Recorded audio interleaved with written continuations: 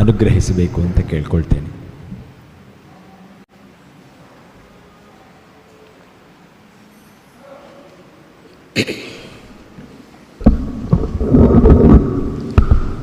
ನಿರ್ಮಥ್ಯೋಗ್ರಭವಾರ್ಣವೇ ನಿಜಮನೋಭೀಷ್ಟಂ ದಿಶಾಮೀತಿ ಯಃ ಸಮ್ಯಕ್ ಜ್ಞಾಪಯಿತುಂ ಕರೇಣ ವಿಲಸನ್ ಮಂಥಾನಂ ಅನ್ಯೇನ ಚ ರಮ್ಯಂದಾಮದಧನ್ಮಹೇಶ ರಜತಗ್ರಾಮಶ್ರಿಯೋಲಂಕೃತಿಃ ಕರ್ಮಂದೀಶ್ವರಭಕ್ತಿಬಂಧನವಶಃ ಪ್ರೀತೋಸ್ತು ಕೃಷ್ಣಃ ಪ್ರಭುಃ.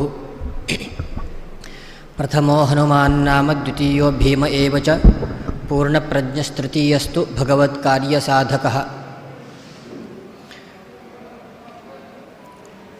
ಜನ್ಮಾದ್ಯಸ್ಯ ಯತೋನ್ವಯಾದಿತರತಶ್ಚಾರ್ಥೇಷ್ವಭಿಜ್ಞಸ್ವರಾಟ್ ತೇನೇ ಬ್ರಹ್ಮಹೃದಾಯ ಆದಿಕವಯೇ ಮುಹ್ಯಂತಿ ಯಂ ಸೂರಯಃ ತೇಜೋ ವಾರಿಮೃದಾಂ ಯಥಾ ವಿನಿಮಯೋ ಯತ್ರ ತ್ರಿಸರ್ಗೋ ಮೃಷಾ ಧಾಮ್ನಾ ಸ್ವೇನ ಸದಾ ನಿರಸ್ತಕುಹಕಂ ಸತ್ಯಂ ಪರಂ ಧೀಮಹಿ. ನಾರಾಯಣಂ ನಮಸ್ಕೃತ್ಯ ನರಂ ಚೈವ ನರೋತ್ತಮಂ ದೇವೀಂ ಸರಸ್ವತೀಂ ವ್ಯಾಸಂ ತತೋ ಗ್ರಂಥಂ ಉದೀರಯೇತ್. ಪರಮಪೂಜ್ಯ ಭಂಡಾರಕೇರಿ ಮಠಾಧೀಶರಾದಂತಹ ವಿದ್ಯೇಶತೀರ್ಥ ಮಹಾಸ್ವಾಮಿಗಳ ಪಾದಪದ್ಮಗಳಿಗೆ ಮನಸಾ ಪ್ರಣಾಮಗಳನ್ನು ಸಮರ್ಪಿಸಿ, ಸ್ವಾಮಿಗಳ ಆದೇಶದಂತೆ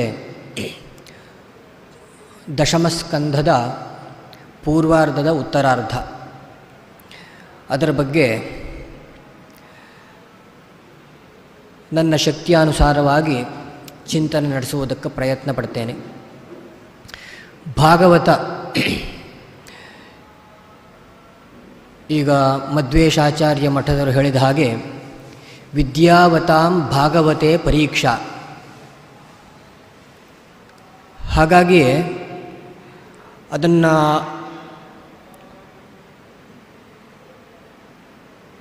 ಆಚಾರ್ಯರು ಅದನ್ನು ಮುಟ್ಟಿದರು ಅಷ್ಟೇ. ಬೇರೆ ಯಾವ ಮತಪ್ರವರ್ತಕರು ಅದರ ತಂಟೆಗೆ ಹೋಗಲಿಲ್ಲ. ಅದನ್ನು ಮೊದಲು ಮತಪ್ರವರ್ತಕ ಆಚಾರ್ಯರು ಭಾಗವತಕ್ಕೆ ಅರ್ಥ ಮಾಡಿದ್ದು ಅಂತಿದ್ದರೆ ಅದು ಶ್ರೀಮಧ್ವಾಚಾರ್ಯರು ಮಾತ್ರ. ಯಾಕೆ ಮಾಡಿದರು ಕೇಳಿದರೆ, ಆ ಒಂದು ಪುರಾಣಕ್ಕೆ ಅರ್ಥ ಮಾಡಿಬಿಟ್ರೆ ಬೇರೆ ಎಲ್ಲ ಪುರಾಣಗಳನ್ನು ಅರ್ಥ ಮಾಡುವ ರೀತಿ ಅದರಲ್ಲಿ ಉಪದೇಶ ಕೊಡಲಿಕ್ಕೆ ಬರ್ತದೆ. ಆ ಒಂದು ಪುರಾಣಕ್ಕೆ ಅರ್ಥ ಮಾಡಿದರೆ ವೇದದಲ್ಲಿ ತಲೆಕೆಡಿಸಬಹುದಾದಂತಹ ಮಾಯಾ, ಅವಿದ್ಯಾ ಮುಂತಾದ ಏನು ಪದಗಳಿವೆ,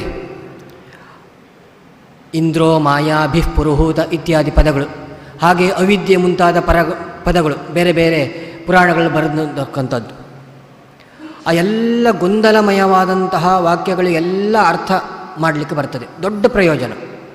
ಹಾಗಾಗಿ ಯಾವಾಗಲೂ ಸಹ ಮಹಾತ್ಮರು ಮಹತ್ವದನ್ನೇ ಆಶ್ರಯಿಸ್ತಾರೆ. ದೊಡ್ಡ ಕೆಲಸವನ್ನೇ ಮಾಡೋದು, ಸಣ್ಣ ಸಣ್ಣ ಕೆಲಸ ಮಾಡುವುದಿಲ್ಲ ದೊಡ್ಡ ವ್ಯಕ್ತಿಗಳು.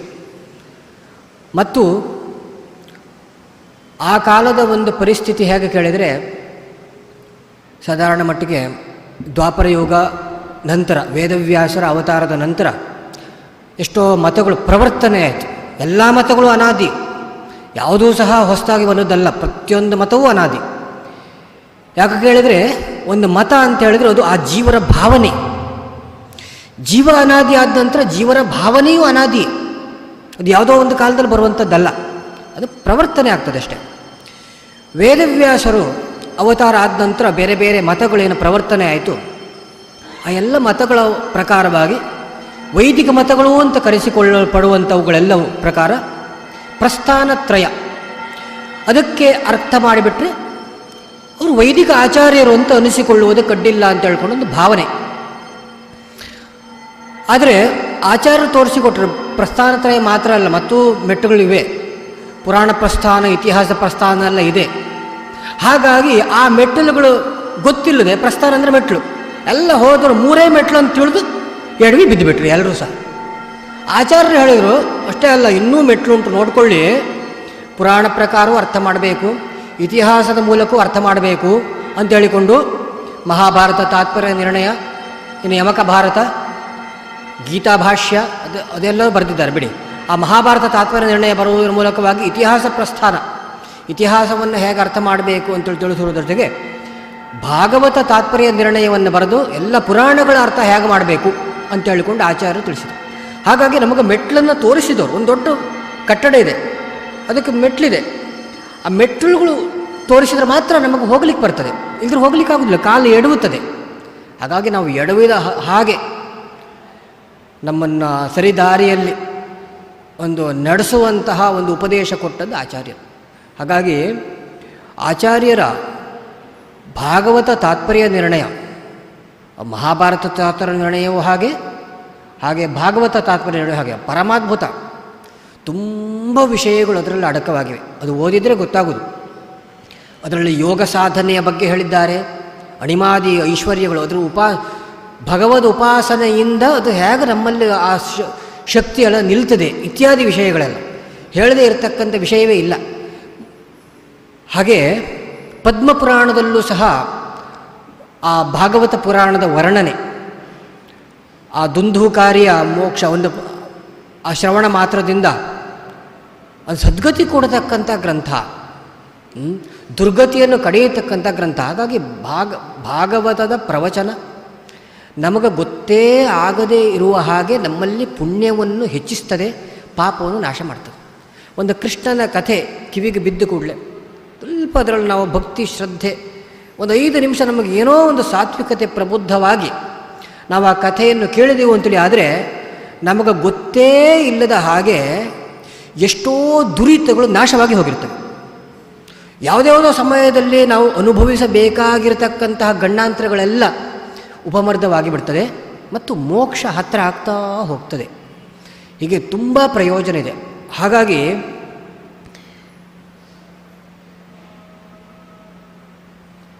ಆರಂಭ ಆಗುವುದು ಹೇಗೆ? ಅದು ಜನ್ಮಾದ್ಯಸ್ಯ ಯತಃ. ನಮಗೆ ವೇದವ್ಯಾಸರು ಬ್ರಹ್ಮಸೂತ್ರಗಳನ್ನು ಬರೆದರು. ಅದರಲ್ಲಿ ಪರಬ್ರಹ್ಮನ ಲಕ್ಷಣ, ಬ್ರಹ್ಮಣೋ ಲಕ್ಷಣಮಾಹ ಅಂತ ಜನ್ಮಾದ್ಯಸ್ಯ ಯತಃ, ಪರಬ್ರಹ್ಮನ ಲಕ್ಷಣವನ್ನು ಹೇಳುವಂತಹ ಜನ್ಮಾದ್ಯಸ್ಯ ಯತಃ, ಅಲ್ಲಿಂದಲೇ ಭಾಗವತದ ಆರಂಭ.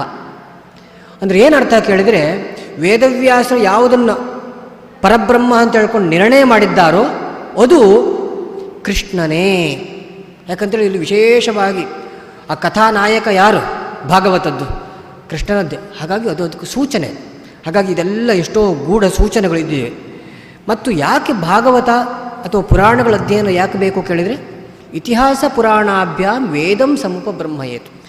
ವೇದದ ಸರಿಯಾದಂತಹ ಅರ್ಥವಿಸ್ತಾರ ಜ್ಞಾನ ಅದು ಬರಬೇಕಾದ್ರೆ ಇತಿಹಾಸ ಪುರಾಣ. ಅದು ಅಲ್ಲದಿದ್ದರೆ ಏನಾಗ್ತದೆ? ಪಿಬೇತಿ ಅಲ್ಪಶ್ರುತಾದ್ ವೇದ. ಅಂದರೆ ಇತಿಹಾಸ ಮತ್ತು ಪುರಾಣಗಳ ಅಧ್ಯಯನ ಇಲ್ಲದೇ ಇದ್ದರೆ ಅಲ್ಪಶ್ರುತತ್ವ ಬಂದುಬಿಡ್ತದೆ, ಅವರು ಪೂರ್ಣತ್ವ ಬರುವುದಿಲ್ಲ ಅಂತ ಅರ್ಥ. ಹಾಗಾಗಿ ಇದನ್ನೆಲ್ಲ ಆಚಾರ್ಯರು ತೋರಿಸಿಕೊಟ್ಟು ಗೀತಾ ಭಾಷ್ಯಾದಿಗಳನ್ನೆಲ್ಲ ಹೇಳಿ, ಇತಿಹಾಸ ಪುರಾಣಗಳ ಮಹತ್ವಗಳನ್ನೆಲ್ಲ ಹೇಳಿ, ಆಮೇಲೆ ಭಾಗವತ ತಾತ್ಪರ್ಯ ನಿರ್ಣಯವನ್ನು ರಚನೆ ಮಾಡಿದ್ದಾರೆ. ಅದಕ್ಕೆ ಇರತಕ್ಕಂತಹ ಈ ಭಾಗವತದ ಅರ್ಥ ಮತ್ತು ತಾತ್ಪರ್ಯ ನಿರ್ಣಯದ ಅರ್ಥಗಳನ್ನು ಬೋಧಿಸ್ತಕ್ಕಂತಹ ನಮ್ಮ ಗುರುಗಳ ಗ್ರಂಥಗಳಲ್ಲಿ ಅತಿ ಪ್ರಸಿದ್ಧವಾದದ್ದು ಮತ್ತು ಮುಖ್ಯವಾದದ್ದು ವಿಜಯಧ್ವಜ ತೀರ್ಥರ ಭಾಗವತ ವ್ಯಾಖ್ಯಾನ. ಹಾಗಾಗಿ ಆ 2 ಗ್ರಂಥಗಳಲ್ಲಿ ಹೇಳಿರತಕ್ಕಂಥದ್ದು ವಿಷಯ ಅಂದರೆ ಆಚಾರ್ಯರ ತಾತ್ಪರ್ಯ ನಿರ್ಣಯ ಮತ್ತು ವಿಜಯಧ್ವಜರ ಭಾಗವತ ವ್ಯಾಖ್ಯಾನ. ಇದನ್ನು ಆಧರಿಸಿಕೊಂಡು ಯಥಾಶಕ್ತಿ ಪ್ರಯತ್ನ ಪಡ್ತೇನೆ. ಈಗ ಅದೇ ಇಂದ್ರದೇವರು ಸ್ತುತಿ ಮಾಡಿರತಕ್ಕಂಥ ವಿಷಯ, ಅಲ್ಲಿಂದ ಆರಂಭ. ಇಂದ್ರದೇವರು ಎಷ್ಟು ಮಳೆ ಸುರಿಸಿದರೂ ಸಹ ಏನೂ ತೊಂದರೆ ಆಗಲಿಲ್ಲಲ್ವ ನಂದಗೋಕುಲದ ನಿವಾಸಿಗಳಿಗೆ. ಆವಾಗ ಬಂದು ಆ ಅಹಂಕಾರ ಕಳಗಿತು, ಸ್ತುತಿ ಮಾಡಿದರು. ಸ್ತುತಿ ಮಾಡುವಾಗ ಇಂದ್ರದೇವರು ಹೇಳ್ತಕ್ಕಂಥ ಒಂದು ಮಾತು, ವಿಶುದ್ಧ ಸತ್ವಂ ತವಧಾಮ ಶಾಂತಂ, ಅದು ಹೇಳಿದರು. ಅಂದರೆ ಅದರ ಅಭಿಪ್ರಾಯ ಏನು ಕೇಳಿದರೆ, ಈಗ ವಿಶುದ್ಧ ಸತ್ವ ಇರಲಿ, ಸತ್ವಗುಣ ದೇವರಲ್ಲಿ ಇದೆ ಅಂತ ಒಪ್ಪೋಣ. ಏನು ಈಗ ಸತ್ವದ ಗುಣಕ್ಕೇನು ಕೆಟ್ಟದ್ದೇನು ಹೇಳಿಲ್ಲಲ್ವ, ಸತ್ವಗುಣ ಉಂಟು ಅಂತ ಹೇಳ್ಕೊಂಡು. ಆದರೆ ಸತ್ವಗುಣ ಎಂಬುದು ಅದು ಪ್ರಕೃತಿ ಕೊಟ್ಟಂತಹ ಗುಣ ಅಂತೇಳಿ ಆದರೆ ಅದರಲ್ಲೇನು ದೊಡ್ಡ ಮಹತ್ವ ಬರಲಿಲ್ಲ. ಹಾಗಾಗಿ ವಿಶುದ್ಧ ಸತ್ವ ಅಂತ ಹೇಳಿದ್ರೆ ಶುದ್ಧ ಸತ್ವವೂ ಇಲ್ಲ ಅಂದ್ರೆ ಅದು ಏನು ಕೇಳಿದ್ರೆ ಅದೇ ಇಲ್ಲ ಅಂತ ಅದರ ಮೇಲೆ ಶುದ್ಧ ವಿಜಯಧ್ವಜ ತೀರ್ಥರು ಬರೀತಾರೆ, ಶುದ್ಧಂ ರಜಸ್ತಮೋಭ್ಯಾಂ ಅನನುವಿದ್ಧಂ ಸತ್ವಮಪಿ ಯತ್ರ ನಾಸ್ತಿ ತದ್ ವಿಶುದ್ಧ ಸತ್ವಂ. ಅಂದರೆ ಶುದ್ಧ ಸತ್ವವೇ ಇಲ್ಲ ಅಂತ ಆದ ನಂತರ ಇನ್ನು ರಜಸ್ತಮೋ ಗುಣಗಳ ಸಂಖ್ಯೆ ಬರಲಿಕ್ಕೆ ಸಾಧ್ಯವಾ? ಸುತರಾಮಿಲ್ಲ ಅಂತ ಅರ್ಥ. ಶುದ್ಧ ಸತ್ವವೇ ಇಲ್ಲ, ಹಾಗಾಗಿ ರಜಸ್ತಮೋ ಗುಣಗಳಿಲ್ಲ, ಪ್ರಾಕೃತಿಕ ಗುಣಗಳು ಇಲ್ಲ ಅಂತ ಹೇಳ್ಕೊಂಡು ಇದನ್ನು ಯಾಕೆ ಅಲ್ಲಲ್ಲಲ್ಲಿ ಭಾಗವತದಲ್ಲಿ ಇದನ್ನೆಲ್ಲ ಹೇಳ್ತಾರೆ, ಗುಣಗಳು ಇಂಥದ್ದು ಇಲ್ಲ ಅಂತ ಹೇಳ್ಕೊಂಡು. ಸಾಮಾನ್ಯವಾಗಿ ಪರಮತೀಯರು ಕೆಲವರು ವಿಷ್ಣುವಿಗೆ ಪ್ರಾಕೃತ ಶರೀರವನ್ನು ಒಪ್ಪಿದ್ದಾರೆ. ಅವರಿಷ್ಟೇ ವ್ಯತ್ಯಾಸ ಹೇಳ್ತಾರೆ, ಏನು ಕೇಳಿದರೆ ಅವರಿಗೂ ಪ್ರಾಕೃತ ಶರೀರ ಇದೆ, ಆದರೆ ಅದರ ಈಶ್ವರನಿಗೆ ಅದರ ಒಂದು ಹೆಚ್ಚು ಪರಿಣಾಮ ಇರುವುದಿಲ್ಲ. ನಾವೇನು ಚತುರ್ಮುಖನಿಗೆ ಏನು ಅವಸ್ಥೆಯನ್ನು ನಮ್ಮ ಸಿದ್ಧಾಂತದಲ್ಲಿ ಒಪ್ಪಿದ್ದೇವೆ ಅದನ್ನು ಅವರು ವಿಷ್ಣು ಮುಂತಾದಂತಹ ಎಲ್ಲ ದೇವತೆಗಳು ಹೇಳಿಬಿಡ್ತಾರೆ. ಅಧಿದೈವದಲ್ಲೇ ವಿಷ್ಣುವನ್ನು ಸೇರಿಸಿ ಬಿಡ್ತಾರೆ.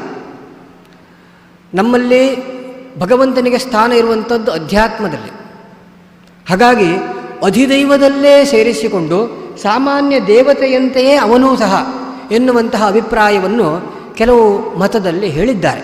ಅದನ್ನು ನಿರಾಕರಣೆ ಮಾಡುವುದಕ್ಕೋಸ್ಕರ ಭಾಗವತದಲ್ಲಿ ವಿಶುದ್ಧ ಸತ್ವ, ಆ ಒಂದು ಸತ್ವ ರಜಸ್ತಮೋಗುಣ ಯಾವ ಈ ಪ್ರಾಕೃತಿಕ ಗುಣವೂ ಇಲ್ಲ ಅಂತ ಹೇಳ್ಕೊಂಡು.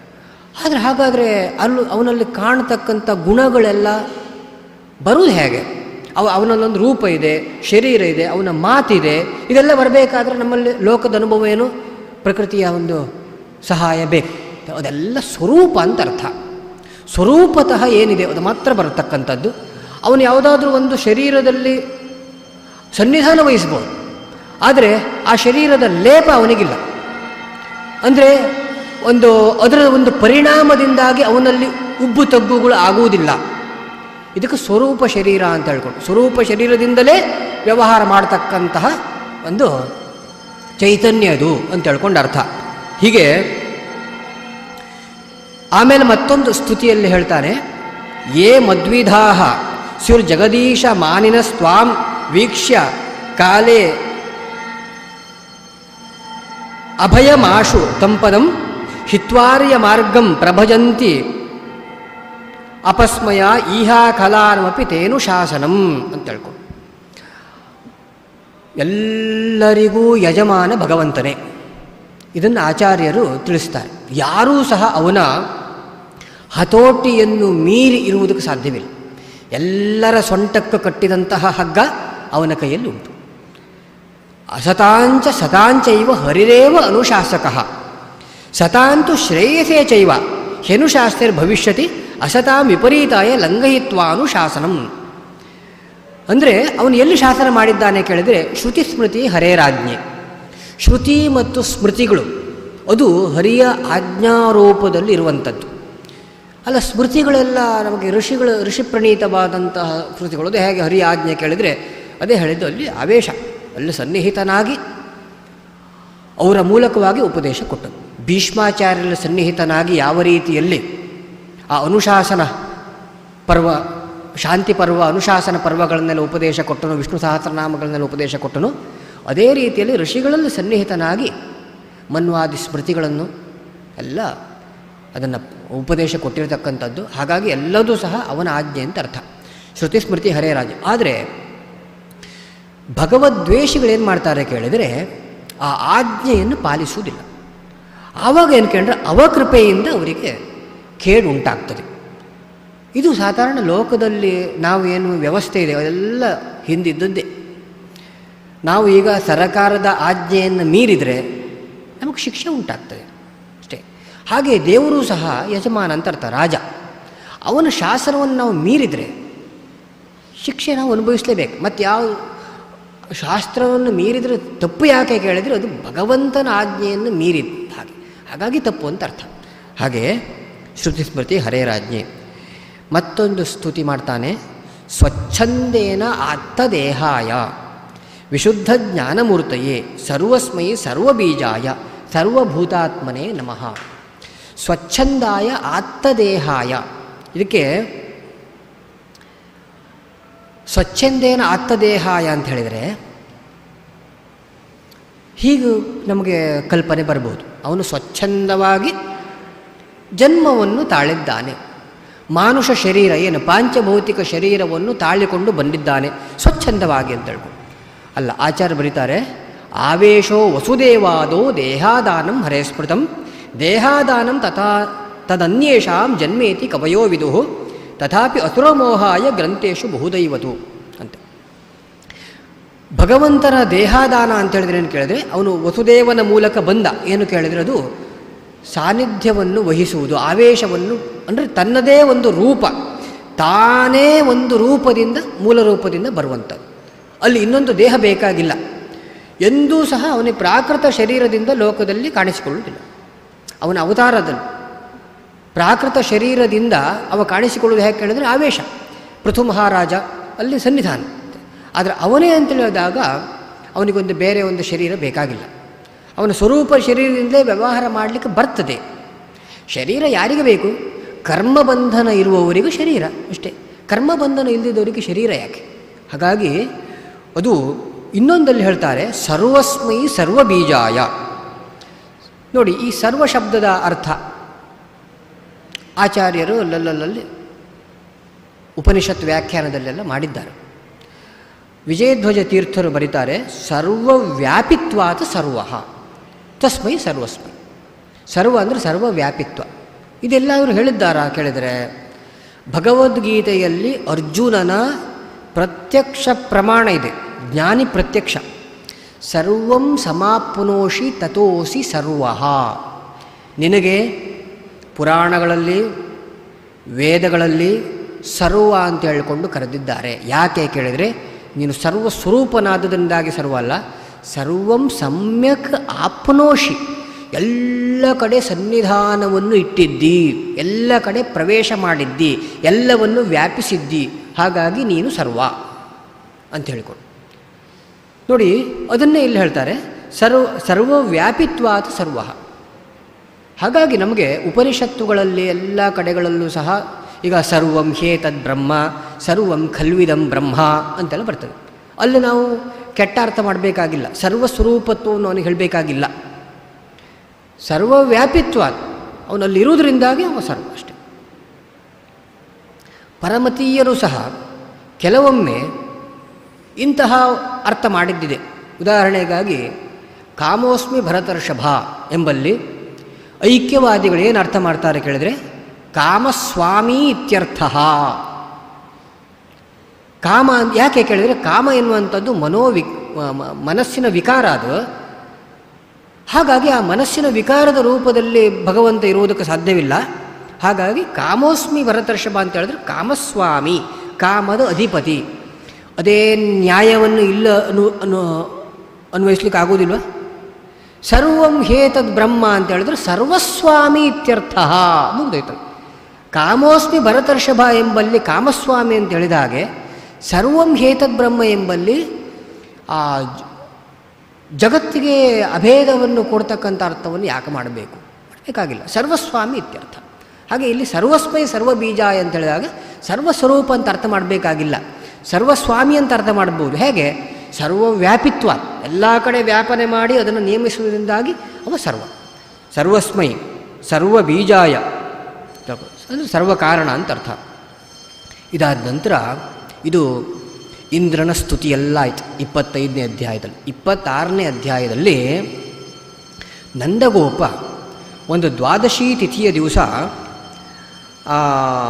ಎಲ್ಲಿಗೆ ನದಿ ಸ್ನಾನಕ್ಕೆ, ಆ ದಿವಸ ಸಾಧನ ದ್ವಾದಶಿ ಇತ್ತು ಅಂತ ಹೇಳ್ಕೊಂಡು ಹೇಳ್ತಾರೆ. ಅದು ಹೇಗೆ ತಿಳಿತದೆ ಅಂತ ಹೇಳಿದರೆ, ಸತ್ಯಧರ್ಮೀಯ ವ್ಯಾಖ್ಯಾನದಲ್ಲಿ ಹೇಳ್ತಾರೆ, ಏಕಾದಶ್ಯಾಂ ನಿರಾಹಾರ ಸಮಭ್ಯರ್ಚ್ಯ ಜನಾರ್ದನಂ ಸ್ನಾತುಂ ನಂದಸ್ತು ಕಾಲಿಂದ್ಯ ದ್ವಾದಶ್ಯಾಂ ಜಲಮಾದಿಶತು ಅಂತ ಹೇಳ್ಕೊಂಡು. ಸತ್ಯಧರ್ಮೀಯ ವ್ಯಾಖ್ಯಾನದಲ್ಲಿ ತುಹು ಸಾಧನಾದಿ ಸದ್ಭಾವ ಸೂಚಕ ಅಂತ ಹೇಳ್ಕೊಂಡು. ಅಂದರೆ ಸಾಧನ ದ್ವಾದಶಿ ಎಲ್ಲ ಒಂದು ತು ಎಂಬುವಂಥದ್ದಲ್ಲಿ ವಿಶೇಷ. ಹಾಗಾಗಿ ಏನು ವಿಶೇಷ ಕೇಳಿದ್ರೆ ಅದು ಆ ದಿವಸ ಅದಕ್ಕೆ ರಾತ್ರಿ ಸಮಯದಲ್ಲೇ ಸ್ನಾನಕ್ಕೆ ಬರುವುದಕ್ಕೆ ಅವಕಾಶ ಇದೆ. ಯಾಕೆ ಕೇಳಿದರೆ ಆ ದಿವಸ ಸಾಧನ ದ್ವಾದಶಿಯ ಇದ್ದಿರಬೇಕು ಅಂತ ಹೇಳ್ಕೊಂಡು ಆ ತುಶಬ್ದ ಹೇಳ್ತದೆ ಅಂತ ಹೇಳಿಕೊಂಡು ಸತ್ಯಧರ್ಮೀಯ ವ್ಯಾಖ್ಯಾನ ಇರಲಿ. ಅಂತೂ ಏನಾಯಿತು ಕೇಳಿದರೆ, ಈ ವರುಣ ದೂತ ಅವ ನಂದ ಗೋಪನನ್ನು ಅಪಹಾರ ಮಾಡಿದಾಗ ಆಮೇಲೆ ಕಡೆಗೆಲ್ಲ ಸುದ್ದಿ ಗೊತ್ತಾಯಿತು. ಕೃಷ್ಣದೇವರು ಸೀದಾ ವರುಣನ ಲೋಕಕ್ಕೆ ಹೋಗಿ ಅಲ್ಲಿ ಬಿಡಿಸ್ಕೊಂಡು ಬನ್ನುವಂಥ ಕಥೆ ಇದೆ. ಅಲ್ಲಿ ಹೋದಾಗ ವರುಣದೇವರು ಸ್ತುತಿ ಮಾಡುವಂತಹ ವಿಷಯ ಅಲ್ಲಿ ಭಾರಿ ಸ್ವಾರಸ್ಯ ಇದೆ. ಏನು ಕೇಳಿದರೆ, ಅದ್ಯಮೇ ವಿಧೃತೋದೇಹ ಅದ್ಯ ಅರ್ಥ ಅಧಿಗತಃ ಪ್ರಭೋ ಇತ್ಯಾದೆಲ್ಲ ಸ್ತುತಿ ನಡೀತದೆ. ಸ್ತುತಿ ನಡೆಯುವಾಗ ಅಲ್ಲಿ ಒಂದು ಮಾತು ಬರ್ತದೆ, ನಮಸ್ತುಭ್ಯಂ ಭಗವತೆ ಬ್ರಹ್ಮಣೇ ಪರಮಾತ್ಮನೇ. ಬ್ರಹ್ಮಣೇ ಅಂತ ಹೇಳ್ಕೊಂಡು ನೋಡಿ, ವರುಣದೇವರ ಸ್ತುತಿ ಇದು ಪುರಾಣದಲ್ಲಿರತಕ್ಕಂತಹ ವರುಣದೇವರ ಸ್ತುತಿ. ಇನ್ನೊಂದು ವೈದಿಕವಾದಂತಹ ವರುಣದೇವರ ಸ್ತುತಿ ಇದೆ. ಯಾವುದು ಕೇಳಿದ್ರದು ಮಾಂಡೂಕೋಪನಿಷತ್ತು. ಮಂಡೂಕರೂಪಿ ವರುಣ ತುಷ್ಟಾವ ಹರಿಂ ಅಂತ ಹೇಳಿಕೊಂಡು ಆಚಾರ್ಯರು ಬರೀತಾರೆ. ಅದಕ್ಕೆ ಮಾಂಡೂಕೋಪನಿಷತ್ ಅಂತ ಯಾಕೆ ಅರ್ಥ ಕೇಳಿದ್ರೆ, ಬೇರೆ ಪರಮತಿಯರು ಏನು ಬರೀತಾರೆ ಕೇಳಿದ್ರೆ, ಮಂಡೂಕ ಇತಿ ಕಶ್ಚನ ಋಷಿ, ಅದೆಲ್ಲ ಕಶ್ಚನ ಋಷಿಯೇ. ಯಾರೋ ಒಬ್ಬ ಋಷಿ ಇದ್ದ ಮಂಡೂಕ ಅಂತ ಹೇಳ್ಕೊಂಡು, ಅವ್ರಿಗೆ ಆ ಇತಿಹಾಸ ಗೊತ್ತಿದ್ಕೊಂಡು ಯಾರೋ ಒಬ್ಬ ಋಷಿ ಅಂತ, ಹೇಗೂ ಋಷಿಗಳು ಹೇಗೂ ಶತಕೋಟಿ ಋಷಿಗಳಿದ್ದಾರೆ ಅಂತ ತಲೆಬಿಸಿ ಏನಿಲ್ಲ, ಯಾರೊಬ್ಬ ಋಷಿ ಇದ್ದಿರ್ಬೋದು, ಮಂಡೂಕ ಹಾಕಿಬಿಟ್ಟು ಹಾಗೆ ಹೋಗ್ತದೆ ಅಂತ ಹೇಳ್ಕೊಂಡು. ಆದರೆ ಇತಿಹಾಸ ವಿಷಯ ಗೊತ್ತಿದ್ದಂಥ ಆಚಾರ್ಯ ಹೇಳ್ತಾರೆ, ಆ ಪುರಾಣದ ಮತ್ತು ಹರಿವಂಶಾದಿ ಪ್ರಮಾಣ ಎಲ್ಲ ಕೊಟ್ಟು ವರುಣರೂಪಿ ವರುಣ ತುಷ್ಟಾವ ಅಂತ ಹೇಳ್ಕೊಂಡು, ವರುಣರೂಪಿ ಮಂಡೂಕರೂಪಿ ವರುಣ ಹರಿಂ ತುಷ್ಟಾವ ಅಂತ ಹೇಳ್ಕೊಂಡು ನೋಡಿ. ಅಲ್ಲಿ ಆ ಸ್ತುತಿಗೂ ಈ ಸ್ತುತಿಗೂ ಕೆಲವು ಸಾಮ್ಯಗಳಿವೆ. ವರುಣನು ಮಾಂಡೂಕೋಪನಿಷತ್ತಿನಲ್ಲಿ ಏನು ಸ್ತುತಿ ಮಾಡ್ತಾನೆ, ಏನು ವಿಷಯಗಳನ್ನು ಪ್ರಸ್ತುತ ಮಾಡ್ತಾನೆ, ಆ ವಿಷಯಕ್ಕೂ ಇಲ್ಲಿ ವರುಣ ಲೋಕಕ್ಕೆ ಬಂದಂತಹ ಕೃಷ್ಣನನ್ನು ವರುಣ ಸ್ತುತಿಸುವಾಗ ಹೇಳುವಂಥ ವಿಷಯಗಳಿಗೂ ಸಾಮ್ಯ ಇದೆ. ನನಗನ್ನಿಸ್ತದೆ ಏನು ಕೇಳಿದ್ರೆ, ಬಹುಶಃ ಅವನಿಗೆ ಮಾಂಡೂಕೋಪನಿಷತ್ತು ಸ್ತುತಿ ಮಾಡಿದ ನೆನಪಾಗಿದೆ. ಹಾಗಾಗಿ ಮತ್ತೆ ಪುನಃ ನಾನು ಸ್ತುತಿ ಮಾಡಿದಂತಹ ಚತುರೂಪಿ ನಾರಾಯಣ ಬೇರೆಯಲ್ಲ, ಇಲ್ಲಿ ಬಂದಂತಹ ಕೃಷ್ಣ ಬೇರೆ ಅಲ್ಲ ಅಂತೇಳಿ ತಿಳ್ಕೊಂಡು ಅದನ್ನು ನೆನಪು ಮಾಡಿಕೊಂಡು ಸ್ತುತಿ ಮಾಡಿದ್ದಾನೆ. ಹೇಗೆ ಕೇಳಿ ನೋಡಿ, ಅಲ್ಲಿ ಬ್ರಹ್ಮಣೇ ಪರಮಾತ್ಮನೇ. ವಿಜಯಧ್ವಜರು ಹೇಳ್ತಾರೆ, ಬ್ರಹ್ಮಣೇ ಗುಣಪೂರ್ಣಾಯ. ಇಲ್ಲಿ ಬ್ರಹ್ಮ ಅಂತ ಹೇಳಿದ್ರೆ ಗುಣಪೂರ್ಣ ಅಂತ ಅರ್ಥ. ಉಪನಿಷತ್ತು ಆರಂಭ ಆಗೋದು ಹೇಗೆ ಕೇಳಿದರೆ,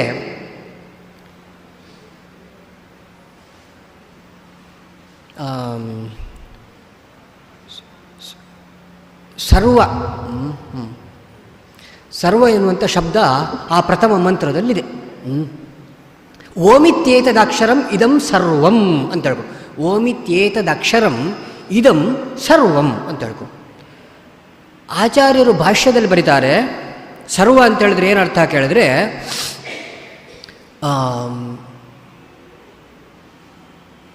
ಸರ್ವತ್ವಮಿತಿ ಪೂರ್ಣತ್ವಂ ಅಂತ ಹೇಳ್ಕೊಂಡು, ಗುಣಪೂರ್ಣತ್ವ ಇರುವುದರಿಂದಾಗಿ ಉಪನಿಷತ್ತಿನಲ್ಲಿ ಸರ್ವ ಅಂತ ಕರೆದಿದ್ದಾರೆ ಅಂತ ಹೇಳ್ಕೊಂಡು ನೋಡಿ. ಅಲ್ಲಿ ಗುಣಪೂರ್ಣತ್ವ ಎನ್ನುವಂತಹ ಸ್ತುತಿಯನ್ನು ಮಾಂಡೂಕೋಪನಿಷತ್ತಲ್ಲಿ ಮಾಡಿದ್ದಾರೆ. ಇಲ್ಲಿ ಬ್ರಹ್ಮಣೇ ಪರಮಾತ್ಮನೇ ಎಂಬಲ್ಲಿ ಬ್ರಹ್ಮಣೇ ಶಬ್ದಕ್ಕೆ ಏನರ್ಥ ಅಂತ ಬರೆದ್ರು, ಗುಣಪೂರ್ಣತ್ವ ಅಂತ ಹೇಳ್ಕೊಂಡು. ಅಲ್ಲಿಯೂ ಗುಣಪೂರ್ಣ ಅಂತೇಳಿ ಹೇಳಿದರು ಮಾಂಡೂಕೋಪನಿಷತ್ತಲ್ಲೂ, ಇಲ್ಲೂ ಗುಣಪೂರ್ಣ ಅಂತ ಹೇಳ್ಕೊಂಡು ಮೊದಲು ಹೇಳಿದ. ಆಮೇಲೆ ಮತ್ತೊಂದು ಮಾತು ಬರುವಂಥದ್ದು, ತದಿದಂ ಗುಣಪೂರ್ತಿಯೇವ ಸರ್ವಮಿತ್ಯೇವ ಶಬ್ದಿತಂ ಅಂತ ಹೇಳ್ಕೊಂಡು ಆಚಾರ್ಯರ ಭಾಷ್ಯ. ಆಮೇಲೆ ಗುಣಪೂರ್ಣ ಬ್ರಹ್ಮಣೇ ಪರಮಾತ್ಮನೇ ಅಂತ ಹೇಳಿದ. ಆ ಮೊದಲನೇ ಮಂತ್ರದಲ್ಲೇ ಬರುವಂಥದ್ದು ಯಾವುದು, ಓಮಿತ್ಯೇತಕ್ಷಂ ಸರ್ವಂ ಅಂತ ಹೇಳ್ಕೊಂಡು. ಅಲ್ಲಿಯೂ ಸಹ ಹೇಳುವಂಥ ವಿಷಯ ಇಲ್ಲಿ ಪರಮಾತ್ಮನೇ ಅಂತ ಶಬ್ದವನ್ನು ಸೂಚಿತ. ಪರಮಾತ್ಮನೇ ಎಂಬಲ್ಲಿ ವಿಜಯಧ್ವಜ ತೀರ್ಥರು ಬರೀತಾರೆ, ಪರಾಚಸ ಮಾ, ಅಲ್ಲಿ ಪರಮ ಅಂತುಂಟು, ಪರಮ ಆತ್ಮ. ಪರಮ ಅಂತ ಹೇಳಿದ್ರೆ ಪರಾಚಸ ಮಾ ಅಂದರೆ ಶ್ರೇಷ್ಠಳಾದಂತಹ ದೇವಿ ಅಂತ ಹೇಳ್ಕೊಂಡು ಅರ್ಥ, ಲಕ್ಷ್ಮಿ. ಹಾಗಾಗಿ ಪರಮ ಅಂತ ಹೇಳಿದ್ರೆ ಲಕ್ಷ್ಮಿ ಅಂತ ಅರ್ಥ, ಆತ್ಮ ಅಂತ ಹೇಳಿದ್ರೆ ಸ್ವಾಮಿ ಅಂತ ಅರ್ಥ. ಹಾಗಾಗಿ ಪರಮಾತ್ಮ ಅಂತ ಹೇಳಿದ್ರೆ ಲಕ್ಷ್ಮೀಪತಿ ಅಂತ ಅರ್ಥ. ಇದು ಉಪನಿಷತ್ತಲ್ಲೆಲ್ಲುಂಟು ಅಂದರೆ ಪರಾಚಸ ಮಾ ಪರಮ ತಸ್ಯಾಹ ಆತ್ಮ ಪತಿ ತಸ್ಮೈ. ಅವಳನ್ನು ಪಾಲನೆ ಮಾಡುವವ, ನೇಮನೆ ಮಾಡುವವ ಪರಮಾತ್ಮ. ಉಪನಿಷತ್ತಲ್ಲಿ ಹೇಳಿದ್ದಾರೆ ಕೇಳಿದ್ರೆ, ಯಚ್ಚ ಅನ್ಯ ತ್ರಿಕಾಲಾತೀತಂ ತದಪಿ ಓಂಕಾರ ಏವ. ಯಚ್ಚ ಅನ್ಯ ತ್ರಿಕಾಲಾತೀತಂ, ಇನ್ನೊಂದು ತ್ರಿಕಾಲಾತೀತ ವಸ್ತು ಇದೆ, ಪರಬ್ರಹ್ಮನಂತೆಯೇ ಇನ್ನೊಂದು ತ್ರಿಕಾಲಾತೀತ ವಸ್ತು ಇದೆ, ಅದು ಚಿತ್ ಪ್ರಕೃತಿ ಲಕ್ಷ್ಮೀ, ತದಪಿ ಓಂಕಾರೇ ಏವ, ಅದೂ ಸಹ ಓಂಕಾರ ವಾಚ್ಯನಾದಂಥ ಭಗವಂತನಲ್ಲೇ ಆಶ್ರಯವನ್ನು ಪಡೆದದ್ದು. ಅಂದರೆ ಓಂಕಾರ ವಾಚ್ಯನಾದಂತಹ ಭಗವಂತನೇ ಆ ಚಿತ್ ಪ್ರಕೃತಿಗೂ ನಿಯಾಮಕ ಅಂತ ಹೇಳ್ಕೊಂಡು ಹೇಳಿದ್ರು. ನೋಡಿ, ಇಲ್ಲಿ ಹೇಳಿದ್ದು ಪರಮಾತ್ಮನೇ, ಅಲ್ಲಿಯೂ ಸಹ ಲಕ್ಷ್ಮೀಪತಿ ಅಂತ ಹೇಳಿದ್ದು, ಇಲ್ಲಿಯೂ ಸಹ ಲಕ್ಷ್ಮೀಪತಿ ಅಂತ ಹೇಳಿದ್ದು. ಆಮೇಲೆ ಮತ್ತೊಂದು, ಗೋವಿಂದ ನಿಯತಾಮೇಷ. ನಾವೇನೋ ನಮ್ಮ ಹುಡುಗ ಏನೋ ತಪ್ಪು ತಿಳ್ಕೊಂಡು ಕರ್ಕೊಂಡು ಬಂದ ನಂದನನ್ನು, ನಮ್ಮದು ತಪ್ಪಾಯಿತು, ನಿನ್ನ ತಂದೆನ ಕರ್ಕೊಂಡು ನಂದ ಗೋಕುಲಕ್ಕೂ ಹೋಗ್ಬೋದು ಅಂತ ಹೇಳ್ಕೊಂಡು. ಗೋವಿಂದ ನಿಯತಾಮೇಷ ಪಿತಾಮೇ ಪಿತಾತೆ ಮಾಮಕಾಹೃತಃ, ನಮ್ಮ ಆಳು ಕರ್ಕೊಂಡು ಬಂದಂತಹ ಇದು ಕರ್ಕೊಂಡು ಹೋಗಂತ ಹೇಳ್ಕೊಂಡು. ನೋಡಿ, ಅಲ್ಲಿ ನಿಯತಾಮೇಷ, ಬೇರೆ ಕಡೆ ಕರ್ಕೊಂಡು ಹೋಗು, ಈ ಧಾಮಕ್ಕೆ ಬಂದಿದ್ದಾನೆ, ಬೇರೆ ಧಾಮಕ್ಕೆ ಕರ್ಕೊಂಡು ಹೋಗು. ಮಾಂಡೂಕೋಪನಿಷತ್ತಲ್ಲೂ ಇದೇ ಇರು, ಜೀವರನ್ನು ಜೀವರ ನಯನ ಬೇರೆ ಬೇರೆ ಧಾಮಕ್ಕೆ, ಜಾಗೃದ್ಧಾಮದಿಂದ ಸ್ವಾಪ್ನಧಾಮಕ್ಕೆ, ಸ್ವಾಪ್ನಧಾಮದಿಂದ ಸುಷುಪ್ತಿಧಾಮಕ್ಕೆ, ಕಾಲ ಪರಿಪಕ್ವವಾದಾಗ ತುರೀಯ ಧಾಮಕ್ಕೆ ಕರೆದುಕೊಂಡು ಹೋಗುವ ಭಗವಂತ ಅಂತ ಹೇಳ್ಕೊಂಡು ಮಾಂಡೂಕೋಪನಿಷತ್ತಲ್ಲಿ ಹೇಳಿದೆ. ಅದೇ ನೀನು ಯಾವ ರೀತಿಯಲ್ಲಿ ಜೀವರನ್ನು ಒಂದು ಧಾಮದಿಂದ ಮತ್ತೊಂದು ಧಾಮಕ್ಕೆ ಕರ್ಕೊಂಡು ಹೋಗ್ತೀಯೋ, ಅದೇ ರೀತಿಯಲ್ಲಿ ಈ ಜೀವ ನಂದಗೋಪ ಎನ್ನುವಂಥ ಜೀವ ಇಲ್ಲಿ ಬಂದಿದ್ದಾನೆ, ಇವನನ್ನು ನಿನ್ನ ಧಾಮಕ್ಕೆ ನೀನು ಕರ್ಕೊಂಡು ಹೋಗು, ನೀನಿರುವಲ್ಲಿ ಕರ್ಕೊಂಡು ಹೋಗು. ಯಾಕಂದ್ರೆ ನಿಂದು ಅದೇ ಕೆಲಸ. ಪ್ರತಿಯೊಂದು ದಿವಸ ಕೋಟ್ಯಾನುಕೋಟಿ ಜೀವರು ಏನಿದ್ದಾರೆ ಅವರನ್ನು ಒಂದು ಕಡೆಯಿಂದ ಮತ್ತೊಂದು ಕಡೆಗೆ ಕರ್ಕೊಂಡು ಹೋಗುವುದೇ ದೇವರ ಕೆಲಸ. ದೇಹದ ಮಾಡತಕ್ಕಂತಹ ದೊಡ್ಡ ಕಾರ್ಯಗಳಲ್ಲಿ ಇದು ಒಂದು. ಅಂದರೆ ಬೇರೆ ಬೇರೆ ಧಾಮಕ್ಕೆ ನಾವು ಕೂತ್ಕೊಂಡಿರ್ತೇವೆ, ಅಲ್ಲೇ ಕಣ್ಣು ಕೂರ್ತದೆ, ಅಂದರೆ ಅರೆ ನಿದ್ರಾವಸ್ಥೆ ಏನು ಬರ್ತದೆ, ಅದು ಸ್ವಪ್ನ ಕಾಲ. ಸ್ವಪ್ನ ಅಂತ ಹೇಳಿದ್ರೆ ನಮಗೆ ಕನಸೇ ಬೀಳಬೇಕಂತೇನಿಲ್ಲ, ಒಂಚೂರಲ್ಲೇ ತೇಲುವುದಂತ ಹೇಳ್ತಾರೆ ಜೀವ, ಹೀಗಾಗುವುದು. ಅದು ದೇವರು ನಮ್ಮನ್ನು ಎಳ್ಕೊಂಡು ಬರೋದು ಆ ಧಾಮಕ್ಕೆ. ಆಮೇಲೆ ಕಡೆಗೆ ಗಾಢ ಸುಷುಪ್ತಿ, ಬಾಂಬ್ ಹೊಟ್ಟಿದ್ರೂ ಗೊತ್ತಾಗೋದಿಲ್ಲ ಅಂಥ ಸ್ಥಿತಿ. ಅದು ಯಾಕೆ ಬರ್ತದೆ, ಅದು ಸಹ ನಮ್ಮನ್ನು ನಿದ್ರಾಧಾಮ, ಏನು ಸುಷುಪ್ತಿ ಧಾಮ ಏನಿದೆ ಅಲ್ಲಿಗೂ ದೇವರು ಕರ್ಕೊಂಡು ಹೋಗೋದು. ಜೀವ ಇಲ್ಲಿದ್ದಾಗ ಎಚ್ಚರ, ಇಲ್ಲಿ ಬಂದಾಗ ಸ್ವಪ್ನ, ಇಲ್ಲಿ ಬಂದಾಗ ಸುಷುಪ್ತಿ. ಇದನ್ನೆಲ್ಲ ದಾಟಿಕೊಂಡು ಅಲ್ಲಿ ಹೋದಾಗ ತುರಿಯ ಅವಸ್ಥೆ. ಇದೆಲ್ಲ ಜೀವರನ್ನು ಬೇರೆ ಬೇರೆ ಕಡೆಗೆ ಕರ್ಕೊಂಡು ಹೋಗುವಂಥದ್ದು. ಹಾಗಾಗಿ ಆ ನಿಯತಾಮೇಷ ಕರ್ಕೊಂಡು ಹೋಗು, ನೀನು ಜೀವರನ್ನು ಬೇರೆ ಬೇರೆ ಧಾಮ ಕರ್ಕೊಂಡು ಹೋಗ್ತೀಯ, ಹಾಗೆ ಕರ್ಕೊಂಡು ಹೋಗು ಅಂತ ಹೇಳ್ಕೊಂಡು ನಿಯತಾಮೇಷ. ಹಾಗೆ ಮತ್ತೊಂದು ಅಶೇಷ ದೃಕ್. ಅಶೇಷ ದೃಕ್ ಅಂತ ಹೇಳಿದರೆ ಎಲ್ಲವನ್ನು ನೋಡುವ ಅಂತ ಹೇಳ್ಕೊಂಡು. ಮಾಂಡೂಕೋಪನಿಷತ್ತಲ್ಲೂ ಬ್ರಹ್ಮದೃಷ್ಟ ಮಂತ್ರದಲ್ಲೂ ಇದೇ ಶಬ್ದ ಇದೆ. ಅಲ್ಲಿ ಸರ್ವದೃಕ್, ತುರ್ಯಂ ತತ್ ಸರ್ವದೃಕ್ ಸದಾ. ಇಲ್ಲಿ ಅಶೇಷ ದೃಕ್ ಅಂತ ಹೇಳಿದ, ಅಲ್ಲಿ ಸರ್ವದೃಕ್ ಅಂತ ಹೇಳಿದ. ಸರ್ವ ಅಶೇಷ ಎರಡಕ್ಕೂ ಒಂದೇ ಅರ್ಥ. ಅಂದರೆ ನಿಶ್ಚಯವಾಗಿ ಮಾಂಡೂಕೋಪನಿಷತ್ತಲ್ಲಿ ಸ್ತುತಿ ಮಾಡಿದ್ದನ್ನೇ ವರುಣ ಇಲ್ಲಿ ಮಾಡಿದ್ದಾನೆ ಕೃಷ್ಣ. ಹಾಗಾಗಿ ಇದು ಇನ್ನೂ ಹುಡುಕಿದ್ರೆ ಇನ್ನೂ ಸಿಕ್ಬೋದು, ಆಯಿತಾ. ಇನ್ನೂ ಹೆಚ್ಚು ಹುಡುಕಿದ್ರೆ ಇಡೀ ಮಾಂಡೂಕೋಪನಿಷತ್ತನ್ನು ಬೇಕಾದರೂ ತರ್ಬೋದೇನೋ ಏನೋ ಸಾಮರ್ಥ್ಯ ಇದ್ದವ್ರಿಗೆ. ಯಾಕಂತ ಹೇಳಿದ್ರೆ ಅದಕ್ಕೆ ಅವಕಾಶ ಇದೆ. ಯಾಕಂದ್ರೆ ಎರಡಕ್ಕೂ ಸಹ ಅಲ್ಲಿ ಸ್ತುತಿ ಮಾಡಿದಂತಹ ದೇವತೆ ಒಬ್ಬನೇ. ಹಾಗಾಗಿ ಅದೇ ಬಂದಿರಬೇಕು ಅಂತ ಹೇಳ್ಕೊಂಡು ನನಗನ್ನಿಸ್ತದೆ. ಹಾಗೆ ಅಶೇಷ ದೃಕ್ ಇಷ್ಟೆಲ್ಲ ಹೇಳಿದ ನಂತರ 26ನೇ ಅಧ್ಯಾಯದಲ್ಲಿ ಆ ವರುಣನ ಸ್ತುತಿಯೆಲ್ಲ ಆಯಿತು. ಆಮೇಲೆ ಕಡೆಗೆ ವರುಣ ಬಿಟ್ಟುಕೊಟ್ಟ, ನಂದಗೋಪನ ಕರ್ಕೊಂಡು ಸೀದಾ ಕೃಷ್ಣದೇವರು ಮನೆಗೆ ಬಂದ. ಆನಂತರ 27ನೇ ಅಧ್ಯಾಯದಲ್ಲಿ ಈ ಕೊಳಲಿನ ನಾದ, ಆಮೇಲೆ 28ನೇ ಅಧ್ಯಾಯದಲ್ಲಿ ರಾಸಲೀಲೆ ಇದೆಲ್ಲ ಉಂಟು. ಆಮೇಲೆ ಕೃಷ್ಣ ಕಣ್ಮರೆ ಆದಾಗ 29ನೇ ಅಧ್ಯಾಯದಲ್ಲಿ ಆ ಗೋಪಿಕಾ ಸ್ತ್ರೀಯರ ಪ್ರಾರ್ಥನೆ ಮಾಡುವುದರಲ್ಲಿದೆ. 27ನೇ ಅಧ್ಯಾಯದಲ್ಲಿ ಕೆಲವು ಶ್ಲೋಕಗಳು, ಅದರಲ್ಲೂ ಸಹ ಕೆಲವು ವಿಷಯಗಳನ್ನ ಹೇಳ್ತಾರೆ. ತಮೇವ ಪರಮಾತ್ಮನಂ ಜಾರಬುದ್ಧ್ಯಾಪಿ ಸಂಗತಾಃ ಜಹುರ್ಗುಣಮಯಂ ದೇಹಂ ಸದ್ಯ ಪ್ರಕ್ಷೀಣ ಬಂಧನಾಃ ಅಂತೇಳುವಂಥ ಒಂದು ಮಾತು. ಇಲ್ಲಿ ತಮೇವ ಪರಮಾತ್ಮನಂ ಜಾರಬುದ್ಧ್ಯಾಪಿ ಸಂಗತಾಃ ಜಹುರ್ಗುಣಮಯಂ ದೇಹಂ ಸದ್ಯ ಪ್ರಕ್ಷೀಣ ಬಂಧನಾಃ. ಅಂದರೆ ಕೃಷ್ಣನನ್ನು ಪತಿ ಅಥವಾ ಪ್ರಿಯಕರ ಎನ್ನುವಂಥ ಭಾವನೆಯಿಂದ ಗೋಪಿಕೆಯರೆಲ್ಲ ಉಪಾಸನೆ ಮಾಡಿದರು. ಹಾಗಾದರೆ ಅವ ಪರಬ್ರಹ್ಮ ಎನ್ನುವಂತಹ ಚಿಂತನೆ ಅವರಿಗೆ ಇರಲಿಲ್ವ ಕೇಳಿದರೆ ಇತ್ತು. ಕೃಷ್ಣಕಾಮಾಸ್ತದ ಗೋಪ್ಯ ತ್ಯಕ್ವಾ ದೇಹಂ ದಿವಂಗತಾ ಸಮ್ಯಕ್ ಕೃಷ್ಣಂ ಪರಂಬ್ರಹ್ಮ ಜ್ಞಾತ. ಆಮೇಲೆ ತುಂಬ ಚೆನ್ನಾಗಿ ತಿಳಿದ್ರು ಅಂತ ಅರ್ಥ. ಮೊದಲು ಆರಂಭದಲ್ಲಿ ಅವರಿಗೆ ಇತ್ತು, ಆದರೆ ಕೆಲವು ಸರ್ತಿ ಏನು ಕೇಳಿದರೆ ಆ ಜ್ಞಾನವೂ ಕೆಲವು ಸರ್ತಿ ಮಸುಕಾಗುತ್ತಿದೆ. ನಂದಗೋಪ ಯಶೋದಾದಿಗಳಿಗೂ ಮಸುಕಾಗಿದ್ದಿದೆ, ದೇವಕಿ ವಸುದೇವರಿಗೂ ಮಸುಕಾಗಿದ್ದಿದೆ. ದೇವರು ಕೂಡಲೇ ಅಲ್ಲಿ ವೈಷ್ಣವೀಂ ಯತನೋನ್ಮಾಯಾಮ್ ಅಂತ ಒಂದು ಕಡೆ ಹೇಳ್ತಾರೆ. ಕೂಡಲೇ ಅದು ಆ ಒಂದು ಪ್ರಾಕೃತ ಪ್ರಭಾವ ಬರುವ ಹಾಗೆ ಮಾಡಿ ಆ ಮಹತ್ವ ಬುದ್ಧಿ ಕಡಿಮೆ ಆಗುವಾಗ ಮಾಡ್ತಾರೆ. ಅದೆಲ್ಲ ಅವರ ಸಾಧನೆಗೆ ಸರಿಯಾಗಿ ಆಗುವಂಥದ್ದು. ಅಂತೂ ಆ ಗೋಪಿಕಾ ಸ್ತ್ರೀಯರೆಲ್ಲರೂ ಸಹ ಅವರೆಲ್ಲ ಅಪರೋಕ್ಷ ಜ್ಞಾನಿಗಳೇ, ದೇವತೆಗಳೇ. ಸಂಭವಂತು ಸುರಸ್ತ್ರೀಯ ಅಂತ ಹೇಳ್ಕೊಂಡು ಬ್ರಹ್ಮದೇವರ ಆಜ್ಞೆ ಇದೇ ದಶಮಸ್ಕಂದದಲ್ಲಿ ಮೊದಲು ಕೃಷ್ಣಾವತಾರಕ್ಕಾಗಿ ಪ್ರಾರ್ಥನೆ ಮಾಡಿದಾಗ ಎಲ್ಲ ದೇವತಾ ಸ್ತ್ರೀಯರು ಯಾರು ಅಪ್ಸರ ಸ್ತ್ರೀಯರು ಯಾರಿದ್ದಾರೆ ಅವರಿಗೆಲ್ಲ ಬ್ರಹ್ಮದೇವರೇ ಆಜ್ಞೆ ಮಾಡೋದು. ಸಂಭವಂತು ಸುರಸ್ತ್ರೀಯ, ಗೋಪಿಕಾ ಸ್ತ್ರೀಯರಾಗಿ ಅವತಾರತಾಳೆ. ಹಾಗಾಗಿ ಅವರಿಗೆ ಬ್ರಹ್ಮಜ್ಞಾನ ಎನ್ನುವಂಥದ್ದು ಇತ್ತು. ಅದು ವಿಶೇಷವಾಗಿ ಆಯಿತು. ಆ ನಂತರ ಅವರಿಗೆ ಮುಕ್ತಿ ಆಯಿತು ಎನ್ನುವಂಥ ಒಂದು ವಿಶೇಷ. ಹೀಗೆ ಮತ್ತೊಂದು ವಿಷಯದಲ್ಲಿ ಹೇಳ್ತಾರೆ, ಉಕ್ತಂ ಪುರಸ್ತಾದೇತತ್ಯೆ ಚೈದ್ಯ ಸಿದ್ಧಿಂ ಯಥಾಗತಃ ದ್ವಿಷನ್ನಪಿ ಹೃಷಿಕೇಶಂ ಕಿಮುತ ಅಧೋಕ್ಷಜ ಪ್ರಿಯ. ಇದೊಂದು ಪರಮತಿಯರೆಲ್ಲ ಭಾರೀ ಕೆಟ್ಟ ಅರ್ಥವನ್ನು ಮಾಡಿರತಕ್ಕಂಥ ವಿಷಯ. ಇದು ದ್ವೇಷದಿಂದಲೂ ಮುಕ್ತಿಯಾಗ್ತದೆ ಎನ್ನತಕ್ಕಂಥ ಒಂದಿದು. ಆದರೆ ಆಚಾರ್ಯರು ಅದನ್ನು ಸುತರಾಮ್ ಖಂಡನೆ ಮಾಡ್ತಾರೆ. ದ್ವೇಷದಿಂದ ಮುಕ್ತಿ ಆಗುವುದಕ್ಕೆ ಸಾಧ್ಯವೇ ಇಲ್ಲ. ಹಾಗಾದ್ರೆ ಇಂಥ ವಾಕ್ಯಗಳೆಲ್ಲ ಬರ್ತದಲ್ಲ ಕೇಳಿದರೆ, ಅತಾದೃಕ್ತ್ವೇನ ಸದಾ ದ್ವೇಷಿಣಾಂ ಅಧರಂತಮಃ ಮುಕ್ತಿ ಶಬ್ದೋದಿತಂ ಚೈದ್ಯ ಪ್ರಭೃತವು ದ್ವೇಷ ಭಾಗಿನಃ. ದುಃಖರೂಪ ಮುಕ್ತಿಯನ್ನು ಹೇಳಿದ್ದಾರೆ. ದ್ವೇಷದಿಂದ ಮುಕ್ತಿ ಅಂತ ಹೇಳಿದರೆ ದುಃಖರೂಪವಾದಂಥ ಮುಕ್ತಿ ಏನಿದೆ ಧಮ್ಮಸದಲ್ಲಿ ಹೇಳಿದ್ದಾರೆ ಅಂತ ಹೇಳ್ಕೊಂಡು. ಯಾಕೆ ಕೇಳಿದರೆ ಭಗವಂತನೇ ಈ ವಿಷಯವನ್ನು ಸ್ಪಷ್ಟಪಡಿಸ್ತಾನೆ ಗೀತೆಯಲ್ಲಿ. ಗೀತೆಯಲ್ಲಿ ಒಂದು ಕಡೆ ಹೇಳೋದುಂಟು. ಏನು ಕೇಳಿದರೆ,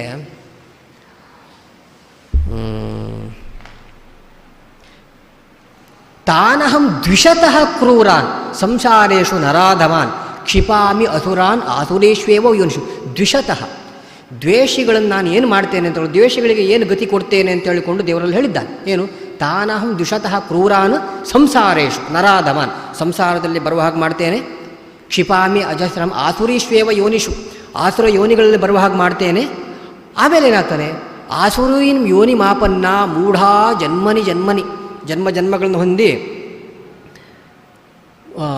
ಮಾಂ ಅಪ್ರಾಪ್ಯೈವ ಕೌಂತೆಯ ತಥೋ ಯಾಂತಿ ಅಧಮಾಂಗತಿ, ನನ್ನನ್ನು ಹೊಂದುವುದೇ ಇಲ್ಲ ಅಂದರೆ ಅಂತಹ ಒಂದು ಗತಿ ಉಂಟು ಎಂಬುದಕ್ಕೆ ಅದು ಪ್ರಮಾಣ. ತಥೋ ಯಾಂತಿ, ತತಃ ಅಂತ ಹೇಳಿದ್ರೆ ರೌರವಾದಿ ನರಕಾದಿ ಅನರ್ಥಗಳನ್ನೆಲ್ಲ ಹೊಂದಿ ಹೊಂದಿ ಹೊಂದಿ ಆಮೇಲೆ ಕಡೆಗೆ ತಮಸ್ಸನ್ನು ಪಡಿತಾರೆ. ತಮಸ್ಸಿಗೆ ಹೋದ ನಂತರ ಅಲ್ಲೂ ದ್ವೇಷವೇ. ಹಾಗಾಗಿ ಅವರಿಗೆ ಬಿಡುಗಡೆ ಇಲ್ಲ ಅಂತ ಅರ್ಥ. ಅಂದರೆ ಆ ದ್ವೇಷ ಎಂಬುದು ಅದು ಯಾರ್ದು ಉಪದೇಶದಿಂದ ಬಂದದಲ್ಲ, ಸ್ವರೂಪ. ಅದು ಸ್ವರೂಪವೇ ಹೇಗೆ? ಕಪ್ಪು ನಾಯಿ ಬಿಳಿ ಮಾಡೋದು ಹೇಗೆ? ಸಾಧ್ಯವೇ ಇಲ್ಲ ಆಯಿತಾ. ಈಗ ಒಂದು ಬಿಳಿ ನಾಯಿ ಇದೆ, ಒಂದು ಬಿಳಿ ಒಂದು ಪ್ರಾಣಿ ಇದೆ, ಏನೋ ಒಂದು ಕಪ್ಪು ಪೈಂಟ್ ಏನೋ ತಾಕ್ತಪ್ಪ, ಅದು ಕಪ್ಪು ಬಣ್ಣ ಏನೋ ಕೃತಕ ಬಣ್ಣ ತಾಕ್ತು, ತೊಳೆದ್ರೂ ಹೋಗ್ಬೋದು. ಆದರೆ ಬಣ್ಣವೇ ಸ್ವರೂಪವೇ ಕಪ್ಪಾದರೆ ಸರಿ ಮಾಡೋದು ಹೇಗೆ? ಆದರೆ ಅದು ಆಗೋದಿಲ್ಲ. ಹಾಗಾಗಿ ಆಗೋದಿಲ್ಲ ಅಂದರೆ ದೇವರಿಗೆ ಆಗೋದಿಲ್ಲ ಅಂತ ಅರ್ಥ ಅಲ್ಲ, ದೇವರಿಚ್ಛೆ ಆ ರೀತಿ ಇದೆ. ಯಾರನ್ನು ಹೇಗೆ ಇಡಬೇಕೋ ಹಾಗೆ, ಏನೂ ಕೈವಾಡ ಇಲ್ಲ. ಯಾರು ಹೇಗಿದ್ದೀರಿ, ನೀವು ಹೇಗಿದ್ದೀರಿ ಅದನ್ನು ಅಭಿವ್ಯಕ್ತಿ ಮಾಡ್ತೇನೆ ಅಷ್ಟೇ, ಬಿಟ್ಟರೆ ಮತ್ತೇನಲ್ಲ. ಹಾಗಾಗಿ ತಥೋಯಾಂತಿ ಅಧಮಾಂಗತಿಂ, ಅದಕ್ಕೆ ಬೇರೆ ಏನು ಅರ್ಥ ಮಾಡಿದ್ರೂ ಸಹ ಅಲ್ಲಿ ಅದು ಚೆಂದ ಆಗೋದಿಲ್ಲ. ಹಾಗಾಗಿ ಅಧಮಾಗತಿ, ಮಾಂ ಅಪ್ರಾಪ್ಯ ಅಧಮಾಂಗತಿ. ಹಾಗಾಗಿ ಅದು ಸಾಮಾನ್ಯ ನರಕ ಅಲ್ಲ ಅಂತ ಅರ್ಥ, ಸಾಮಾನ್ಯ ದುರ್ಗತಿಯನ್ನು ಅಲ್ಲಿ ಹೇಳಿಲ್ಲ ಅಂತ ಅರ್ಥ. ಹಾಗಾಗಿ ಮಾಂ ಅಪ್ರಾಪ್ಯ, ನನ್ನನ್ನು ಹೊಂದೋದಿಲ್ಲ ಹೊಂದೋದಿಲ್ಲ ಹೊಂದೋದಿಲ್ಲ ಅಂದರೆ ಏನರ್ಥ? ನನ್ನನ್ನು ಹೊಂದುವುದಂದ್ರೆ ಏನರ್ಥ? ತದ್ವಿಷ್ಣೋ ಪರಮಂ ಪದಂ ಸದಾ ಪುಷ್ಯಂತಿ ಸೂರಯ, ಮೋಕ್ಷಧಾಮ ಏನು ಸುಖರೂಪ ಮೋಕ್ಷ ಏನಿದೆ ಅದು ಸಿಕ್ಕುವುದಿಲ್ಲ ಅಂತರ್ಥ. ಹಾಗಿರುವಾಗ ದ್ವೇಷಿಗಳಿಗೆ ಮೋಕ್ಷ ಉಂಟು ಅಂತ ಹೇಳಿಕೊಂಡು ಭಾಗವತದಲ್ಲಿ ಆಪಾತತಃ ಹೇಳಿದ ಹಂಗೆ ಕಾಣ್ತದಲ್ವ. ಈ ಪೂತನೆಯ ಸಂಹಾರ ಸಮಯದಲ್ಲೂ ಸಹ ಅಂತಹ ಮಾತುಗಳೆಲ್ಲ ಕಂಡಿದೆ. ಅದಕ್ಕೆ ಏನರ್ಥ ಕೇಳಿದರೆ, ಅಲ್ಲಿ ಹೇಳಿರ್ತಕ್ಕಂಥದ್ದು ಉಕ್ತಂ ಪುರಸ್ತಾದೇತತ್ಯ ಚೈದ್ಯ ಸಿದ್ಧಿಂ ಯಥಾಗತಂ ದ್ವೇಷಿ ಜೀವಯುತಂಚಾಪಿ ಭಕ್ತಂ ವಿಷ್ಣು ವಿಮೋಚಯೇತ್. ಅಹೋತಿ ಕರುಣಾ ವಿಷ್ಣೋ ಶಿಶುಪಾಲಸ್ಯ ಮೋಕ್ಷಣಾತ್. ದ್ವೇಷಿಗಳಿಗೂ ಮೋಕ್ಷ ಕೊಟ್ಟ ಅಂದರೆ ಏನರ್ಥ ಕೇಳಿದ್ರೆ, ಅಲ್ಲಿ ಶಿಶುಪಾಲನಲ್ಲಿ 2 ಜೀವ ಇತ್ತು. ಒಂದು ಜಯ ಎನ್ನತಕ್ಕಂತಹ ಒಂದು ಸಜ್ಜೀವ, ಮತ್ತೊಂದು ಹಿರಣ್ಯಾಕ್ಷ ಎನ್ನತಕ್ಕಂತಹ ಒಂದು ದುರ್ಜೀವ. ಅದರಲ್ಲಿ ಆ ದ್ವೇಷಿ ಜೀವ ಏನಿದೆ, ಅವನಿಂದ ಕೂಡಿಕೊಂಡಿದ್ದರೂ ಸಹ ಅವನಿಗೆ ಅನುಗ್ರಹ ಮಾಡಿದ ಅಂತ ಅರ್ಥ. ದುರ್ಜನರ ಸಹವಾಸ ಅದು ಭಾರಿ ಕೆಟ್ಟದ್ದು. ಅದರಲ್ಲೂ ಸಹ ನಮ್ಮ ಒಳಗೆ ಇಟ್ಕೊಂಡ್ರೆ ಅದು ದೊಡ್ಡ ಅಪರಾಧ. ಅಂತಹ ಅಪರಾಧಕ್ಕೆ ಬೇಕಾದಂತಹ ಪಾಪ ಪ್ರಾರಬ್ಧ ಅವನಲ್ಲಿದ್ದರೂ ಸಹ ಅದನ್ನೆಲ್ಲ ಶಮನ ಮಾಡಿ ಅವನನ್ನು ಉದ್ಧಾರ ಮಾಡಿದ ಅಂತ ಹೇಳ್ಬೋದು. ಹಾಗಾಗಿ ದ್ವೇಷಯುತ ಅಂತ ಹೇಳಿದ್ರೆ ದ್ವೇಷಿ ಜೀವಯುತ ಅಂತ ಅರ್ಥ, ಹೀಗರ್ಥ. ಇನ್ನು ಸಿದ್ಧಿ, ಅಲ್ಲಿ ಉಕ್ತಂ ಪುರಸ್ತಾದೇತತ್ಯ ಚೈದ್ಯ ಸಿದ್ಧಿಂ ಯಥಾಗತಃ, ಸಿದ್ಧಿಯನ್ನು ಹೊಂದಿದ ಚೈದ್ಯ. ಸರಿ, ಚೈದ್ಯ ಶಬ್ದದಿಂದ ಇಲ್ಲಿ ಯಾರ ವಿವಕ್ಷಿತ, ಸಿದ್ಧಿ ಶಬ್ದದಿಂದ ಯಾವ ಗತಿ ವಿವಕ್ಷಿತ ಎಂಬುದನ್ನು ವಿಜಯಧ್ವಜ ತೀರ್ಥರು ಭಾರೀ ಚಂದ ಹೇಳ್ತಾರೆ. ಚೈದ್ಯ ಶಬ್ದ ಜೀವದ್ವಯ ವಾಚೀತಿ, ಚೈದ್ಯ ಶಬ್ದ ಯದಾ ಭಕ್ತಿಭಾಗಿ ಸಜ್ಜೀವೋ, ಚೈದ್ಯ ಶಬ್ದೇನ ಭಕ್ತಿಭಾಗಿ ಸಜ್ಜೀವೋ ಯದಾ ವಾಚ್ಯ ತದಾ ಆನಂದಾವಿರ್ಭಾವ ಲಕ್ಷಣ ಮುಕ್ತಿ. ಒಂದು ವೇಳೆ ನೀವು ಚೈತ್ಯ ಶಬ್ದದಿಂದ ನೀವು ಯಾರನ್ನು ಬೇಕು ತಿಳ್ಕೊಳ್ಳಿಯಪ್ಪ, ನಮಗೇನು ತಕರಾರಿಲ್ಲ.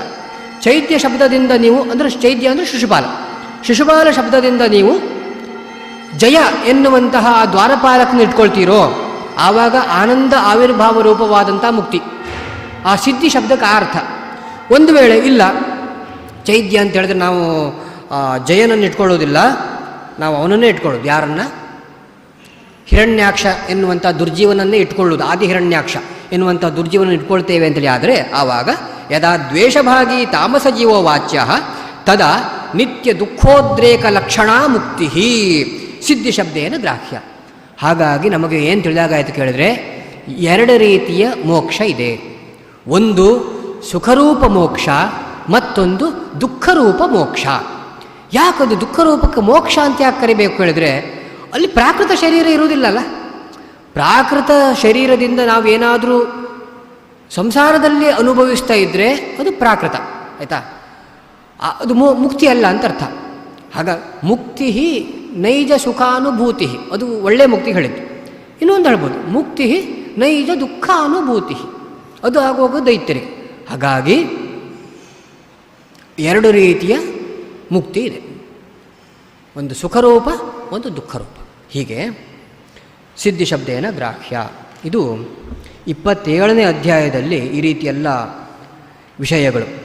ಅದರಲ್ಲಿ ಗೋಪಿಕಾ ಸ್ತ್ರೀಯರು ಮಾಡ್ತಕ್ಕಂತಹ ಒಂದು ಶೃಂಗಾರ ಲಾಸ್ಯ ಇದೆಲ್ಲ ವಿಶೇಷವಾಗಿದೆ. ಅದೆಲ್ಲದೂ ಸಹ ಏನು ವಿಷಯ ಅದೆಲ್ಲ ಮುಂದೆ ಹೇಳ್ತಾರೆ. ಅಂದರೆ ಗೋಪಿಕಾ ಭಗವಂತನಲ್ಲಿ ಆ ರೀತಿಯ ಕಾಮಭಾವನೆಯನ್ನು ಹೊಂದಬಹುದಾ, ಅದು ಅಪರಾಧ ಅಲ್ವಾ ಅದು ಲೋಕದಲ್ಲಿ, ಇದಕ್ಕೆಲ್ಲ ಮುಂದೆ ಸಮಾಧಾನ ಎಲ್ಲ ಹೇಳ್ತಾರೆ. ಹಾಗೆ 28ನೇ ಅಧ್ಯಾಯದಲ್ಲಿ ಒಂದು ಸತಿ ಕೃಷ್ಣದೇವರು ಆ ರಾಸಕ್ರೀಡೆ ಆಡುವುದಕ್ಕೆ ಬಂದಾಗ ಮರೆಯಾಗಿ ಬಿಡುವುದು, ಆವಾಗ ದುಃಖದಿಂದ ಪ್ರಾರ್ಥನೆ ಮಾಡುವುದು 29ನೇ ಅಧ್ಯಾಯದಲ್ಲಿ. 30ನೇ ಅಧ್ಯಾಯದಲ್ಲಿ ಕೃಷ್ಣ ಪ್ರಕಟನಾಗಿ ಕೆಲವು ಉಪದೇಶ ಎಲ್ಲ ಕೊಡುವಂಥದ್ದು, ಇದೆಲ್ಲ ಹೇಳಿಯಾದ ನಂತರ 31ನೇ ಅಧ್ಯಾಯದಲ್ಲಿ ವಿಶೇಷವಾದಂಥ ರಾಸಕ್ರೀಡೆ, ಭಾರೀ ಚಂದದ ವರ್ಣನೆ. ಆದರೆ ಇದನ್ನು ಮೇಲ್ಮಟ್ಟಕ್ಕೆ ನೋಡಿದಾಗ ಕೃಷ್ಣದೇವರು ಇಂಥದ್ದೆಲ್ಲ ಮಾಡುವಾಗ ಸಾಮಾನ್ಯ ಋಷಿಗಳಿಗೆ ಎಂತಹ ಆಚಾರ ಇರ್ತದೆ, ಇನ್ನೂ ಅವನಿಗೆ ವಿವಾಹ ಆಗಲಿಲ್ಲ, ಉಪನಯನವೇ ಆಗಲಿಲ್ಲ, ಉಪನಯನಕ್ಕಿಂತ ಸಂಸ್ಕಾರಕ್ಕಿಂತ ಮುಂಚೆ ಸ್ತ್ರೀಯರೊಟ್ಟಿಗೆಲ್ಲ ರಾಸಕ್ರೀಡೆ ಆಡುವಂಥದ್ದು, ಇದು ಸ್ಮೃತಿ ಗ್ರಂಥಗಳಿಗೆಲ್ಲ ವಿರೋಧ ಅಲ್ವಾ ಇದು ಅಂತ ಕೇಳಿದರೆ, ಇದು ಒಂದು ವೇಳೆ ದೋಷ ಆಗಿದ್ದಿದ್ರೆ ವಿಚಾರ ಮಾಡಿ. ದೋಷ ಅಲ್ಲ ಗುಣ ಅಂತ ಹೇಳಿಕೊಂಡು ಮುಂದೆ ಅದನ್ನು ಪರಿಹಾರ ಮಾಡ್ತಾರೆ. ಆದರೆ ಒಂದು ಯುಕ್ತಿ ಇದರಲ್ಲಿ ಕೇಳಿದರೆ, ಇದನ್ನು ಉಪದೇಶ ಕೊಟ್ಟದ್ದು ಯಾರು? ಶುಕಮುನಿಗಳು ಉಪದೇಶ ಕೊಟ್ಟದ್ದು. ಯಾರಿಗೆ ಉಪದೇಶ ಕೊಟ್ಟದ್ದು? ಮೋಕ್ಷಾಪೇಕ್ಷಿಯಾದಂತಹ ಪರೀಕ್ಷಿತ ರಾಜನಿಗೆ ಉಪದೇಶ ಕೊಟ್ಟದ್ದು. ಮೋಕ್ಷಾಪೇಕ್ಷಿಯಾದಂತಹ ಪರೀಕ್ಷಿತ ರಾಜನಿಗೆ ಒಂದು ದೋಷಗ್ರಸ್ತ ವ್ಯಕ್ತಿಯ ವೈಭವವನ್ನು ಒಬ್ಬ ವಿರಕ್ತ ವ್ಯಕ್ತಿ ಮಾಡುವುದಕ್ಕೆ ಸಾಧ್ಯವ? ದೋಷ ಇದ್ದದ್ದಿದ್ರೆ ಅದ ಸ್ಪರ್ಶವೇ ಮಾಡ್ತಿರ್ಲಿಲ್ಲ ಶುಕಾಚಾರ್ಯ. ಕೃಷ್ಣ ಚರಿತ್ರೆಯನ್ನು ಮುಟ್ಟತಾನೇ ಇರಲಿಲ್ಲ. ಅದು ಯಾವುದೋ ಒಂದು ಕೆಟ್ಟ ಸಾಹಿತ್ಯ ಅಂತ ಹೇಳ್ಕೊಂಡು ಬಿಟ್ಟುಬಿಡ್ತಿದ್ರು. ಏನೂ ದೋಷ ಇಲ್ಲ, ಅದು ಪೂರ್ತಿ ಗುಣವೇ ಅದು ಅಂತ ಇದ್ದುದರಿಂದಾಗಿ ಅವರದನ್ನು ಸ್ಪರ್ಶ ಮಾಡಿ ಅದನ್ನು ವರ್ಣನೆ ಮಾಡಿದ್ರು. ಹಾಗಾಗಿ ಇದು ಎಳ್ಳಷ್ಟು ಸಹ ದೋಷ ಶಂಕೆ ಇಲ್ಲ. ಇದೊಂದು ಯುಕ್ತಿ. ಶುಕಾಚಾರ್ಯರು ವಿರಕ್ತ ಶಿಖಾಮಣಿಗಳಾದಂತಹ ಶುಕಾಚಾರ್ಯರು ಅದನ್ನು ಮೋಕ್ಷಾಪೇಕ್ಷೆಯಾದಂತಹ ವ್ಯಕ್ತಿಗೆ ಉಪದೇಶ ಕೊಟ್ಟಿದ್ದಾರೆ ಅಂತೇಳಿ ಆದರೆ ಆ ಚರಿತ್ರೆಯಲ್ಲಿ, ಕೃಷ್ಣನ ಚರಿತ್ರೆಯಲ್ಲಿ ದೋಷ ಇರುವುದಕ್ಕೆ ಸಾಧ್ಯವೇ ಇಲ್ಲ. ದೊಡ್ಡ ಯುಕ್ತಿ. ಆಮೇಲೆ ಅದು ಪರಿಹಾರ ಎಲ್ಲ ಮಾಡೋದನ್ನು ನೋಡುವ, ಅದು ಎಷ್ಟು ಅರ್ಥ ಆಗ್ತದೆ ಅಷ್ಟು ಅರ್ಥ ಮಾಡಿಕೊಳ್ಳುವ. ಇದೊಂದು ಭಾರಿ ಸುಲಭದಲ್ಲಿ ಅರ್ಥ ಮಾಡೋದಕ್ಕಿರತಕ್ಕಂಥ ವಿಷಯ. ಹಾಗಾಗಿ ಎಳ್ಳಷ್ಟು ಈ ರಾಸಕ್ರೀಡೆಯಲ್ಲಾಗಲಿ ಅಥವಾ ಆಚಾರ್ಯರು ಹೇಳಿದ ಪ್ರಕಾರವಾಗಿ ಅವ ಬೆಣ್ಣೆ ಕದಿಯುವಂಥ ವಿಷಯ, ಇದರಲ್ಲೆಲ್ಲ ಎಳ್ಳಷ್ಟು ಸಹ ದೋಷ ಇರುವುದು ಸಾಧ್ಯವಿಲ್ಲ. ಲೋಕದಲ್ಲೂ ಇದೆಲ್ಲ ಅನುಭವ ಸಿದ್ಧ. ಈಗ ನೋಡಿ, ಒಬ್ಬ ವ್ಯಕ್ತಿ, ಒಬ್ಬ ಆಗರ್ಭ ಶ್ರೀಮಂತ ವ್ಯಕ್ತಿ ಒಬ್ಬ ಬಡವನ ಮನೆಗೆ ಬಂದು ಒಂದು ಲೋಟ ಕಾಫಿ ಕುಡಿದು, ಈ ಕಾಫಿ ನಾನು ಜೀವಮಾನದಲ್ಲಿ ಕುಡಿಯಲಿಲ್ಲ, ಎಂಥ ಒಳ್ಳೆಯ ಕಾಫಿ ಅಂತ ಹೊಗಳ್ತಾನೆ ಅಂತೇಳಿ ಏನರ್ಥ? ಅವ ಅದರ 10 ಪಟ್ಟು ರುಚಿಕರವಾದಂಥದ್ದನ್ನು ಬೇಕಾದ್ರೆ ಸ್ವೀಕಾರ ಮಾಡ್ತಾನೆ. ಇಲ್ಲಿ ಬಂದು ಹೊಗಳ್ತಾನೆ ಅಂತ ಏನರ್ಥ? ಔದಾರ್ಯ ಅಂತ ಅರ್ಥ. ಹಾಗಾಗಿ ಕ್ಷೀರಸಾಗರದಲ್ಲೇ ಪವಡಿಸಿದವ ಹಾಲನ್ನು ಕದ್ದು ಕುಡಿತಾನೆ ಅಂತ ಹೇಳಿದರೆ ಅದೊಂದು ಔದಾರ್ಯ. ಅವರಿಗೆ ಪುಣ್ಯವನ್ನು ಕೊಡುವುದಕ್ಕೋಸ್ಕರ, ಸಂತೋಷವನ್ನು ಕೊಡುವುದಕ್ಕೋಸ್ಕರ ಮಾಡಿದಂಥ ಲೀಲೆ ಅಂತೇಳಿದರೆ ಸಾಮಾನ್ಯ ಅದು ಎಲ್ರಿಗೂ ತಿಳಿಯತಕ್ಕಂಥ ವಿಷಯ. ಹೀಗೆ ಆ ರಾಸಕ್ರೀಡೆ ವರ್ಣನೆಲ್ಲ ಮಾಡಿಯಾದ ನಂತರ 32ನೇ ಅಧ್ಯಾಯದಲ್ಲಿ ಈ ನಂದಗೋಪ ಮತ್ತು ಗೋಪಾಲಕರೆಲ್ಲ ಸೇರಿ ಅಂಬಿಕಾವನ ಅಂತ ಹೇಳಿಕೊಂಡು ಒಂದು ಕ್ಷೇತ್ರ, ಅಲ್ಲಿ ಶಿವ ಮತ್ತು ಪಾರ್ವತಿ ದೇವಿಯ ಸನ್ನಿಧಾನ ಇರತಕ್ಕಂತಹ ಒಂದು ದೇವಸ್ಥಾನಕ್ಕೆಲ್ಲ ಹೋಗಿ ಅಲ್ಲಿ ಸೇವೆಯೆಲ್ಲ ಕೊಡ್ತಕ್ಕಂಥದ್ದು, ಇದೆಲ್ಲ ವಿಷಯ ಇದೆ. ಇದೆಲ್ಲ ನೋಡಿ, ಈ ತೀರ್ಥ ಕ್ಷೇತ್ರ ಯಾತ್ರೆ ಇದು ಎಷ್ಟು ಮುಖ್ಯ ಎಂಬುದಕ್ಕೆ ಕೆಲವೊಂದು ಘಟನೆಗಳು ಪುರಾಣಗಳಲ್ಲೆಲ್ಲ ಅಲ್ಲಲ್ಲಿ ಕಂಡು ಬರ್ತಕ್ಕಂಥದ್ದು. ಯಾಕೆ ಅದು ಮುಖ್ಯ ಕೇಳಿದ್ರೆ, ತೀರ್ಥಕ್ಷೇತ್ರ ಎನ್ನುವಂಥದ್ದು ನಮ್ಮ ಹಿಂದಿನವರೆಲ್ಲ ಅನುಷ್ಠಾನ ಮಾಡಿದ್ದಾರೆ. ವಾದಿರಾಜ ಸ್ವಾಮಿಗಳು ತೀರ್ಥ ಪ್ರಬಂಧ ಎನ್ನುವಂಥ ಗ್ರಂಥವನ್ನೇ ಬರೆದಿದ್ದಾರೆ. ಅವರು ತೀರ್ಥ ಪ್ರಬಂಧ ಗ್ರಂಥ ಬರೆದೇ ಇದ್ದಿದ್ರೆ ಏನಾಗ್ತಿತ್ತು ಕೇಳಿದರೆ, ಕೆಲವು ವ್ಯಕ್ತಿಗಳಲ್ಲಿ ತೀರ್ಥಕ್ಷೇತ್ರಗಳ ಬಗ್ಗೆ ನಮ್ಮ ಮಾಧ್ವರಲ್ಲೇ ಅಸಡ್ಡೆ ಬರುವಂತಹ ಒಂದು ಅವಕಾಶ ಇತ್ತು. ಏನು ಅವಕಾಶ ಕೇಳಿದ್ರೆ, ಅಲ್ಲಿ ಯಾರ್ಯಾರೋ ಪೂಜೆ ಮಾಡ್ತಾರೆ, ಜ್ಞಾನಿಗಳಲ್ಲದೇ ಇರತಕ್ಕಂಥವ್ರು ಪೂಜೆ ಎಲ್ಲ ಅಲ್ಲಿ ನಡೀತಾ ಇದೆ. ಹಾಗಾಗಿ ಅಲ್ಲಿಗೆಲ್ಲ ನಾವು ಯಾಕೆ ಹೋಗಬೇಕು? ನಮಗೂ ಜ್ಞಾನಿಗಳು ಸ್ಥಾಪನೆ ಮಾಡಿರ್ತಕ್ಕಂತಹ ಕೃಷ್ಣ ಮಠ ಇದೆ, ಇನ್ನು ಅಂಥದ್ದೆಲ್ಲ ಕೆಲವು ನಮ್ಮದೇ ಇರುತ್ತೆ, ಅದೇ ಮಾಡಿಕೊಂಡು ಯಾತ್ರೆ ಮಾಡಿಡುವ. ಯಾಕೆ ಸುಮ್ಮನೆ ಬದ್ರಿ ಯಾತ್ರೆ ಎಲ್ಲ ಯಾಕೆ ಮಾಡಬೇಕು, ಕಾಶಿ ಯಾತ್ರೆ ಯಾಕೆ ಮಾಡಬೇಕು, ರಾಮೇಶ್ವರ ಯಾತ್ರೆ ಯಾಕೆ? ಅಸಡ್ಡೆ ಬರುವಂತಹ ಸಂಭವ ಇತ್ತು. ಅದನ್ನು ಪರಿಹಾರ ಮಾಡುವುದಕ್ಕೋಸ್ಕರ ವಾದಿರಾಜ ಸ್ವಾಮಿಗಳು ತೀರ್ಥ ಪ್ರಬಂಧವನ್ನು ರಚನೆ ಮಾಡಿದರು. ಪುರಾಣಗಳಲ್ಲೂ ಸಹ ಅಲ್ಲಲ್ಲಿ ಜ್ಞಾನಿಗಳು ಬೇರೆ ಬೇರೆ ತೀರ್ಥಕ್ಷೇತ್ರಕ್ಕೆ ಹೋಗಿ ಅಲ್ಲಿ ಸೇವೆ ಮಾಡುವಂಥದ್ದು ಸ್ವಯಂ ಭಗವಂತನೇ ಆಚರಿಸಿದ್ದಾರೆ, ಆಯಿತಾ? ಅದೆಲ್ಲ ಯಾಕೆ ಕೇಳಿದರೆ, ಅಲ್ಲಿ ಪ್ರಾಣಶಕ್ತಿಯ ಒಂದು ಸನ್ನಿಧಾನ ಜಾಸ್ತಿ ತೀರ್ಥಕ್ಷೇತ್ರದ. ನಾವು ಈಗ ಗಂಗಾ ನದಿ ಎಲ್ಲಕ್ಕಿಂತ ಯಾಕೆ ಶ್ರೇಷ್ಠ ಕೇಳಿದರೆ, ಆ ನದಿಯಲ್ಲಿ ಸ್ನಾನ ಮಾಡಿದರೂ ಕೂಡಲೇ ನಮ್ಮಲ್ಲಿ ಆ ಪ್ರಾಣಶಕ್ತಿ ಅಂದರೆ ತಪಶಕ್ತಿ, ಯೋಗಶಕ್ತಿ ಅದು ನಮ್ಮಲ್ಲಿ ಸೇರಿಕೊಂಡು ಬಿಡ್ತದೆ. ಹಾಗಾಗಿ ಅದೊಂದು ರೀತಿ ಏನು ಕೇಳಿದರೆ ಜನ್ರೇಟ್ರ್, ಅಂದರೆ ಈ ಬ್ಯಾಟ್ರಿ ಚಾರ್ಜ್ ಮಾಡಿದ. ಈಗ ನಮ್ಮಲ್ಲಿ ನಾವು ಬೇರೆ ಬೇರೆ ಲೌಕಿಕ ವ್ಯವಹಾರಗಳೆಲ್ಲ ತೊಡ್ಕೊಂಡಿರುವಾಗ ಎಷ್ಟೋ ಪಾಪಗಳನ್ನೆಲ್ಲ ಮಾಡಿಕೊಂಡು ಬರ್ತೇವೆ, ಅನಿವಾರ್ಯವಾಗಿ ಮಾಡಬೇಕಾಗ್ತದೆ. ಆವಾಗ ನಮ್ಮಲ್ಲಿರುವಂಥ ಪುಣ್ಯ ಎಲ್ಲ ಹ್ರಾಸ ಆಗ್ತದೆ. ನಾವು ನಮ್ಮ ನಿತ್ಯಾನುಷ್ಠಾನದ ಮೂಲಕವಾಗಿಯೇ ಅದನ್ನು ಗಣಿಸಬೇಕಾದ್ರೆ ತುಂಬ ಸಮಯ ಹೋಗ್ತದೆ. ಅದಕ್ಕೋಸ್ಕರ ಈ ಕಾರಲ್ಲೆಲ್ಲ ಬ್ಯಾಟ್ರಿ ಡೌನ್ ಆದರೆ ಮತ್ತೊಂದು ಬ್ಯಾಟ್ರಿ ತಗೊಂಡ್ಬಿಟ್ಟು ಚಾರ್ಜ್ ಮಾಡಿ ಒಂದು ಸರ್ತಿ ಮತ್ತೊಂದು ಚಾಲಾಗ್ತದೆ. ಆ ರೀತಿಯಲ್ಲಿ ಚಾರ್ಜ್ ತೀರ್ಥಕ್ಷೇತ್ರ ಯಾತ್ರೆಗೆ ಒಂದು ಸರ್ತಿ ನಾವು ಮಾಡಿ ಬಂದುಬಿಟ್ರೆ, ಒಂದು ಕಾಶಿ ಯಾತ್ರೆ ಮಾಡಿ ಗಂಗಾ ಸ್ನಾನ ಎಲ್ಲ ಮಾಡಿ ಬಂದುಬಿಟ್ರೆ ಒಂದು ಸರ್ತಿ ಚಾರ್ಜ್ ಆಗಿಬಿಡ್ತದೆ. ಆಮೇಲೆ ಕಡೆ ನಮ್ಮ ನಿತ್ಯಾನುಷ್ಠಾನ ಮುಂದುವರ್ಸ್ಕೊಂಡು ಸಾಕಾಗ್ತದೆ. ಆ ಡಲ್ಲಾದಂತಹ, ಆ ನ್ಯೂನವಾದಂತಹ ಪ್ರಾಣಶಕ್ತಿ, ಯೋಗಶಕ್ತಿಯನ್ನು ತುಂಬಿಸಿಕೊಳ್ಳುವುದಕ್ಕೋಸ್ಕರ ತೀರ್ಥಕ್ಷೇತ್ರಗಳು ಇರುವಂಥದ್ದು. ಹಾಗಾಗಿ ಆ ಪ್ರಾಣಶಕ್ತಿಯ ಸಂಚಯನಕ್ಕೋಸ್ಕರವಾಗಿ ಆ ಎಲ್ಲ ತೀರ್ಥಕ್ಷೇತ್ರ ಇರುವಂಥದ್ದು. ಅಂತಹ ತೀರ್ಥಕ್ಷೇತ್ರ ಯಾತ್ರೆಯನ್ನು ನಂದಗೋಪ ಮತ್ತು ಗೋಪಾಲಕರೆಲ್ಲ ಸೇರಿ ಮಾಡತಕ್ಕಂಥ ವಿಚಾರ. ಅಲ್ಲಿ ಮಾತ್ರ ಏನಾಯಿತು ಅಂತ ಹೇಳಿದ್ರೆ, ಒಂದು ಹೆಬ್ಬಾವು ಈ ನಂದಗೋಪರನ್ನು ನುಂಗತಕ್ಕಂಥ ಒಂದು ವಿಷಯ. ಆ ಹೆಬ್ಬಾವು ಸಹ ಶಾಪಪ್ರಯುಕ್ತವಾಗಿ ಹೆಬ್ಬಾವಿನ ಜನ್ಮ ಬಂದಿರತಕ್ಕಂಥದ್ದು ಅದಕ್ಕೆ. ಹೀಗೆ ಒಬ್ಬ ದೇವತೆ,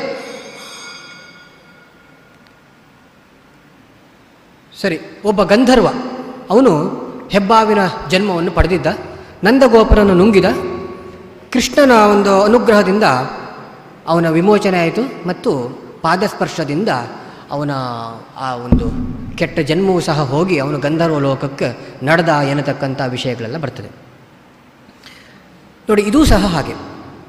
ಕೃಷ್ಣನ ಚರಿತ್ರೆಗಳು ಅವ ಎಲ್ಲೆಲ್ಲಿ ಹೋದರೂ ಸಹ ಸುಮ್ಮನೆ ಹೋಗೋದಲ್ಲ, ಅಕಸ್ಮಾತ್ತಾಗಿ ಹೋದ್ದಲ್ಲ. ಒಂದು ಕಡೆ ಹೋಗಿದ್ದ ಅಂತಂದರೆ ಒಂದು ಕೆಲಸ ಆಯ್ತಂತೆ ಲೆಕ್ಕ. ಆ ರೀತಿಯಲ್ಲಿ ಈಗ ಆಚಾರ್ಯರು ಹೇಳಿದ ಪ್ರಕಾರವಾಗಿ ಆ 2 ಮರಗಳ ರೂಪದಲ್ಲಿದ್ದಂತಹ ಕುಬೇರನ ಮಕ್ಕಳು ಅವರಿಬ್ಬರನ್ನು ಒಂದು ಒಂದು ಅವಲಕ್ಕಿ ಜಿಡ್ಡೆಗೆ ಕಟ್ಟು ಹಾಕಿ ಆ ಅವಲಕ್ಕಿ ಜಿಡ್ಡೆಯನ್ನು ಎಳ್ಕೊಂಡು ಹೋಗಿ 2 ಮರಗಳ ಮಧ್ಯೆ ತಗೊಂಡು ಹೋಗಿ 2 ಹೆಜ್ಜೆ ಮುಂದೆ ಹೋದ್ಕೊಳ್ಳೋ ಆ 2 ಮರಗಳು ಬಿದ್ದು ಆಮೇಲೆ ಇದೆ. ಅಂದರೆ ಏನು, ಇಲ್ಲೂ ಸಹ ಹಾಗೆ ಶಾಪ ಬಂದಾಗ ಏನಾಗ್ತದೆ ಕೇಳಿದರೆ, ಈಗ ಆಚಾರ್ಯರು ಇದು ಮಾಡಿದಾಗ ಹೇಳಿದರು, ಏನು ಕೇಳಿದ್ರು, ಶಾಪ ಮತ್ತು ವರ ಇದೆಲ್ಲ ನಮ್ಮಲ್ಲಿ ಇದೆ. ಇದೆಲ್ಲ ಹೇಗೆ ಕೇಳಿದ್ವಿ, ಎಲ್ಲದೂ ಸಹ ಪ್ರಾಣಶಕ್ತಿಯಿಂದ ನಡೆಯುವಂಥದ್ದು. ಪ್ರಾಣಶಕ್ತಿ ಅಂದರೆ ತಪಶ್ಶಕ್ತಿ. ನಮ್ಮಲ್ಲಿ ನಾವು ಇನ್ನೊಬ್ಬರಿಗೆ ಶಾಪ ಕೊಟ್ಟಾಗ ದೇವರದ್ದೊಂದು ಸ್ವಭಾವ ತಿಳ್ಕೊಳ್ಳಿ, ಅವ ಧರ್ಮಕ್ಕೆ ಸಂಬಳ ಯಾರಿಗೂ ಕೊಡುವುದಿಲ್ಲ. ನೆನ್ಪಿಟ್ಕೊಳ್ಳಿ, ಕೆಲಸ ಮಾಡದೆ ಸಂಬಳ ಕೊಡೋದು ದೇವರ ಸ್ವಭಾವದಲ್ಲೇ ಇಲ್ಲ. ಒಂದು ಅನುಗ್ರಹ ಮಾಡಿದ ಅಂತ ಹೇಳಿದ್ರೆ ಅದು ಹಿಂದೆ ಏನೋ ಒಂದು ಅವನ ಕೆಲಸ ಉಂಟಂತ ಅರ್ಥ. ಸಾಧನೆ ಇಲ್ಲದೆ ಫಲ ಕೊಟ್ಟೇ ಇಲ್ಲ ಆಯಿತಾ. ಎಷ್ಟೇ ಕರುಣಾಮಯಿ ಎಂತ ಇದ್ದರೂ ಸಹ ಹೀಗೆ ಒಂದು ದಕ್ಷಿಣೆ ಕೊಡೋದಂತಿಲ್ಲ. ಕೆಲಸ ಮಾಡಿಸಿ ಪ್ರವಚನ ಮಾಡಿಸಿಯೇ ದಕ್ಷಿಣೆ ಕೊಡು, ಹಾಗೆ ಆ ರೀತಿಯಲ್ಲಿ ಒಂದು ಕೆಲಸ ಮಾಡಿಸಿಯೇ ಆಮೇಲೆ ಕಡೆಗೆ ಅದಕ್ಕೆ ಬೇಕಾದಂತಹ ಒಂದು ಫಲವನ್ನು ಕೊಡುವಂಥದ್ದು. ಹಾಗಾಗಿ ಈಗ ಶೃಂಗಿ ಪರೀಕ್ಷಿತ್ ರಾಜನಿಗೆ ಶಾಪವನ್ನು ಕೊಟ್ಟ. ಶಾಪ ನಡೀತು, ತಕ್ಷಕ ಅಲ್ಲಿಂದ ಹೊರಡ್ತು. ಆದರೆ ಏನಾಗ್ತದೆ ಕೇಳಿದ್ರೆ, ಆ ಶಾಪ ಕೊಟ್ಟಾಗ ಏನಾಗ್ತದೆ ಕೇಳಿದ್ರೆ, ಸ್ವಲ್ಪ ತಪಶ್ಶಕ್ತಿಯನ್ನು ದೇವರು ಉಪಯೋಗ ಮಾಡ್ತಾರೆ. ಆ ತಪಶ್ಶಕ್ತಿಯನ್ನೇ ಶಾಪದ ರೂಪದಲ್ಲಿ ಪರಿಣಾಮ ಮಾಡಿ, ಹಾಗೆಯೇ ಅನುಗ್ರಹವೂ ಹಾಗೆ. ನಾವು ಇನ್ನೊಬ್ಬರಿಗೆ ಅನುಗ್ರಹ ಮಾಡೋದು, ಆಶೀರ್ವಾದ ಮಾಡೋದು, ನಮ್ಮಲ್ಲಿರುವಂಥ ತಪಶ್ಶಕ್ತಿಯನ್ನು ಅವರಿಗೆ ದಾನ ಮಾಡೋದು ಅಂತ ಅರ್ಥ. ಹಾಗೆಯೇ ದಾನವನ್ನು ಪಡೆಯುವುದು. ಒಂದು ನವಗ್ರಹ ಹೋಮಕ್ಕೆ ಹೋಗ್ತೇವೆ, ಅಲ್ಲಿ ಕೊಟ್ಟಂಥ ನವಧಾನ್ಯದಲ್ಲಿ ಗೋಧೂಮಾದಿ ದಾನಗಳನ್ನು ಪಡಿತೇವೆ.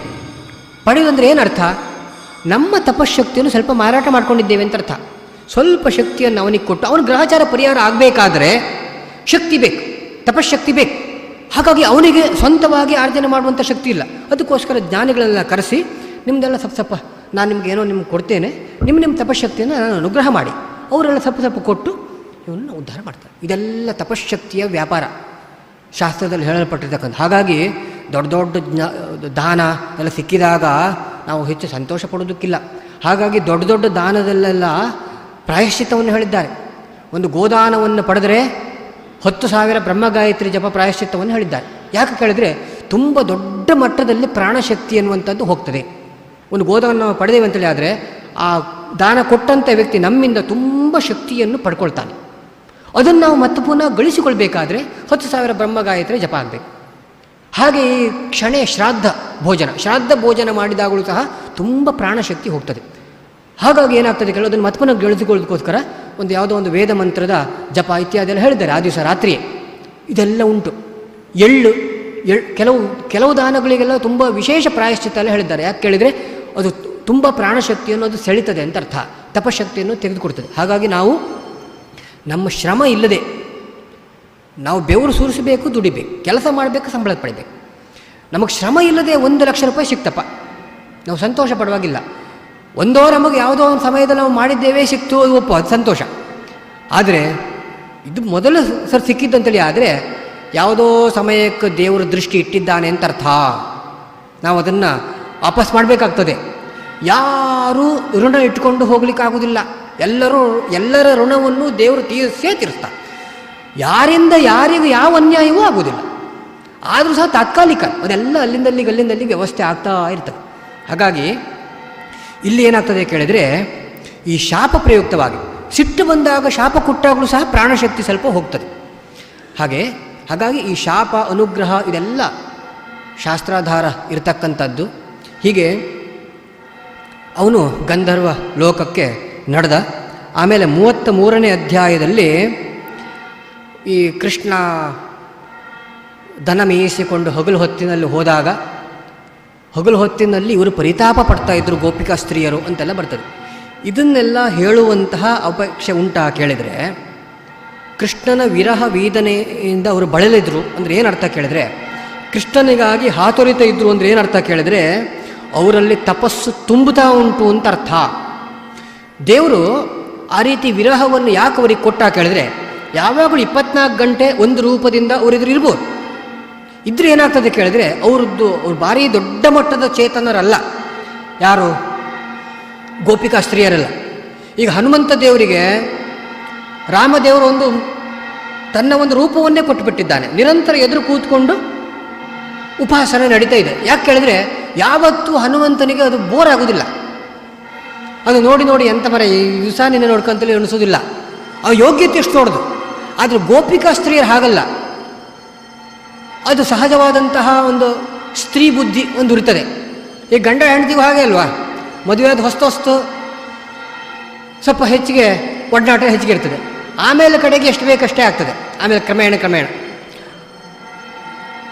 ಅಂದರೆ ಆ ಒಂದು ಮೊದಲಿನ ಪ್ರೀತಿ ಇರುವುದಿಲ್ಲ. ಆಮೇಲೆ 40 ವರ್ಷದ ನಂತರ ಮತ್ತು ವಿಶೇಷ ಪ್ರೀತಿ ಬರ್ತದೆ ಹಳತಾದ ನಂತರ. ಅದೊಂದು ಬೇರೆ ಗೌರವದ ಬುದ್ಧಿ. ಮಧ್ಯದಲ್ಲಿ ಸ್ವಲ್ಪ ಕಡಿಮೆ ಆಗ್ತದೆ, ಆಯಿತಾ? ಅಂತಹ ಸ್ತ್ರೀ ಸ್ವಭಾವದಿಂದಾಗಿ ಯಾವಾಗಲೂ ಎದುರೇ ಇದ್ದರೆ ಕೃಷ್ಣನ ಭಕ್ತಿ ಕಡಿಮೆ ಆಗ್ತದೆ. ಅದು ಎಂಥದ್ದು ಹಾಗೆ. ಅದು ಎಂತಹ ಸಾಧಾರಣ ಜೀವರಿಗೆ ಎಲ್ಲರಿಗೂ ಹಾಗೆ. ಎಂತಹ ಅಮೂಲ್ಯ ವಸ್ತೇ ಇರಲಿ, ಅದು ದಿವಸ ನೋಡ್ತಾ ಇದ್ದರೆ ಅದರ ಬಗ್ಗೆ ಆಸಕ್ತಿ ಕಡಿಮೆ ಆಗ್ತದೆ. ಹಾಗಾಗಿ ಆ ಆಸಕ್ತಿ ಕಡಿಮೆ ಆಗಿ ಅವರ ಸಾಧನೆ ಕಡಿಮೆ ಆಗಬಾರ್ದು. ಅದಕ್ಕೋಸ್ಕರ ಏನು ಮಾಡ್ದ? ಅವರಿಂದ ಮರೆ ಆಗ್ತಿದ್ದ. ಮರೆ ಆದಾಗ ಆ ಕೃಷ್ಣನಿಗೋಸ್ಕರ ಅವರು ಪರಿತಾಪ ಪಡ್ತಿದ್ರಲ್ಲ, ಆವಾಗ ಪುಣ್ಯ ಸೇರ್ತಿತ್ತು, ಅವರ ಸಾಧನೆ ಆಗ್ತಿತ್ತು. ಹಾಗಾಗಿ ದೇವರು ಆ ರೀತಿಯಲ್ಲಿ ಮಾಡ್ತಿದ್ದ ಅನ್ನುವಂಥ ಒಂದು ವಿಷಯ. ಇನ್ನು 34ನೇ ಅಧ್ಯಾಯದಲ್ಲಿ ಅರಿಷ್ಟಾಸುರ ಎನ್ನುವಂತಹ ಒಬ್ಬ ದೈತ್ಯ, ಅಂದರೆ ಈ ವೃಷಭದ ಆಕಾರ, ಗೋವಿನ ಆಕಾರವನ್ನು ತಾಳಿ ಬಂದು ಪೀಡೆ ಕೊಟ್ಟಾಗ ಅವನನ್ನು ಕೊಂದದ್ದು ಹೇಗೆ ಕೇಳಿದರೆ, ಅವನನ್ನು ಕೊಂದು ಅವನನ್ನು ಬೀಳಿಸಿ ಅವನ ಕೊಂಬನ್ನೇ ಕಿತ್ತು ಅವನಿಗೆ ಹೊಡೆದು ಕೊಂದದ್ದು. ಹಾಗೆ ಬೇರೆ ಕೃಷ್ಣದೇವರು ಮತ್ತು ಭೀಮದೇವರು ತೋರಿಸ್ತಕ್ಕಂಥ ಕೆಲವು ಲೀಲೆಯಲ್ಲಿ ಕೆಲವು ಸಾಮ್ಯ ಇದೆ. ಭೀಮನು ಹಾಗೆ, ಅವನಿಗೆ ಆಯುಧ ಏನು ಬೇಕಾಗಿಲ್ಲ, ರಥದಲ್ಲೆಲ್ಲ ಇರ್ತದೆ. ಸೀದಾ ರಣಾಂಗಣದಲ್ಲಿ ಸಂಚಾರ ಮಾಡ್ತಿದ್ದು. ಅಲ್ಲಿ ಯಾವುದೊಂದು ಒಂದಷ್ಟು ಜನ ಬರ್ತಿದ್ರು, ದೊಡ್ಡ ಆನೆ ತೆಗೆದವ್ರ ಮೇಲೆ ಹಾಕಿದ, ಆಯಿತಾ? ರಥ ಯಾವುದೋ ತುಂಡಾಗಿ ಬಿದ್ದಿತ್ತು, ಆ ರಥದ ಚಕ್ರತೆ ಹೊಡೆದ, ಆಯಿತಾ? ರಥದ ನೊಗದಲ್ಲಿ ಹೊಡೆದ.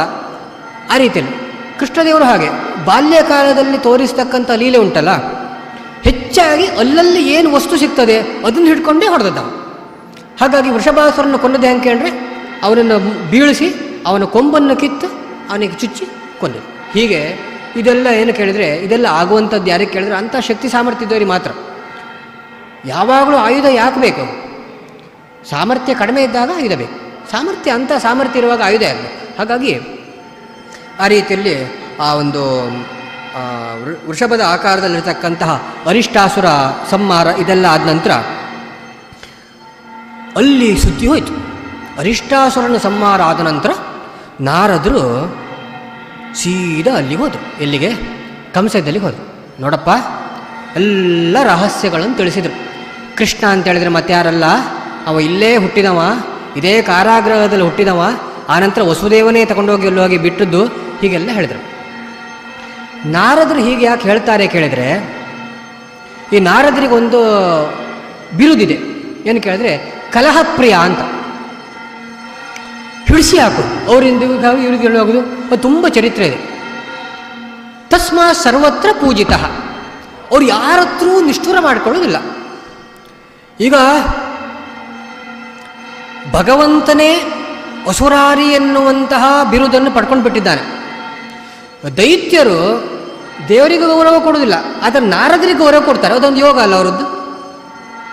ಅವರಿಗೆ ಯಾವ ಸಭೆಗೆ ಹೋದರೂ ಒಳ್ಳೆ ಸ್ವಾಗತ ಮಾಡಿ ಕೂರಿಸ್ತಿದ್ರು. ಎಂಥ ದೈತ್ಯರು ರಾವಣನ ಸಭೆಗೆ ಹೋಗಿದ್ದಾರೆ. ಯಾಕಂದರೆ ಎಲ್ಲ ಯುಗದಲ್ಲೂ ಇರೋರು, ಆಯಿತಾ? ರಾವಣನ ಸಭೆಗೆ ಹೋಗಿ ಅಲ್ಲಿ ಹೋಗಿ ಕೂತರು, ಒಳ್ಳೆ ಆಸನದಲ್ಲಿ ಕೂತ್ಕೊಂಡು ಆಮೇಲೆ ಅಲ್ಲಿಯೂ ಸಹ ಮಾತುಕತೆ ಆಡಿ ಬಂದಿದ್ದಾರೆ. ಕಂಸನ ಸಭೆಗಂತೂ ಯಾವಾಗಲೂ ಬರ್ತಾಯಿದ್ರು. ಎಲ್ಲ ಸಮಯದಲ್ಲೂ ಸಹ ಎಲ್ಲ ದೊಡ್ಡ ದೊಡ್ಡ ದೈತ್ಯರ ಸಭೆಗೆ ಹೋಗಿ ಅಲ್ಲಿ ಮಾತಾಡೋದು, ಅಲ್ಲಿ ಹಾಸ್ಯ ಮಾಡೋದು, ಬರೋದು, ಆಮೇಲೆ ಜೊತೆಗೆ ಹಿಡಿಸಿ ಹಾಕೋದು. ಈ ರೀತಿ ಇರೋದು. ಇದು ಯಾಕೆ ಮಾಡ್ತಾರೆ ಕೇಳಿದರೆ, ಇದೊಂದು ಭಗವತ್ ಕಾರ್ಯ. ನಾರದರು ಹಿಡಿಸಿ ಹಾಕಿ ಸಜ್ಜನರಿಗೆ ಆಪತ್ತಾದ್ದಂತಿಲ್ಲ. ಅದರ ಪರಿಣಾಮ ಕಡೆಗೆ ಯಾರೋ ಒಬ್ಬ ದುಷ್ಟನ ಸಂಹಾರವೇ. ಕಂಸನಿಗೆ ಯಾಕೆ ಹೀಗೆ ಹೇಳಿದರು ಅಂತೇಳಿದರೆ, ಆ ಪಾಪದ ಕೊಡ ಎನ್ನುವಂಥದ್ದು ಆದಷ್ಟು ಬೇಗ ತುಂಬಲಿ. ಈಗ ಹೇಗೂ ಅದು ಸರಿಯಾಗುವುದಿಲ್ಲ ಅಂತ ಗೊತ್ತು, ಆದಷ್ಟು ಬೇಗ ಹೋಗಲಿ, ಅಷ್ಟೇ ವಿಷಯ. ಈಗ ದುರ್ಜನರು ಈಗ ಬೇಕಾದರೆ ಅವನಿಗೆ ಸ್ವಲ್ಪ ಉಪದೇಶ ಕೊಟ್ಟು ಅವನನ್ನು ಸ್ವಲ್ಪ ಸರಿ ದಾರಿಯಲ್ಲಿ ತರ್ಬೋದು. ನಾರದರಿಗೆ ಸಾಮರ್ಥ್ಯ ಇದೆ. ನೋಡು, ನೀನು ಎಣಿಸ್ಕೊಂಡಾಗಲ್ಲ, ನಿನ್ನ ಸಮಸ್ತವು ನಾಶವಾಗಿ ಹೋದೀತು, ಕೃಷ್ಣನನ್ನು ಎದುರಿಸಬೇಡ, ಸ್ವಲ್ಪ ಸಮಯ ಅವರು ಬದುಕು ಅಂತ ಹೇಳಿದ್ದಿದ್ರೆ ಇನ್ನೊಂದು 10 ವರ್ಷ ಆಯುಷ್ಯ ಜಾಸ್ತಿ ಆಗ್ತಿತ್ತು ಅಷ್ಟೇ ಅವನಿಗೆ, ಮತ್ತೇನೂ ಆಗ್ತಿರಲಿಲ್ಲ. ಯಾಕಂತ ಹೇಳಿದ್ರೆ ಸ್ವಭಾವತಃ ಒಂದು ದೌಷ್ಟ್ಯ ಗುಣ ಅಲ್ಲಿ ಇರುವುದರಿಂದಾಗಿ ಮತ್ತೆ ಪುನಃ ದುರ್ಗುಣ ಬರ್ತಿತ್ತು, ಮತ್ತೆ ಪುನಃ ದ್ವೇಷ ಮಾಡ್ತಿದ್ದ. ಹೆಚ್ಚಂತ ಹೇಳಿದ್ರೆ ಅವನ ಆಯುಷ್ಯ ಸ್ವಲ್ಪ ವೃದ್ಧಿ ಆಗ್ತಿತ್ತು. ಆದರೆ ಅವ ಮಾಡಬಾರ್ದ ಕೆಟ್ಟ ಕಾರ್ಯಗಳೆಲ್ಲ ಮಾಡ್ತಾ ಇರ್ತಿದ್ದ, ಯಾವುದೋ ನಿಲ್ಲಿಸೂ ಇಲ್ಲ. ಅವ ಏನು ಆಜ್ಞೆ ಮಾಡಿದ್ದಾನೆ, ವಿಷ್ಣುವಿನ ಸನ್ನಿಧಾನ ಎಲ್ಲೆಲ್ಲಿದೆ, ಯಜ್ಞ ಯಾಗಾದಿಗಳಲ್ಲಿದೆ, ಗೋವುಗಳಿದೆ, ಬ್ರಾಹ್ಮಣಲ್ಲಿದೆ, ಅಲ್ಲೆಲ್ಲ ಹಿಂಸೆ ಮಾಡಿ ಅಂತ ಹೇಳಿಕೊಂಡು ಅವನ ಆಜ್ಞೆ ಇದೆ, ಅದೆಲ್ಲ ಮುಂದುವರಿತಾ ಇತ್ತು. ಆದರೆ ಇಲ್ಲಿ ಭಗವಂತನಿಗೆ ನೇರವಾಗಿ ಅವನ ಸುದ್ದಿಗೆ ಹೋಗ್ತಿರ್ಲಿಲ್ಲ. ಅವಾಗ ಏನಾಗ್ತಿತ್ತು, ಲೋಕದಲ್ಲಿ ಆವಾಗ ಕೆಟ್ಟ ಕಾರ್ಯಗಳೆಲ್ಲ ಮಾಡ್ಕೊಂಡು ಬರ್ತಿದ್ದ, ದೇವರ ತಂಟೆಗೆ ಹೋಗುವುದಿಲ್ಲ. ಆವಾಗ ದೇವರು ತಾನಾಗಿ ಬಂದು ಅವನನ್ನು ಸಂಹಾರ ಮಾಡಲಿಕ್ಕಾಗೋದಿಲ್ಲ, ಅವನ ಆಯುಷ್ಯ ವೃದ್ಧಿ ಆಗ್ತದೆ, ಲೋಕದಲ್ಲಿ ಕೇಡಾಗ್ತಾ ಇರ್ತದೆ. ಇದು ಬೇಕಾ? ಇದು ಇಷ್ಟ ಅಲ್ಲ. ಹಾಗಾಗಿ ಏನಾಯ್ತು ಕಂಡ್ರೆ ಅವನ ದುಷ್ಟತನ ಏನಿದೆ ಅದು ಪೂರ್ತಿ ಒಂದು ಸತಿ ಹೊರಗಡೆ ಬರಬೇಕು. ಅವ ಏನೇನು ಕೆಟ್ಟ ಕೆಲಸ ಮಾಡಬೇಕು ಅಂತ ಹೇಳ್ಕೊಂಡು ಅವನ ಯೋಗ್ಯತೆಯಲ್ಲಿ ಉಂಟು ಅದೆಲ್ಲ ಹೊರಗಡೆ ಬರಬೇಕು. ಬಂದಾದ ನಂತರ ಅವಾಗ ಕೊಲ್ಲುವುದಕ್ಕೂ ಸುಲಭ ಆಗ್ತದೆ. ಅದಕ್ಕೋಸ್ಕರ ದೇವರು ನಾರದರು ಏನು ಮಾಡಿದ್ರು ಕೇಳಿದರೆ ಎಲ್ಲ ಜನ್ಮ ರಹಸ್ಯಗಳನ್ನೆಲ್ಲ ತಿಳಿಸಿಬಿಟ್ರು. ತಿಳಿಸಿ ಆದ ನಂತರ ನಾರದರು ಹೇಳಿದ ಆದ ನಂತರ ಇನ್ನೂ ತಡ ಮಾಡಲಿಕ್ಕೆ ಆಗುವುದಿಲ್ಲ, ಏನಾದರೂ ಮಾಡಿ ಕೃಷ್ಣ ಬಲರಾಮರನ್ನು ವಧೆ ಮಾಡಲೇಬೇಕು ಅಂತ ಹೇಳಿಕೊಂಡು ಕಂಸ ದೃಢ ಸಂಕಲ್ಪ ಮಾಡಿದ. ಹಾಗಾಗಿ ಅಕ್ರೂರನನ್ನು ಕಳಿಸಿದ. ಈ 34ನೇ ಅಧ್ಯಾಯದಲ್ಲಿ ಆ ವಿಷಯ ಇದೆ.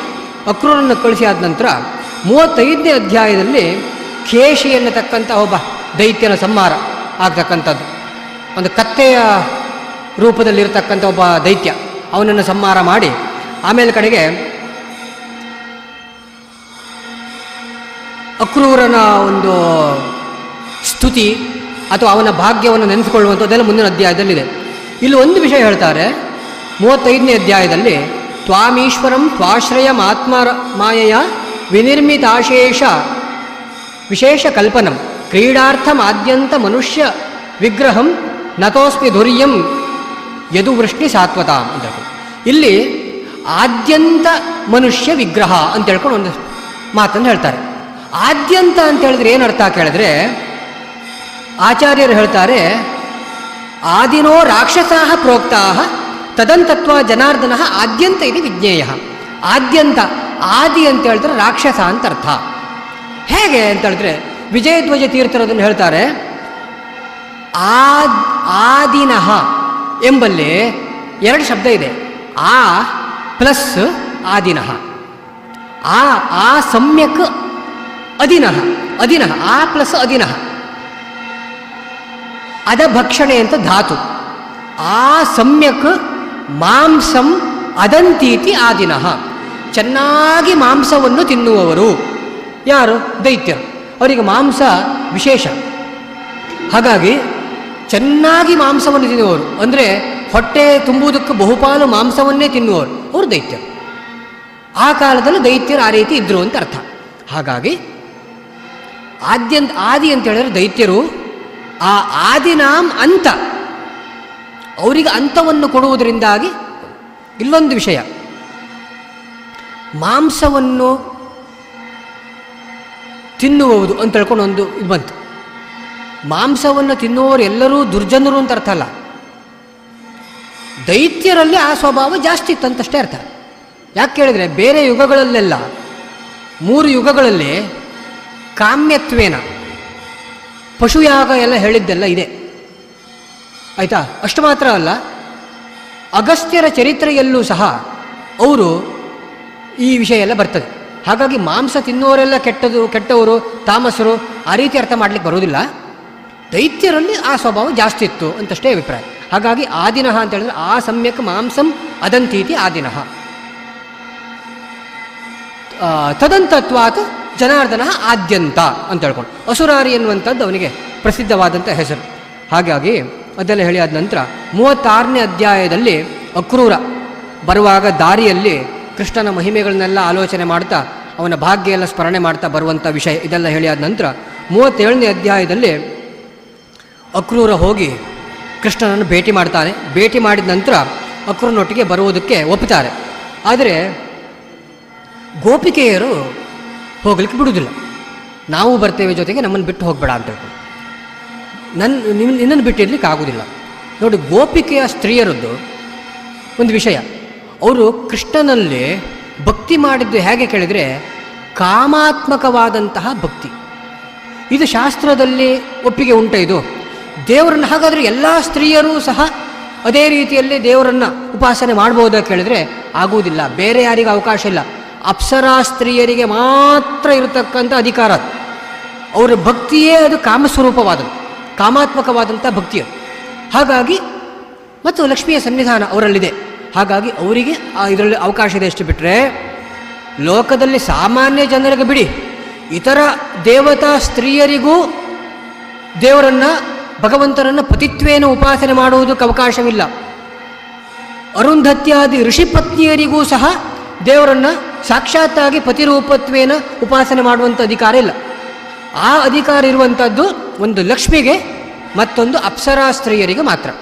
ಆ ಅಪ್ಸರಾ ಸ್ತ್ರೀಯರೇ ಅಂದರೆ ದೇವಲೋಕದ ಸ್ತ್ರೀಯರು, ನರ್ತಕಿಯರು, ಅವರೇ ಇಲ್ಲಿ ಸಂಭವಂತು ಸುರಸ್ತ್ರೀಯ ಎನ್ನುವಂತಹ ಚತುರ್ಮುಖನ ಆಜ್ಞೆ ಪ್ರಕಾರ ಗೋಪಿಕಾ ಸ್ತ್ರೀಯರಾಗಿ ಅವತಾರ ತಾಳಿದ್ದರಿಂದಾಗಿ ಅವರಿಗೊಂದು ಆ ಅಧಿಕಾರ ಇದೆ. ಹಾಗಾಗಿ ಅವರು ತಡೀತಾರೆ, ನಮ್ಗೆ ನಿನ್ನ ಬಿಟ್ಟರೆ ಆಗುದು. ಅವ್ರನ್ನೆಲ್ಲ ಸಮಾಧಾನ ಮಾಡ್ತಾರೆ. ಸಮಾಧಾನ ಮಾಡಿ ಆಮೇಲೆ ಅಕ್ರೂರ ಅಗಮರ್ಷಣ ಸೂಕ್ತವನ್ನು ಹೇಳ್ತಾ ನೀರಿನಲ್ಲಿ ಮುಳುಗಿದಾಗ ಕೃಷ್ಣ ಬಲರಾಮರ ಮೇಲೆ ರಥದ ಮೇಲಿದ್ದಾರೆ. ನೀರಿನಲ್ಲಿ ಮುಳುಗಿದಾಗ ಅಕ್ರೂರನಿಗೆ ಅದೇ ಕೃಷ್ಣ ಬಲರಾಮರು ನೀರಿನಲ್ಲಿ ದರ್ಶನವನ್ನು ಕೊಡ್ತಾರೆ. ಹಾಗಾಗಿ ಮೇಲೂ ಇದ್ದಾರೆ, ಕೆಳಗೂ ಇದ್ದಾರೆ. ಈ ರೀತಿಯ ವಿಶ್ವರೂಪ ದರ್ಶನ ಅಕ್ರೂರನಿಗೆ ಆಗ್ತದೆ. ಅದೆಲ್ಲ ಆದ ನಂತರ 38ನೇ ಅಧ್ಯಾಯದಲ್ಲಿ ಅಕ್ರೂರನು ಆ ಭಗವಂತನ ಸ್ತುತಿ ಮಾಡುವಂಥ ವಿಷಯದಲ್ಲಿ ಇದು ಭಾರಿ ಮುಖ್ಯ. ಇಲ್ಲಿ ಕೆಲವು ಆಧ್ಯಾತ್ಮ ಪ್ರಮೇಯಗಳೆಲ್ಲ ಇದೆ. ತ್ರಯ್ಯಾಚ ವಿದ್ಯೆಯ ಕೇಚಿತ್ ತ್ವಾಂ ವೈ ವೈತಾನಿಕಾ ದ್ವಿಜಾ ಯಜಂತೆ ವಿತತೈ ಯಜ್ಞೈ ನಾನಾ ರೂಪ ಅಮರಾಖ್ಯಯ ಅಂತ ಆಚಾರ್ಯರು ನಿರ್ಣಯದಲ್ಲಿ ಹೇಳ್ತಾರೆ. ಸರ್ವದೇವೇಶ್ವಪಿ ಹರಿಹಿ ಸರ್ವದೇವ ನಿಯಾಮಕಃ ನಾಮವಾನ್ ಸರ್ವದೇವಾನಾಂ ಸರ್ವಪೂಜಾಂ ತಥಾತ್ಯಸೌ. ಎಲ್ಲ ನಾಮಗಳು ಭಗವಂತನನ್ನು ಹೇಳ್ತದೆ. ಇದು ದೊಡ್ಡ ಒಂದು ಪ್ರಮೇಯ. ಇದಕ್ಕೆ ನೋಡಿ, ಲೋಕದಲ್ಲಿ ನಮಗೆ ಇದು ಶಾಸ್ತ್ರದಲ್ಲೆಲ್ಲ ಇದನ್ನು ನಿರೂಪಣೆ ಮಾಡಿದ್ದಾರೆ. ಹೇಗೆ ಪರಮ ಮುಖ್ಯವೃತ್ತಿ, ಆಮೇಲೆ ಮುಖ್ಯವೃತ್ತಿ, ಆಮೇಲೆ ವಿದ್ವದ್ರೂಢಿ ಇತ್ಯಾದಿ ಎಲ್ಲ ಇದೆ. ಅದೆಲ್ಲ ಬೇಡ. ಈಗ ಲೋಕದಲ್ಲಿ ಸಾಮಾನ್ಯವಾದಂತಹ ಒಂದು ಸಂಸ್ಕಾರ ಇದೆ. ಏನು ಕೇಳಿದ್ರೆ ನಾಮಕರಣ ಸಂಸ್ಕಾರ. ಆ ನಾಮಕರಣ ಸಂಸ್ಕಾರದ ದಿವಸ ಒಂದು ಕ್ರಮ ಇದೆ. ಏನು ಕೇಳಿದ್ರೆ ಅಕ್ಕಿಯ ರಾಶಿಯಲ್ಲಿ ಆ ನಾಮಗಳನ್ನು ಬರೀತಾರೆ. ಕುಲದೇವತಾ ನಾಮ, ಮಾಸ ನಿಯಾಮಕ ನಾಮ, ನಕ್ಷತ್ರ ದೇವತಾ ನಾಮ, ವ್ಯವಹಾರ ನಾಮಗಳನ್ನು ಬರೆದು ಅಲ್ಲಿ ಪೂಜೆ ಮಾಡಿ, ಆ ನಾಮ ದೇವತೆಗಳಿಗೆ ಪೂಜೆ ಮಾಡಿ, ಆ ನಂತರ ಆ ನಾಮಗಳನ್ನು ಮಗುವಿಗಿಡು. ಅಂದರೆ ಏನರ್ಥ ಕೇಳಿದರೆ, ಆ ನಾಮಗಳ ಮೊದಲು ಭಗವಂತನಿಗೆ ಸಂಬಂಧಪಟ್ಟದ್ದು. ದೇವರ ಹೆಸರನ್ನು ನಾವು ದೇವರಿಗೆ ಪೂಜೆಯನ್ನು ಸಲ್ಲಿಸಿ ದೇವರ ಅಪ್ಪಣೆಯನ್ನು ಪಡೆದು ದೇವರ ಅನಂತ ನಾಮಗಳಲ್ಲಿ 4 ನಾಮಗಳನ್ನು ನಾವು ನಮ್ಮ ಮಗುವಿಗೆ ಇಡ್ತಾ ಇದ್ದೇವೆ. ಇಲ್ಲದಿದ್ದರೆ ನಾಮಕರಣದ ದಿವಸ ಆ ನಾಮ ದೇವತೆಗಳಿಗೆ ಪೂಜೆ ಯಾಕೆ? ಆ ನಾಮವನ್ನು ಬರೆದು ಪೂಜೆ ಯಾಕೆ? ಯಾಕೆ ಕೇಳಿದರೆ, ನಾಮ ಎನ್ನುವಂಥದ್ದು ಮುಖ್ಯವಾಗಿ ನಾವು ಇಟ್ಟಂತಹ ಮಗುವನ್ನು ಹೇಳುವಂಥದ್ದಲ್ಲ. ಆ ನಾಮ ಮುಖ್ಯವಾಗಿ ಭಗವಂತನನ್ನು ಹೇಳುವಂಥದ್ದು. ಭಗವಂತನ ಅನುಗ್ರಹದಿಂದ ಆ ನಕ್ಷತ್ರ ನಿಯಾಮಕ ದೇವತೆ ಅನ್ನೋದು ಹೇಳ್ತದೆ, ಆಯಿತಾ? ಆ ಕುಲದೇವತೆ ಅನ್ನೋದು ಹೇಳ್ತದೆ. ಹಾಗಾಗಿ ಅಲ್ಲಿ ಪೂಜೆಯನ್ನು ಸಲ್ಲಿಸಿ ಅಂತಹ ದೇವರ ನಾಮವನ್ನು ನಾವು ನಮ್ಮ ಮಗು ಇಡ್ತೇವೆ. ಹಾಗಾಗಿ ಭಗವಂತ ಸರ್ವಶಬ್ದ ವಾಚ್ಯ ಎಂಬುದಕ್ಕೆ ಎಲ್ಲ ಶಿಷ್ಟರು ಅವರವರ ಮನೆಗಳಲ್ಲಿ ಹುಟ್ಟಿರತಕ್ಕಂತಹ ಮಕ್ಕಳಿಗೆ ಮಾಡುವಂತಹ ನಾಮಕರಣ ಸಂಸ್ಕಾರವೇ ಸಾಕ್ಷಿ. ಹಾಗಾಗಿ ಭಗವಂತ ಸರ್ವಶಬ್ದ ವಾಚ್ಯ. ಅದನ್ನು ಆಚಾರ್ಯ ಹೇಳ್ತಾರೆ ಇಲ್ಲಿ, ಸರ್ವದೇವೇಶ್ವಪಿ ಹರಿಹಿ ಸರ್ವದೇವ ನಿಯಾಮಕ ನಾಮವಾನ್ ಸರ್ವದೇವಾನಾಂ. ಎಲ್ಲ ದೇವತೆಗಳ ನಾಮವನ್ನು ಹೊಂದಿದ್ದಾನೆ. ಮುಖ್ಯವಾಗಿ ಎಲ್ಲ ದೇವತೆಗಳಲ್ಲಿ ಸನ್ನಿಧಾನವನ್ನು ಇಟ್ಟಿದ್ದಾನೆ. ಹಾಗಾಗಿ ದೇವತೆಗಳು ಮಾಡುವಂತಹ ಸೇವೆ ಎಲ್ಲದು ಮುಖ್ಯವಾಗಿ ಭಗವಂತನಿಗೆ ಸಲ್ತದೆ. ಇದು ಅದನ್ನೇ ಅಕ್ರೂರ ಸ್ತುತಿ ಮಾಡುವಂಥದ್ದು. ಯಜಂತೆ ವಿತತೆ ಯಜ್ಞೈ ನಾನಾ ರೂಪ ಅಮರಾಖ್ಯಯ. ಅಮರಾಖ್ಯಯ ಅಮರರ ನಾಮ ಅದು ಮುಖ್ಯವಾಗಿ ನೆನಗಿರುವಂಥದ್ದು. ನಾನಾ ರೂಪೈಹಿ ಅಮರರ ರೂಪ ಏನುಂಟು, ಆ ಅಮರರ ರೂಪದ ಒಳಗೆ ನಿನ್ನ ರೂಪ ಅಂಥದ್ದೇ ಉಂಟು. ಇಂದ್ರನ ಒಂದು ರೂಪ ಇದ್ದರೆ ಆ ಇಂದ್ರನ ಒಳಗೆ ಅಂಥದ್ದೇ ಇಂದ್ರನ ಒಂದು ರೂಪ ಇದೆ, ಭಗವಂತನ ರೂಪ. ಹೀಗೆ ಎಲ್ಲ ಹೇಳಿಯಾದ ನಂತರ ಮತ್ತೊಂದು ಹೇಳ್ತಾನೆ, ತುಭ್ಯಂ ನಮಸ್ತೇಸ್ತು ಅವಿಷಕ್ತ ದೃಷ್ಟಯೇ ಸರ್ವಾತ್ಮನೆ ಸರ್ವಧಿಯಾಂಚ ಸಾಕ್ಷಿಣೆ ಗುಣಪ್ರವಾಹೋಯಮವಿದ್ಯೆಯ ತತಃ ಪ್ರವರ್ತತೆ ದೇವ ನಿರತಿರ್ಯಗಾದಿಷು. ಆಚಾರ್ಯರು ನಿರ್ಣಯದಲ್ಲಿ ಹೇಳ್ತಾರೆ, ಇಲ್ಲಿ ಅವಿದ್ಯೆಯ ಅಂತುಂಟು, ಅದನ್ನು ಲೋಕದಲ್ಲೇ ಪ್ರಸಿದ್ಧವಾದಂಥ ಅವಿದ್ಯೆ ಎನ್ನುವಂತಹ ಅರ್ಥದಲ್ಲೇ ಪ್ರಯೋಗ ಮಾಡಿದರೆ ಭಗವಂತನ ಮಹಿಮೆ ಕುಂದಾಗ್ತದೆ. ಹಾಗಾಗಿ ಅವಿದ್ಯೆಯ ಅಂತ ಹೇಳಿದರೆ ಭಗವದಿಚ್ಛಯ ಅಂತ ಅರ್ಥ. ಆಚಾರ್ಯರು ಇನ್ನೊಂದು ಸಂದರ್ಭದಲ್ಲಿ 3ನೇ ಸ್ಕಂದ ಇರಬೇಕು, 3ನೇ ಸ್ಕಂದದ ನಿರ್ಣಯದಲ್ಲಿ ಒಂದು ಪ್ರಮಾಣ ಕೊಡ್ತಾರೆ ಸ್ಕಾಂದ ಪುರಾಣದ್ದು. ಏನು ಕೇಳಿದರೆ, ಮಹಾಮಾಯೇತಿ ಅವಿದ್ಯೇತಿ ನಿಯತಿರ್ ಮೋಹಿನೀತಿ ಚ ಪ್ರಕೃತಿರ್ವಾಸರೇತ್ಯೇವಂ ತವೇಚ್ಛಾನಂತ ಕಥ್ಯತೆ. ಮಹಾಮಾಯ, ಅವಿದ್ಯ, ಆಮೇಲೆ ನಿಯತಿ, ಮೋಹಿನಿ ಇದೆಲ್ಲ ಭಗವಂತನ ಇಚ್ಛೆ ಎನ್ನುವಂಥ ಅರ್ಥ. ನೋಡಿ, ಮಾಯಾ ಶಬ್ದ ಭಗವಂತನ ಇಚ್ಛೆ ಎನ್ನುವಂಥ ಅರ್ಥ ಅಂತುಂಟು. ಆಚಾರ್ಯರು ಹೇಳಿದ್ದಾರೆ, ಇದಕ್ಕೇನಾದರೂ ಒಂದು ಪ್ರಮಾಣ ಉಂಟಾ ಲೋಕದಲ್ಲಿ ಕೇಳಿದರೆ? ಉಂಟು. ತುಳು ಭಾಷೆಯಲ್ಲಿ ಪ್ರಮಾಣ ಉಂಟು. ತುಳು ಭಾಷೆಯಲ್ಲಿ ಅದೇ ಅರ್ಥ ಇದೆ. ಆಚಾರ್ಯರು ಮುಖ್ಯವಾಗಿ 2 ಅರ್ಥ ಹೇಳ್ತಾರೆ ಮಾಯಾ ಶಬ್ದಕ್ಕೆ. ಒಂದು, ಮಾಯಾ ಅಂತ ಹೇಳಿದರೆ ಭಗವಂತನ ಇಚ್ಛೆ, ಮತ್ತೊಂದು ಮಹಿಮೆ ಅಂತ ಅರ್ಥ. ಮಾಯಾ ಅಂದರೆ ಮಹಿಮೆ. ತುಳು ಭಾಷೆಯಲ್ಲಿ ಇದು 2 ಅರ್ಥದಲ್ಲೂ ಮಾಯಾ ಶಬ್ದದ ಪ್ರಯೋಗ ಇದೆ. ಎಲ್ಲಿ ಕೇಳ್ಬೋದು ನೀವು? ಸ್ವಲ್ಪ ಕೋಲ ದೈವದ ದರ್ಶನ ಎಲ್ಲ ನೋಡಿದರೆ ಗೊತ್ತಾಗ್ತದೆ. ಅಲ್ಲಿ ಪ್ರಾರ್ಥನೆ ಮಾಡುವಾಗ ಹೇಳ್ತಾರೆ. ತುಳು ಪಾಡ್ದಾನಗಳಲ್ಲೆಲ್ಲ ಈ ವಿಷಯ ಉಂಟು. ಏನು ಕೇಳಿದರೆ, ಈ ದೈವದ್ದು ಅವ ನರ್ತಕ ಕುಣಿತಾ ಇರ್ತಾನೆ, ಕೋಲ ಆಗ್ತಾ ಉಂಟು. ಅಲ್ಲಿ ಪ್ರಾರ್ಥನೆ ಮಾಡುವಾಗ ಅಲ್ಲಿ ಮುಕ್ಕಾಲಿ ಎಲ್ಲ ಇರ್ತಾರೆ. ಅವರು ಹೀಗೆ ಕೈ ಇಟ್ಕೊಂಡು ಹೀಗೆ ಹೇಳ್ತಾರೆ. ಏನು ಕೇಳಿದರೆ, ಮಾಯ್ಕೇರ್ ನಕಳು ನಡಬುಡೋಡು, ಮಾಯ್ಕೇರ್ ನಕಳು ನಡಬುಡೋಡು, ಮಾಯ್ಕೇರ್ ನಕಳು ಅನುಗ್ರಹ ಮಾಡಬೇಕು ಅಂತ ಅರ್ಥ. ಮಾಯ್ಕೇರ್ ನಕಳು ಅಂತ ಹೇಳಿದ್ರೆ ಮ್ಯಾಜಿಕ್ ಮಾಡುವವರು ಅಂತ ಅರ್ಥವ, ಮಹಿಮಾನ್ವಿತರು ಅಂತ ಅರ್ಥ. ತುಳು ಭಾಷೆಯಲ್ಲಿ ಆ ಅರ್ಥ ಹೇಗೆ ಬಂತು? ಸಂಸ್ಕೃತದಲ್ಲಿ ಇದ್ದದ್ದರಿಂದಾಗಿ ಬಂತು ಅಷ್ಟೇ. ಹಾಗಾಗಿ ಮಾಯಾ ಶಬ್ದಕ್ಕೆ ಮಹಿಮಾ ಅನ್ನುವಂಥ ಅರ್ಥ ಏನುಂಟು ಅದು ತುಳು ಭಾಷೆಯಲ್ಲುಂಟು. ಇನ್ನೊಂದು ಅರ್ಥ ಇಚ್ಛೆ ಅಂತ ಹೇಳಿದರು, ಅದಕ್ಕೂ ಸಹ ತುಳು ಭಾಷೆಯಲ್ಲಿ ವ್ಯವಹಾರ ಇದೆ. ಪೂರ ನಿನ್ನ ಮಾಯೆಗೆ ಬುಡ್ನ ಅಂತ ಹೇಳ್ತಾರೆ. ದೈವದ ಹತ್ರ ಹೇಳೋದು, ಪೂರ್ತಿ ನಿನ್ನ ಮಾಯೆಗೆ ಬಿಟ್ಟದ್ದು ಅಲ್ಲೇ ಅಂತ ಅರ್ಥ. ಮಾಯಾ ಅಂತ ಹೇಳಿದರೆ ನಿನ್ನ ಇಚ್ಛೆಗೆ ಬಿಟ್ಟದ್ದು. ಹಾಗಾಗಿ ಆಚಾರ್ಯರೇನು 2 ಅರ್ಥ ಹೇಳ್ತಾರೆ ವಿಶೇಷವಾಗಿ. ಮಾಯಾ ಶಬ್ದಕ್ಕೆ ಮಹಿಮಾ, ಮಾಯಾ ಶಬ್ದಕ್ಕೆ ಇಚ್ಛೆ ಎನ್ನುವಂಥ ಅರ್ಥ. ತುಳು ಭಾಷೆಯಲ್ಲಿ ಅದರದ್ದು ಪ್ರಯೋಗ ಇದೆ. ಸಂಶಯ ಇದ್ದರೆ ಒಂದು 4 ಕಾಲ ನೋಡಿ ಗೊತ್ತಾಗ್ತದೆ. ಅಲ್ಲಿ ಅದೇ ರೀತಿ ಪ್ರಾರ್ಥನೆ ಮಾಡ್ತಾರೆ. ಹಾಗಾಗಿ ಈ ಪ್ರಾಂತ್ಯದಲ್ಲೆಲ್ಲ ಆ ಶಬ್ದ ಆ ಅರ್ಥದಲ್ಲಿ ಪ್ರಯೋಗ ಆಗಿದೆ. ಅಂದರೆ ಏನು ಅರ್ಥ ಕಂಡು ತುಳುಗೆ ಹೇಗೆ ಅರ್ಥ ಬಂತು, ಸಂಸ್ಕೃತದಲ್ಲಿ ಇತ್ತು, ಮಧ್ಯದಲ್ಲಿ ಸ್ವಲ್ಪ ಅದು ಅಪ್ರಸಿದ್ಧವಾಯಿತು, ಆದರೂ ಅದು ಹೇಗೋ ಯಾರದ್ದು ಉಪದೇಶದಿಂದಾಗಿ ತುಳುವಲ್ಲಿ ಅದು ಬಂತಷ್ಟು. ಈ ರೀತಿ ಎಷ್ಟೋ ಆಗುದಿದೆ. ಸಂಸ್ಕೃತದ ಭಾಷೆಗಳು ಇನ್ನೊಂದು ಭಾಷೆಗೆ ಹೋದಾಗ ಆವಾಗ ಸಂಸ್ಕೃತ ಪ್ರಪಂಚದಲ್ಲಿ ಆ ಶಬ್ದ ಆ ಅರ್ಥದಲ್ಲಿ ಸ್ವಲ್ಪ ಅಪ್ರಸಿದ್ಧವಾಗಿ ಬಿಡ್ತದೆ. ಆದರೆ ಮೂಲ ಅರ್ಥ ಏನಿದೆ ಅಂದರೆ ಆ ಅರ್ಥ ಅದು ಈ ಅಪಭ್ರಷ್ಟ ಭಾಷೆಯಲ್ಲೂ ಅದು ಬಂದುಬಿಡ್ತದೆ. ಇಂಥದ್ದು ಕೆಲವು ಶಬ್ದಗಳಿವೆ, ಮಾಯಾ ಶಬ್ದ ಅದರಲ್ಲೊಂದು. ಹಾಗೆ ಇಲ್ಲಿ ಅವಿದ್ಯೆಯ ಅಂತ ಹೇಳಿದ್ರೆ ಭಗವದಿಚ್ಛಯ ಅಂತ ಅರ್ಥ. ಇನ್ನೊಂದು ಅಗ್ನಿರ್ಮುಖಂ, ಅಕ್ರೂರ ಸ್ತುತಿ ಮಾಡುವಾಗ ಅಗ್ನಿರ್ಮುಖಂ ತೇ ಅವನಿ ರಂಗ್ರಿರೀಕ್ಷಣಂ ಸೂರ್ಯೋ ನಭೋ ನಾಭಿರಥೋ ದಿಶಶ್ರುತಿ ದ್ಯೌಹು ಕಂ ಸುರೇಂದ್ರಾಸ್ತವ ಬಾಹವಃ ಹೀಗೆಲ್ಲ ಹೇಳ್ತಾರೆ. ಇಲ್ಲೆಲ್ಲ ಕೆಲವು ಅಭೇದ ವರ್ಣನೆ ಮಾಡಿದ ಹಾಗೆ ಆಪಾತತಃ ಕಾಣುತ್ತದೆ. ಆದರೆ ಆಚಾರ್ಯರು ಹೇಳ್ತಾರೆ, ವಿಷ್ಣೋರಂಗ ಸಮುದ್ಭೂತಾ ವಿಷ್ಣೋರಂಗಾನಿ ದೇವತಾ ಉಚ್ಯಂತೆ ಸರ್ವವೇದೇಶು ಸ್ವರೂಪಾಭೇದಿನುಕ್ತ. ಅಂಗ ಸಮುದ್ಭೂತವಾದಂತಹ ದೇವತೆಗಳು ಅಂಗ ಎನ್ನುವಂತಹ ಶಬ್ದದಿಂದ ಹೇಳಲ್ಪಡುವಂಥದ್ದುಂಟು ಅಂತ ಹೇಳ್ಕೊಂಡು ಒಂದು ಮಾತು. ಉದಾಹರಣೆಗಾಗಿ ನೋಡಿ, ಪುರುಷ ಸೂಕ್ತ ನೋಡಿದರೆ ಸರಿಯಾಗಿ ಅರ್ಥ ಆಗ್ತದೆ. ಅಲ್ಲಿ 2 ವಿಧ ಪ್ರಯೋಗ ಇದೆ. ಅಲ್ಲಿ ಏನು ಹೇಳ್ತಾರೆ ಕೇಳಿದ್ರೆ, ಮುಖ ಆದಿಂದ್ರಶ್ಚ ಅಗ್ನಿಶ್ಚ ಪ್ರಾಣಾತ್ ವಾಯುರಜಾಯತ ಮುಖಾತ್ ಇಂದ್ರಶ್ಚ ಅಗ್ನಿಶ್ಚ.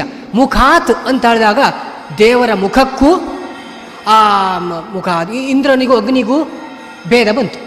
ಮತ್ತೊಂದು ಕಡೆ ಹೇಳ್ತಾರೆ ಬ್ರಾಹ್ಮಣೋಸ್ಯ ಮುಖಮಾಸೀತ್ ಬಾಹುರಾಜನ್ಯ ಕೃತಃ ಅಂತ ಹೇಳ್ತಾರೆ. ಬ್ರಾಹ್ಮಣರೇ ಮುಖ, ಬಾಹುಗಳೇ ಕ್ಷತ್ರಿಯರೇ ಬಾಹುಗಳು, ಹೀಗೆ ಹೇಳಿದಂಗೆ ಕಾಡ್ತದೆ. ಅಂದರೆ ತಲೆ ಇದ್ದವರಿಗೆ ಅಲ್ಲಿ ಏನು ಅರ್ಥ ತಿಳಿಸ್ತದೆ? ಯಾವ ರೀತಿಯಲ್ಲಿ ಮುಖಾದಿಂದ್ರಶ್ಚಾಗ್ನಿಶ್ಚ ಎಂಬಲ್ಲಿ ಆ ಮುಖದಿಂದ ಬಂದದ್ದು ಅಲ್ಲಿ ಭೇದ ಅರ್ಥ ಇದೆಯೋ, ಇಲ್ಲಿಯೂ ಸಹ ಹಾಗೆ ಬ್ರಾಹ್ಮಣೋಸ್ಯ ಮುಖಮಾಸೀತ್ ಅಂತ ಹೇಳಿದ್ರೆ ಬ್ರಾಹ್ಮಣ ಮತ್ತು ಮುಖ ಎರಡು ಒಂದೇ ಅಂತ ಅರ್ಥ ಅಲ್ಲ.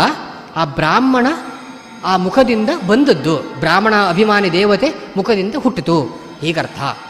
ಇದನ್ನು ಇಲ್ಲಿ ಆಚಾರ್ಯರು ನಿರ್ಣಯದಲ್ಲಿ ಹೇಳ್ತಾರೆ. ಅದನ್ನೇ ವಿಷ್ಣೋರಂಗ ಸಮುದ್ಭೂತ ವಿಷ್ಣೋರಂಗಾನಿ ದೇವತಾ ಉಚ್ಯಂತೆ ಅಂತ ಹೇಳ್ಕೊಂಡು ಸರ್ವವೇದೇಶು ಅಂತ. ಇನ್ನು 39ನೇ ಅಧ್ಯಾಯದಲ್ಲಿ ಅಕ್ರೂರರನ್ನು ಬೀಳ್ಕೊಡ್ತಾನೆ. ಅಲ್ಲಿಂದೆಲ್ಲ ಬಂದಾದ ನಂತರ ಅಕ್ರೂರರನ್ನು ಬೀಳ್ಕೊಟ್ಟು ಅಕ್ರೂರ ಹೇಳ್ತಾನೆ ನಮ್ಮ ಮನೆಗೆ ಬರ್ಬೋದಲ್ಲ ಅಂತ. ಇಲ್ಲ ಇಲ್ಲ, ಮೊದಲು ಕೆಲಸ ಮುಖ್ಯ, ಬಂದಂಥ ಕೆಲಸ ಆಗಲಿ, ಆಮೇಲೆ ಹೇಗೂ ಬೇಕಾದಷ್ಟು ಪುರುಸೊತ್ತುಂಟು, ಬಂದು ನಿಮ್ಮ ಮನೆಗೆಲ್ಲ ಬಂದು ಅನುಗ್ರಹ ಮಾಡೋಣ ಅಂತ ಹೇಳ್ಕೊಂಡೆಲ್ಲ ಆಶ್ವಾಸನೆಯನ್ನು ಕೊಟ್ಟು, ಹಾಗೆ ಒಬ್ಬ ಅಗಸ ಬಂದ, ಅಗಸನ ಸಂಹಾರ ಆಗ್ತದೆ. ಆ ಅಗಸ ಒಬ್ಬ ತಾಮಸ ಜೀವನ ಆಗಿದ್ದ. ಅವನು ನೋಡಿ ನಮಗೆ ಅಲ್ಲಿ ಅಗಸಂದು ತಪ್ಪೇನು ಅಂತ ಕಾಣ್ತದೆ. ಕಂಸನ ವಸ್ತ್ರವನ್ನು ಕೊಡುವುದಕ್ಕೆ ಹೋಗ್ತಾ ಇದ್ದ, ಕೃಷ್ಣ ಕೇಳಿದ, ಕೊಡಲಿಲ್ಲ, ಕೊಂದುಬಿಟ್ಟ. ಒಂಥರ ದಬ್ಬಾಳಿಕೆ ಆಯ್ತಲ್ಲ ಇದು. ಅವನು ಸ್ವಾಮಿಯ ಕರ್ತವ್ಯವನ್ನು ಮಾಡೋಕ್ಕೆ ಹೋದವ ಇಲ್ಲ. ಅವ ದೈತ್ಯ ಸ್ವಭಾವತಃ ದ್ವೇಷದಿಂದ ಮಾತಾಡಿದ. ದೇವರನ್ನು ಘಟನೆ ನಡಿಬೇಕಂತೇನು ಕಾಯುವುದಿಲ್ಲ. ಅವನ ದ್ವೇಷ ಎನ್ನುವಂಥದ್ದು ಯಾವುದೋ ಒಂದು ರೀತಿಯಲ್ಲಿ ಅಭಿವ್ಯಕ್ತಿ ಆಗಿಬಿಟ್ರೆ, ಯಾವುದೋ ನೆಪದಲ್ಲಿ ಅಭಿವ್ಯಕ್ತಿ ಆಗಿಬಿಡ್ತಂತೇಳಿ ಆದರೆ ಅವನಿಗೆ ಯೋಗ್ಯವಾದಂಥ ಗತಿಯನ್ನು ಮಾಡಿಬಿಡ್ತಾರೆ. ಹಾಗಾಗಿ ದ್ವೇಷದಿಂದ ಮಾತಾಡಿದ. ಹಾಗಾಗಿ ದ್ವೇಷ ಎನ್ನುವಂಥದ್ದು ಪೂರ್ಣ ಅಭಿವ್ಯಕ್ತಿಗೆ ಎಷ್ಟು ಬೇಕು ಅಷ್ಟಾಗಿದೆ ಅಷ್ಟೇ. ಏನು ದೊಡ್ಡ ದೊಡ್ಡ ಪಾಪ ಕಾರ್ಯಗಳನ್ನೇ ಆ ಸಮಯದಲ್ಲೂ ಮಾಡಬೇಕಂತ ಅರ್ಥ ಅಲ್ಲ. ಅದಕ್ಕಿಂತ ಹಿಂದೆ ಅವ ಬೇಕಾದಷ್ಟು ಮಾಡಿದ್ದಾನೆ, ಏನೋ ಒಂದು ಸ್ವಲ್ಪ ಬಾಕಿ ಇತ್ತು. ದೇವರು ಬಂದಾಗ ದೇವರನ್ನು ತಿರಸ್ಕಾರ ಮಾಡಿ ಅದು ಪೂರ್ತಿ ಆಯಿತು, ತಮಸ್ಸಿಗೆ ಕಳಿಸಿದ, ಅಷ್ಟೇ ವಿಷಯ. ಹಾಗಾಗಿ ಅಗಸನ ಸಂಹಾರ ಆಯಿತು. ಅಗಸನ ಸಂಹಾರ ಮಾಡಿ ಆಮೇಲೆ ಮುಂದೆ ಬರ್ತಾ ಇರುವಾಗ ಆ ಸುದ್ದಿ ಕಂಸನಿಗೆ ಹೋಗ್ತಾ ಇದೆ. ಕಂಸನ ಧೈರ್ಯ ಎನ್ನುವಂಥದ್ದು ಹುಡುಗಿ ಹೋಗ್ತಾ ಇದೆ. ಇದೆಲ್ಲ ಏನು ಕೇಳಿದ್ರೆ ಇದು ರಣತಂತ್ರ. ಲೋಕದಲ್ಲಿ ಇದನ್ನು ಮುಂದೆ ಸಹ ಇದನ್ನು ಮಾಡ್ತಾನೆ ದೇವರು. ಸೀದಾ ಮುಂದೆ ಹೋಗಿ ಏನು ಮಾಡ್ತಾನೆ ಕೇಳಿದರೆ,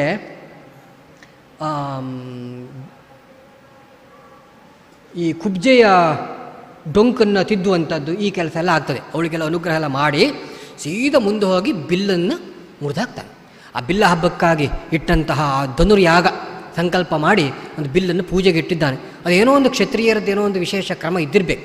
ಅದು ಯಾವ ಕ್ರಮ, ಎಂಥದ್ದು, ಏನು, ಅದು ಸ್ಮೃತಿ ಯಾವುದು, ಅದ್ಯಾವುದು ಗೊತ್ತಿಲ್ಲ. ಅಂತೂ ಇದು ಬಿಲ್ಲನ್ನು ಆಯುಧನ ಪೂಜೆಗೆ ಇಟ್ಟಿದ್ದಾರೆ, ಧನುರ್ಯಾಗ ಅಂತ ಹೇಳ್ತಾರೆ. ಅದು ಏನು ಆಹುತಿ ಎಂಥದ್ದು ಏನು ಗೊತ್ತಿಲ್ಲ. ಅಂತೂ ಏನೋ ಒಂದು ಅವ್ರದ್ದೊಂದು ಉಪಾಸನೆ ಕ್ರಮ ಕ್ಷತ್ರಿಯರಲ್ಲಿದ್ದದ್ದು. ಅದು ಮಾಡುವಾಗ ಬಂದು ಏನು ಮಾಡ್ತಾನೆ ಕೇಳಿದ್ರೆ ಧನುಸ್ಸನ್ನು ಮುರಿದಾಕ್ತಾನೆ. ಇದು ಒಂದು ರಣತಂತ್ರ. ಲೋಕದಲ್ಲಿ ಮುಂದೆ ಬರತಕ್ಕಂಥ ಕ್ಷತ್ರಿಯರಿಗೆಲ್ಲ ದೇವರ ಉಪದೇಶ ಇದು. ಭೀಮನು ಇದೇ ರೀತಿ ಮಾಡಿದ್ದಾನೆ. ಜರಾಸಂಧನನ್ನು ಕೊಲ್ಲುವುದಕ್ಕೆ ಹೋದಾಗ ಮೊದಲು ಅವನೊಂದು ಬೇರಿತ್ತು, ಅದನ್ನೊಂದು ಮೊದಲು ಮುರಿದು, ಆಮೇಲೆ ಅವನು ಬೇರಿ ಮುರಿದು ಹೋದರೂ ಕೂಡ ಅವನಿಗಲ್ಲಿ ಹೃದಯ ಬಡಿದ ಆರಂಭ ಆಯಿತು, ಏನೋ ಆಗಿದೆ. ಆಮೇಲೆ ಬ್ರಾಹ್ಮಣರೆಲ್ಲ ಕರೆಸ್ತಾನೆ, ಬೇಕಾದ ಶಾಂತಿ ಪುಷ್ಟಿ ಎಲ್ಲ ಆಗ್ತದೆ, ಇದೆಲ್ಲ ಆಗ್ತದೆ. ಇಲ್ಲಿಯೂ ಸಹ ಹಾಗೆ ಬಿಲ್ಲು ಮುರಿದು ಹೋದ ನಂತರ ಇನ್ನೇನು ಹೆಚ್ಚು ಸಮಯ ಇಲ್ಲ ಅಂತೂ ಶತ್ರುವನ್ನು ಹಿಮ್ಮೆಟ್ಟಿಸುವಾಗ ಅವನು ಹೆದರಿಸಬೇಕು. ಇದೊಂದು ರಣನೀತಿ. ಹಾಗಾಗಿ ಏನು ಮಾಡಬೇಕಂತ ಹೇಳಿದ್ರೆ, ನಮ್ಮಲ್ಲಿ ಕಡಿಮೆ ಸೈನ್ಯ ಇದ್ದರೂ ಅದನ್ನು ಹೆಚ್ಚಾಗಿ ತೋರಿಸಬೇಕು. ಇದೆಲ್ಲ ರಣತಂತ್ರ ಆಯಿತಾ.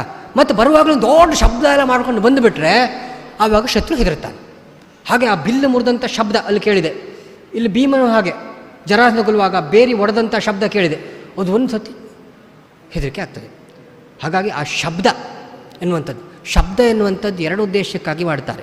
ಒಂದು ಶತ್ರುವಿನಲ್ಲಿ ಭಯವನ್ನು ಹುಟ್ಟಿಸುವುದಕ್ಕೋಸ್ಕರ, ಮತ್ತೊಂದು ಸ್ವಪಕ್ಷದವರಲ್ಲಿ ಉಮೇದನ್ನು ಹೆಚ್ಚಿಸುವುದಕ್ಕೆ.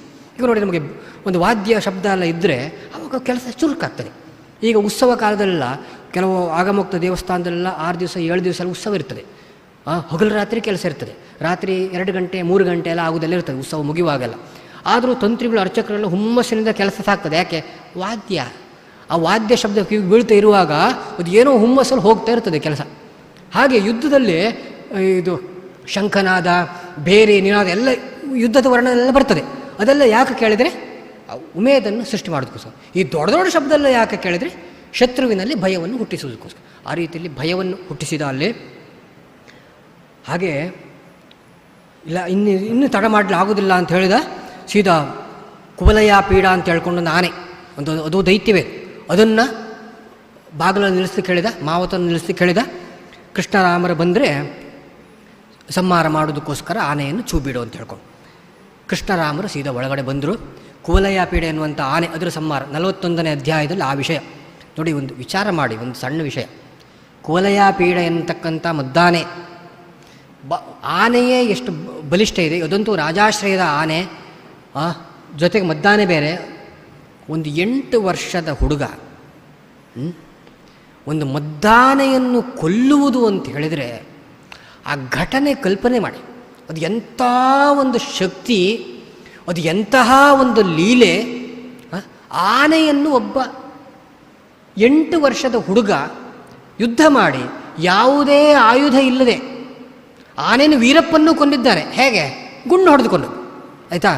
ಆದರೆ 8 ವರ್ಷದ ಹುಡುಗ ನಿರಾಯುಧನಾಗಿ ಕೊಲ್ಲಬೇಕಂತೇಳಿ ಆದರೆ ಅದು ಸಾಮಾನ್ಯರಿಂದ ಸಾಧ್ಯವಾಗುವಂಥ ಕೆಲಸ. ಹಾಗಾಗಿ ಅಲ್ಲೆಲ್ಲ ಅವನ ಪರಬ್ರಹ್ಮತ್ವ ಎನ್ನುವಂಥದ್ದು ಪ್ರಕಟ ಆಗಿದೆ. ಹಾಗಾಗಿ ಆ ಆನೆಯನ್ನು ಕೊಂದು ಏನು ಮಾಡಿದ ಕೇಳಿದ್ರೆ, ಆ ಆನೆಯ ಲಾಂಛನವನ್ನೇ ಯಾವುದು ಅದ್ರದ್ದು ದಂತ ಇರ್ತದಲ್ಲ, ಅದನ್ನೇ ಇಬ್ಬರು ತಗೊಂಡು ಈಗ ಹಿಡ್ಕೊಂಡು ರಂಗಪ್ರವೇಶ ಮಾಡಿದರು. ಮತ್ತೆಲ್ಲ ಬೇರೆ ಬೇರೆ ರಂಗ ಎಲ್ಲ ಉಂಟು, ಅಲ್ಲಿ ಪ್ರವೇಶ ಮಾಡಿದ್ದಾರೆ. ಇದೆಲ್ಲ ಎಂತ ಗೊತ್ತುಂಟ, ಈ ಕ್ಷತ್ರಿಯರಿಗೆ ಕೆಲವೊಂದು ವಸ್ತುಗಳು ಶೋಭೆ. ಯುದ್ಧ ಮುಗಿಸಿ ಬಂದಾಗ ಒಂದು ಇದರಲ್ಲಿ ಯಾವುದೋ ಒಂದು ಇದರಲ್ಲಿ ರಾಮನ ಪಾದವನ್ನು ವರ್ಣಿಸುವಾಗ ಮೊಲದ ರಕ್ತದ ಹಾಗೆ ರಾಮನ ಪಾದದ ಬಣ್ಣ ಅಂತೇನೋ ಒಂದು, ಅದು ಕೆಂಪಾದಂಥ ಬಣ್ಣ. ಮೊಲದ ರಕ್ತ ಯಾಕೆ ಹೇಳಬೇಕು? ಯಾಕೆ ಕೇಳಿದರೆ ರಾಮ ಕ್ಷತ್ರಿಯ, ಮೊಲದ ರಕ್ತ ಉಂಟಲ್ಲ ಅದು ಕ್ಷತ್ರಿಯರಿಗೆ ಅದರದ್ದು ಸಂಬಂಧ ಹೇಳಿದರೆ ಅದು ಗುಣ. ಅದು ಹಾಗೆಯೇ ರಕ್ತ ದೇಹ ಕಂಟಿದ್ರೆ ರಕ್ತಸಿಕ್ತವಾದಂಥ ಮೈ ಎನ್ನುವಂಥದ್ದು ಉಂಟಲ್ಲ ಅದು ಕ್ಷತ್ರಿಯರಿಗೆ ಮಡಿಯೋದು, ಬ್ರಾಹ್ಮಣರಿಗೂ ಶುದ್ಧ, ಅದು ಕ್ಷತ್ರಿಯರಿಗೆ ಏನದೇನಿಲ್ಲ, ಆಯಿತಾ. ಹಾಗೆ ದಂತವನ್ನು ಕೈಯಲ್ಲಿ ಹಿಡಿದಿದ್ದಾರೆ ಅಂತ ಹೇಳಿದ್ರೆ ಆ ದಂತ ಹಿಡ್ಕೊಂಡು ಬರುವಾಗ ಎದುರಿದ್ದವರೆಲ್ಲ ಹೆದರಿ ಹೋಗಬೇಕು. ಆನೆ ದಂತ ಕೈಯಲ್ಲಿ ತೆಗೆಯುವುದಂದ್ರೆ ಏನು? ಅದು ತೆಗಿಬೇಕಾದ್ರೆ ಎಷ್ಟು ಕೆಲಸ ಇದೆ. ಅದನ್ನು ಹೊಡೆದು ಅಥವಾ ಅದನ್ನು ಕೊಳಸಿ ತೆಗಿಬೇಕು. ಆ ರೀತಿಯಲ್ಲಿ ಇರುವಾಗ ಅಂಥ ಬಲಿಷ್ಠವಾದಂಥ ದಂತವನ್ನು ಮುರಿದು ತೆಗೆದು ಅದನ್ನು ಕೈಯಲ್ಲಿ ಹಿಡ್ಕೊಂಡು ಬಂದಿದ್ದಾರೆ ಅಂತ ಹೇಳಿದ್ರೆ ಅಲ್ಲಿದ್ದವ್ರದ್ದು ಅರ್ಧ ಜೀವ ಅದರ ಆ ದೃಶ್ಯ ನೋಡಿಯೇ ಹೋಗಿದೆ. ಹಾಗಾಗಿ ಹೀಗೆ ಬರ್ತಾ ಇರುವಾಗ ಆ ಮಾವುತನನ್ನು ಕೊಂದು ಹಾಕಿದರು. ಮಾವುತನನ್ನು ಕೊಂದರು, ಆನೆಯನ್ನು ಕೊಂದರು, ಆನೆ ದಂತ ಹಿಡ್ಕೊಂಡು ಮುಂದೆ ಬಂದಾಗ ಕಂಸ ಮೊದಲೇ ಆಜ್ಞೆ ಮಾಡಿದ್ದಾನೆ. ಚಾಣೂರ ಮುಷ್ಟಿಕ ಮತ್ತು ಕೆಲವು ಮಲ್ಲರೆಲ್ಲ ಇದ್ದಾರೆ, ಮುಂದೆ ಬರಲಿಕ್ಕೆ ಬಿಡಬೇಡಿ, ಎದುರು ಬಂದಾಗ ಏನಾದರೂ ಮಾಡಿ ಅವ್ನು ತೆಗೆದು ಬಿಡಿ ಇಬ್ಬರನ್ನು ಅಂತ ಹೇಳ್ಕೊಂಡು. ಮುಂದೆ ಬಂದರೂ ಕೂಡಲೇ ಇವಾಗ ವಾದ್ಯಘೋಷ ಆಗ್ತಾಯಿತ್ತು ಅಂತ ಹೇಳ್ತಾ ಇದ್ದಾರೆ. ಸುತ್ತಿಂದ ವಾದ್ಯಘೋಷ ಆಗ್ತಾಯಿದೆ, ಆ ವಾದ್ಯದಲ್ಲೇ ಯುದ್ಧ ಆಯಿತು. ಯುದ್ಧ ಆದಾಗ ಅಲ್ಲಿ ಹೇಳ್ತಾರೆ ಕೃಷ್ಣ, ಅಲ್ಲ ನಾವಿಬ್ಬರು ಸಣ್ಣ ಸಣ್ಣ ಬಾಲಕರು, ನಿಮ್ಮಂಥ ಜಗಜ್ಜಟ್ಟಿಗಳು, ಜಗದೇಕ ವೀರರು, ನಿಮ್ಮನ್ನು ನೋಡಿದರೆ ಹೆದರಿಕೆ ಆಗ್ತದೆ, ನೀವು ನಮ್ಮೊಟ್ಟಿಗೆ ಯುದ್ಧ ಮಾಡೋದು ಅಂತ ಕೇಳಿದ್ರೆ ಅವರು ಒಂದು ಹೇಳಿಬಿಡ್ತಾರೆ, ಇಲ್ಲ ನೀವಿಬ್ಬರು ಸಾಮಾನ್ಯದವರಲ್ಲ, ಆನೆ ಕೊಂದದ್ದು ನಾವು ನೋಡಿದ್ದೇವೆ, ಆ ಕುವಲಯ ಪೀಡ ಆನೆಯನ್ನು ಕೊಂದದ್ರಿಂದಾಗಿ ನೀವು ಬಾಲಕರು ಅಂತ ಹೇಳ್ಕೊಂಡು ನಾವು ಭ್ರಮೆ ಪಡೋಕ್ಕೆ ಸಾಧ್ಯವಿಲ್ಲ, ನಮ್ಮ ಹತ್ರ ಯುದ್ಧ ಮಾಡಿ ಮುಂದೆ ಹೋಗಿದ್ದು ರಾಜನ ಆಜ್ಞೆ ಇದು, ಯುದ್ಧ ಮಾಡಿ ಮುಂದೆ ಹೋಗಿ ಅಂತೇಳಿ. ಹಾಗಾಗಿ ಚಾಣೂರ ಮುಷ್ಟಿಕ, ಚಾಣೂರನನ್ನು ಕೃಷ್ಣ ಕೊಂದ, ಮುಷ್ಟಿಕರನ್ನು ಬಲರಾಮ ಕೊಂದ. ಆಮೇಲೆ ಇನ್ನೂ ಕೆಲವು ಇದ್ದರು, ಶಲ, ಕೋಶಲ ಇತ್ಯಾದಿ ಜಟ್ಟಿಗಳೆಲ್ಲ ಇದ್ದರು. ಕೆಲವರೆಲ್ಲ ಕೊಂದರು, ಕೆಲವರೆಲ್ಲ ಓಡಿ ಹೋದರು. ಇದು ಆಗ್ಲಿಕ್ಕಾಗೋದಿಲ್ಲ, ಬದುಕಿದ್ರೆ ಬೆಲ್ಲ ಬೇಡಿ ತಿನ್ಬೋದು ಅಂತ ಹೇಳಿದ್ರು. ಅಲ್ಲಿಂದ ಹೋದ್ರ ಕಡೆಗೆ ಅಷ್ಟೊತ್ತಿಗೆ ಕಂಸನಿಗೆ ಎಲ್ಲಿ ಸಿಟ್ಟು ಬಂದು ಹತ್ರ ಬಂದ ಕೂಡಲೇ ಯಾರಲ್ಲ ಆ ವಾದ್ಯವನ್ನು ನಿಲ್ಲಿಸಿ ಸ್ವಲ್ಪ ಅಂತ ಹೇಳಿದ. ವಾದ್ಯವನ್ನು ನಿಲ್ಲಿಸಿ, ಅವನಿಗೆ ಡಿಸ್ಟರ್ಬ್ ಆಗೋಯ್ತು, ಆಯಿತಾ, ವಾದ್ಯ ನಿಲ್ಲಿಸಿ ಅಂತ. ಹತ್ತಿರ ಬಂದರೂ ಕೂಡಲೇ ಹೇಳಿದ. ಸೀದಾ ಮತ್ತೆ ಪುರ್ಸೊತ್ತು ಕೊಡಲಿಲ್ಲ, ಸೀದಾ ಹೋದ್ದು ಕಂಸ ಸಿಂಹಾಸನ ಕೂತಿದ್ದಾನೆ. ಒಂದೇ ಪೆಟ್ಟಿಗೆ ಕಂಸನ ಮೇಲೆ ಹಾರಿ ಸಿಂಹಾಸನದಿಂದ ಅವನ ಜುಟ್ಟಿಗೆ ಕೈ ಹಾಕಿ ಬೀಳಿಸಿ, ನೆಲದ ಮೇಲೆ ಬೀಳಿಸಿದ್ದು, ಅವನ ಮೇಲೆ ಮತ್ತೆ ಪುನಃ ಹಾರಿ ಕೂತದ್ದು, ಮುಷ್ಟಿ ತೆಗೆದು ಬಂದು ಬಿಟ್ಟದ್ದು ಯಾದೆ ಅಲ್ಲೇ ಪಡಚ. ಅರ್ಧ ಜೀವ ಮೊದಲೇ ಹೋಗಿದೆ, ಹೆದರಿಯೇ ಹೋಗಿದ್ದಾನೆ. ಹಾಗಾಗಿ ಅವ ಏನು ಹೇಳಿದ್ದು ಕೇಳಿದರೆ, ಕಂಸನ ಒಂದು ಆಜ್ಞೆ ಇತ್ತು, ಏನು ಕೇಳಿದ್ರೆ, ಹರಿಭಕ್ತರು ಯಾರೂ ನನ್ನ ಪಟ್ಟಣದಲ್ಲಿ ಇರಬಾರ್ದು ಅಂತ ಹೇಳ್ಕೊಂಡು. ಅವನ ದೇಹದಲ್ಲೇ ಹರಿಭಕ್ತರಿದ್ರಲ್ಲ ವಾಯುದೇವರು, ಆ ವಾಯುದೇವರೇ ಸ್ವಲ್ಪ ಹೆರಗೆ ಬನ್ನಿ ಅಂತ ಹೇಳಿದಷ್ಟು. ಹಾಗಾಗಿ ಕಂಸನ ಆಜ್ಞೆ ಪಾಲನೆ ಮಾಡಿದ ಹಾಗೆ ಆಯಿತು ಕೃಷ್ಣ. ಹಾಗಾಗಿ ಕಂಸನನ್ನು ಚಾಣೂರ ಮುಷ್ಟಿಕರನ್ನು ಕೊಂದಲ್ಲ. ವಾದಿರಾಜ ಸ್ವಾಮಿಗಳು ಹೇಳ್ತಾರೆ, ಎಷ್ಟು ಚೆಂದ ಕೇಳಿದ್ರೆ, ಕಂಸನ ಪರಲೋಕ ಯಾತ್ರೆಗೆ ಈಡುಗಾಯ ಹೊಡೆದಾಗಾಯಿತು ಅಂತ. ಆ 2 ಮಲ್ಲರನ್ನು ಕೊಂದದ್ದು, 2 ಈಡುಗಾಯ ಹೊಡೆದು ಆಮೇಲೆ ಅವನು ಪರಲೋಕ ಯಾತ್ರೆಗೆ ಕಳಿಸಿಕೊಟ್ಟದ್ದು. ಅಲ್ಲಿರ್ತಕ್ಕಂಥ ಭೃಗುಮುನಿಗೆ ಒಳ್ಳೆಯ ಸದ್ಗತಿಯಾಯಿತು. ಆವಿಷ್ಟನಾದಂತಹ ದುರ್ಜೀವ ಕಾಲನೇಮಿಗೆ ಅವನಿಗೆ ಯೋಗ್ಯವಾದಂತಹ ದುರ್ಗತಿ ಆಯಿತು. ಇಲ್ಲಿಗ ಕಂಸ ಸಂಹಾರ ಎಲ್ಲ ಹೇಳಿಯಾದ ನಂತರ ಆಮೇಲೆ ವಸುದೇವ ದೇವಕಿಯರನ್ನೆಲ್ಲ ಸಂಕೋಲದಿಂದ ಬಿಡಿಸಿದ. ಅಲ್ಲಿ ಹೋಗಿ ಅವರನ್ನು ಪ್ರಾರ್ಥನೆ ಮಾಡೋದು, ಒಂದು ರೀತಿ ನಾನು ಇಷ್ಟು ಸಮಯ ನಿಮ್ಮ ಸೇವೆಯೆಲ್ಲ ಮಾಡಲಿಲ್ಲ ಅಂತ ಹೇಳ್ಕೊಂಡೆಲ್ಲ ಇದೆಲ್ಲ ಉಂಟು. ಮಾನುಷ ವ್ಯವಹಾರ ಎಲ್ಲ ಮಾಡಿದ್ದಾನೆ, ಯಾವುದೂ ಬಿಡಲಿಲ್ಲ, ಅದೆಲ್ಲ ಹೇಳುವಂಥದ್ದಿದೆ. ಹಾಗೆ ಪಿತರ ಉಪಲಬ್ಧಾರ್ಥವು ವಿದಿತ್ವಾ ಪುರುಷೋತ್ತಮ ಮಾಭೂತಿಥಿ ಮಾಯಾಂ ತಥಾನ ಜನಮೋಹಿನೀಂ. ಅವರಿಗೂ ಸಹ ಮಹತ್ವ ಬೂದಿ ಸ್ಥಿರವಾಗಿದ್ದು ಬಿಟ್ಟರೆ ಲೋಕ ವ್ಯವಹಾರ ಆಗುವುದಿಲ್ಲ. ಹಾಗಾಗಿ ಅವರಿಗೂ ಸ್ವಲ್ಪ ಎಲ್ಲ ಮೋಹಕ ವರ್ತನೆ ಎಲ್ಲ ಮಾಡಿಸಿ ಅವರೆಲ್ಲ ಹದಾದಲ್ಲಿ ಎಲ್ಲಿಡಬೇಕು ಅಲ್ಲೇ ಇಟ್ಟು ಆಮೇಲೆ ಉಗ್ರಸೇನ ರಾಜನನ್ನಾಗಿ ಮಾಡಿದ. ಯಾದವರೆಲ್ಲ ತಲೆ ತಪ್ಪಿಸಿಕೊಂಡಿದ್ದರು, ವೃಷ್ಣಿಗಳು ಅಂಧಕರೆಲ್ಲ ಕಂಸನ ಭಯದಿಂದಾಗಿ ಅವರನ್ನೆಲ್ಲ ಮರಳಿ ಕರೆಸಿಕೊಂಡ. ಅವರಿಗೆಲ್ಲ ಬೇಕಾದ ವ್ಯವಸ್ಥೆ ಎಲ್ಲ ಮಾಡಿದ ಕೃಷ್ಣದೇವರು. ಇದೆಲ್ಲ 43ನೇ ಅಧ್ಯಾಯದಲ್ಲಿ ಹೇಳಿರ್ತಕ್ಕಂಥ ವಿಷಯ. ಆಮೇಲೆ ಕಡೆಗೆ ಸಾಂದೀಪನಿ ಮುನಿಗಳ ಹತ್ರ ಹೋಗಿ, ಅದು ಈಗ ಆವಂತಿ ನಗರದಲ್ಲಿ ಹಿಂದೆ ಇದ್ದಂತಹ, ಆವಂತಿ ಅಂತ ಹೇಳಿದ್ರೆ ಉಜ್ಜಯಿನಿ ಮಧ್ಯಪ್ರದೇಶದಲ್ಲಿರತಕ್ಕಂತಹ ಒಂದು ಗುರುಕುಲ. ಈಗಲೂ ಅಲ್ಲಿ ಸಾಂದೀಪನಿ ಗುರುಕುಲ ಅಂತ ಒಂದು ಮಾಡಿದ್ದಾರೆ ಆ ನೆನಪಿಗೋಸ್ಕರ. ಅಂತೂ ಆ ಸಾಂದೀಪನಿ ಮುನಿಗಳಲ್ಲಿ ವಿದ್ಯಾಭ್ಯಾಸವನ್ನು ಹೆಚ್ಚು ದಿವಸ ತಗೊಳ್ಳಿಲ್ಲ, 64 ದಿವಸದಲ್ಲಿ 64 ವಿದ್ಯೆ.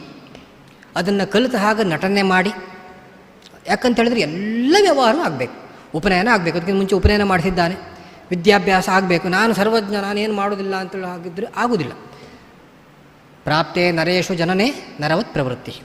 ಆ ರೀತಿ ಎಲ್ಲ ಮಾಡಿ 64 ವಿದ್ಯೆಗಳನ್ನೆಲ್ಲ ಕಲಿತು ಆಮೇಲೆ ಅಲ್ಲಿ ಗುರುಗಳಿಗೆ ಗುರುದಕ್ಷಿಣೆ ಕೊಡಬೇಕಲ್ಲ. ಏನು ಗುರುದಕ್ಷಿಣೆ ಕೊಡಬೇಕು ಅಂತ ಹೇಳಿದ್ರೆ, ನನ್ನ ಮಗನನ್ನು ಬದುಕಿಸಿಕೊಡಿ. ಅವರ ಮಗನ ಒಂದು ಸತಿ ಸಮುದ್ರದಲ್ಲೇನೋ ಬೊಳ್ಳ ಹೋಗಿದ್ದ. ಆವಾಗ ಏನಾಯಿತು ಅಂತ ಹೇಳಿದರೆ, ಪಂಚಜನ ಎನ್ನುವಂಥ ಅಸುರ ಅವನನ್ನು ಅಪಹಾರ ಮಾಡಿದ್ದ. ಪಂಚಜನನ ಸಂಹಾರ ಮಾಡಿ ಅವನ ಇರತಕ್ಕಂತಹ ಆ ಪಾಂಚಜನ್ಯ ಶಂಖವನ್ನು ಸ್ವೀಕಾರ ಮಾಡಿ ಯಮನ ಪಟ್ಟಣಕ್ಕೆ ಹೋಗಿ ಅಲ್ಲಿ ಶಂಖ ಊದಿ ಆ ಯಮ ಹೆದರಿ ಆಮೇಲೆ ಆ ಮಗನನ್ನು ಕೊಟ್ಟು, ಸತ್ತಂತಹ ಮಗನನ್ನು ಬದುಕಿಸಿ ಮತ್ತೆ ಪುನಃ ಕೊಟ್ಟು. ಇದಕ್ಕಿಂತ ದೊಡ್ಡ ಗುರುದಕ್ಷಿಣೆ ಯಾಕಂತ ಹೇಳಿದ್ರೆ, ಪುತ್ರಶೋಕ ನಿರಂತರ, ಮಕ್ಕಳ ಹತ್ರ ಅದರದ್ದು ನಿರಂತರ ಇರತಕ್ಕಂಥದ್ದು. ಆ ದುಃಖ ಪರಿಹಾರ ಮಾಡಿದಂತೇಳಿದ್ದು ಎಂಥ ಒಂದು ಅನುಗ್ರಹ ಅದು ದೇವರದ್ದು. ಹಾಗಾಗಿ ಸತ್ತ ಮಗನನ್ನು ಮತ್ತೆ ಪುನಃ ವಾಪಸ್ಸು ಸಾಂದೀಪನಿ ಮುನಿಗಳಿಗೆ ಕರೆದು ತಂದು ಕೊಟ್ಟ. ಇದೆಲ್ಲ ಕಥೆಯನ್ನು ಹೇಳಿಯಾದ ನಂತರ 44ನೇ ಅಧ್ಯಾಯದಲ್ಲಿ ಇದ್ದಕ್ಕಿದ್ದಾಗಿ ಕೃಷ್ಣದೇವರಿಗೆ ಗೋಪಿಕೆಯರ ಒಂದು ಮೇಲೆ ಕರುಣೆ ಬಂದು ಉದ್ಧವನನ್ನು ಕಳಿಸಿಕೊಡ್ತಾರೆ. ಉದ್ಧವ ಹೋಗಿ ಆ ಯಶೋದೆಗೆ ಆಮೇಲೆ ನಂದಗೋಪರಿಗೆಲ್ಲ ಕೃಷ್ಣನ ಯಥಾರ್ಥ ಸ್ವರೂಪವನ್ನೆಲ್ಲ ಹೇಳಿ, ಈ ರೀತಿಯದು ಸಾಮಾನ್ಯವಾದಂತಹ ಚೇತನ ಅಲ್ಲ, ಅದು ನಿಮ್ಮ ಭಾಗ್ಯ ಎಷ್ಟು ದೊಡ್ಡದು ಅಂತ ಹೇಳ್ಕೊಂಡು ಅದನ್ನೆಲ್ಲ ಹೇಳಿ ಆಮೇಲೆ ಕಡೆಗೆ ಗೋಪಿಕೆಯರಿಗೆಲ್ಲ ಬಂದು ಸಮಾಧಾನ ಮಾಡಿ ಆಮೇಲೆ ನಂದಗೋಪಾದಿಗಳು ಗೋಪಿಕೆಯರೆಲ್ಲ ಕಾಣಿಕೆ ಕೊಟ್ಟದ್ದನ್ನು ತಗೊಂಡು ಹೋಗಿ ಕೃಷ್ಣನಿಗೆ ಸಮರ್ಪಣೆ ಮಾಡ್ತಾರೆ. ಇದು 46ನೇ ಅಧ್ಯಾಯದಲ್ಲಿರ್ತಕ್ಕಂಥದ್ದು. ಆಮೇಲೆ 47ನೇ ಅಧ್ಯಾಯದಲ್ಲಿ ತ್ರಿವಕ್ರೆಯ ಮನೆಗೆ ಹೋಗಿ ಅವಳಿಗೆ ಅನುಗ್ರಹ ಮಾಡ್ತಕ್ಕಂಥ ವಿಷಯ.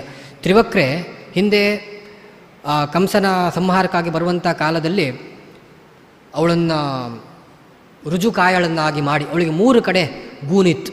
ಅವಳನ್ನು ಸುಂದರ ಯುವತಿಯನ್ನಾಗಿ ಮಾಡಿ ಅವಳಿಂದ ಗಂಧಾದಿ ಉಪಚಾರಗಳು ಸ್ವೀಕಾರ ಮಾಡಿ, ಮುಂದೆ ಸಮಯ ಆದಾಗ ನಿನ್ನ ಸೇವೆಯನ್ನು ಸ್ವೀಕಾರ ಮಾಡ್ತೇನೆ ಅಂತ ಹೇಳಿ ಹೋಗಿದ್ದಾನೆ. ಆ ತ್ರಿವಕ್ರೆಯಲ್ಲಿ ಕೃಷ್ಣನಿಗೊಬ್ಬ ಮಗ ಹುಟ್ಟಿದ್ದಾನೆ. ಅವನಿಗೆ ವಿಶೋಕ ಅಂತ ಹೇಳ್ಕೊಂಡು ಹೆಸರು. ಆ ವಿಶೋಕನೇ ಮುಂದೆ ಮಹಾಭಾರತ ಯುದ್ಧ ಕಾಲದಲ್ಲಿ ಭೀಮನಿಗೆ ಸಾರಥಿ ಆಗ್ತಾನೆ. ಭೀಮ ಅವನೊಟ್ಟಿಗೆ ಹರಟೆ ಹೊಟ್ಟುಕೊಂಡು ಗಮ್ಮತ್ತು ಮಾಡ್ತಾ ಯುದ್ಧ ಮಾಡಿದ ವಿಷಯ.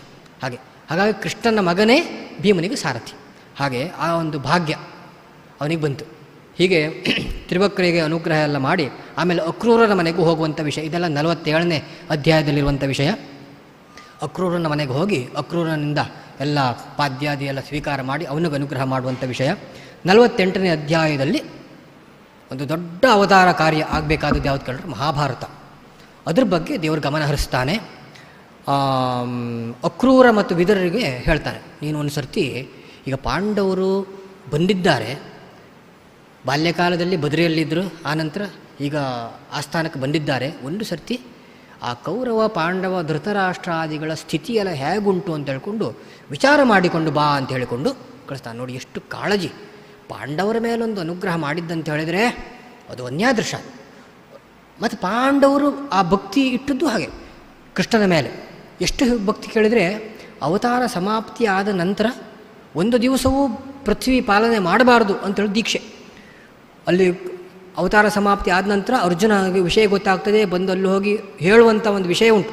ಅದು ಓದಿದರೆ ಹೃದಯ ಎಲ್ಲ ಆರ್ದ್ರ ಆಗ್ತದೆ. ಯಾರಿಂದಾಗಿ ನಾವು ಈ ರೀತಿ ಮೆರೆದಾಡಿದೆವೋ ಹೋಯಿತು, ಅವತಾರ ಸಮಾಪ್ತಿ ಆಯಿತು, ಇನ್ನು ನೋಡಲಿಕ್ಕಿಲ್ಲ ಭೂಮಿಯಲ್ಲಿ, ಭಾರೀ ದುಃಖದಿಂದ ಹೇಳು. ಹಾಗಾಗಿ ಅಂಥ ಭಕ್ತಿ ಪಾಂಡವರು ತೋರಿಸಿದ್ದ, ಅಷ್ಟು ಭಕ್ತಿ ಇತ್ತು. ಹಾಗಾಗಿ ಅವ್ರ ಮೇಲೆ ಅಂಥ ಅನುಗ್ರಹ ಮಾಡುವುದಕ್ಕೋಸ್ಕರ ಈ ಇಬ್ಬರನ್ನು ಹೋಗಿ ವಿಚಾರ ಮಾಡಿ ಬಾ, ಏನಾದರೂ ಅಲ್ಲಿ ಅನ್ಯಾಯ ಆಗ್ತಾ ಉಂಟಾ ಅಂತ ಹೇಳ್ಕೊಂಡು. ಅಲ್ಲಿ ಹಾಗೇ ಆಗ್ತಿತ್ತು. ಧೃತರಾಷ್ಟ್ರ ಅವನ ಮಗನ ಮೇಲೆ ವಿಶೇಷವಾದಂತಹ ವ್ಯಾಮೋಹ, ಪಾಂಡವರ ಮೇಲೆ ಪಕ್ಷಪಾತ ಇಟ್ಟದ್ದು ಇದೆಲ್ಲ ಗಮನಕ್ಕೆ ಬರ್ತದೆ.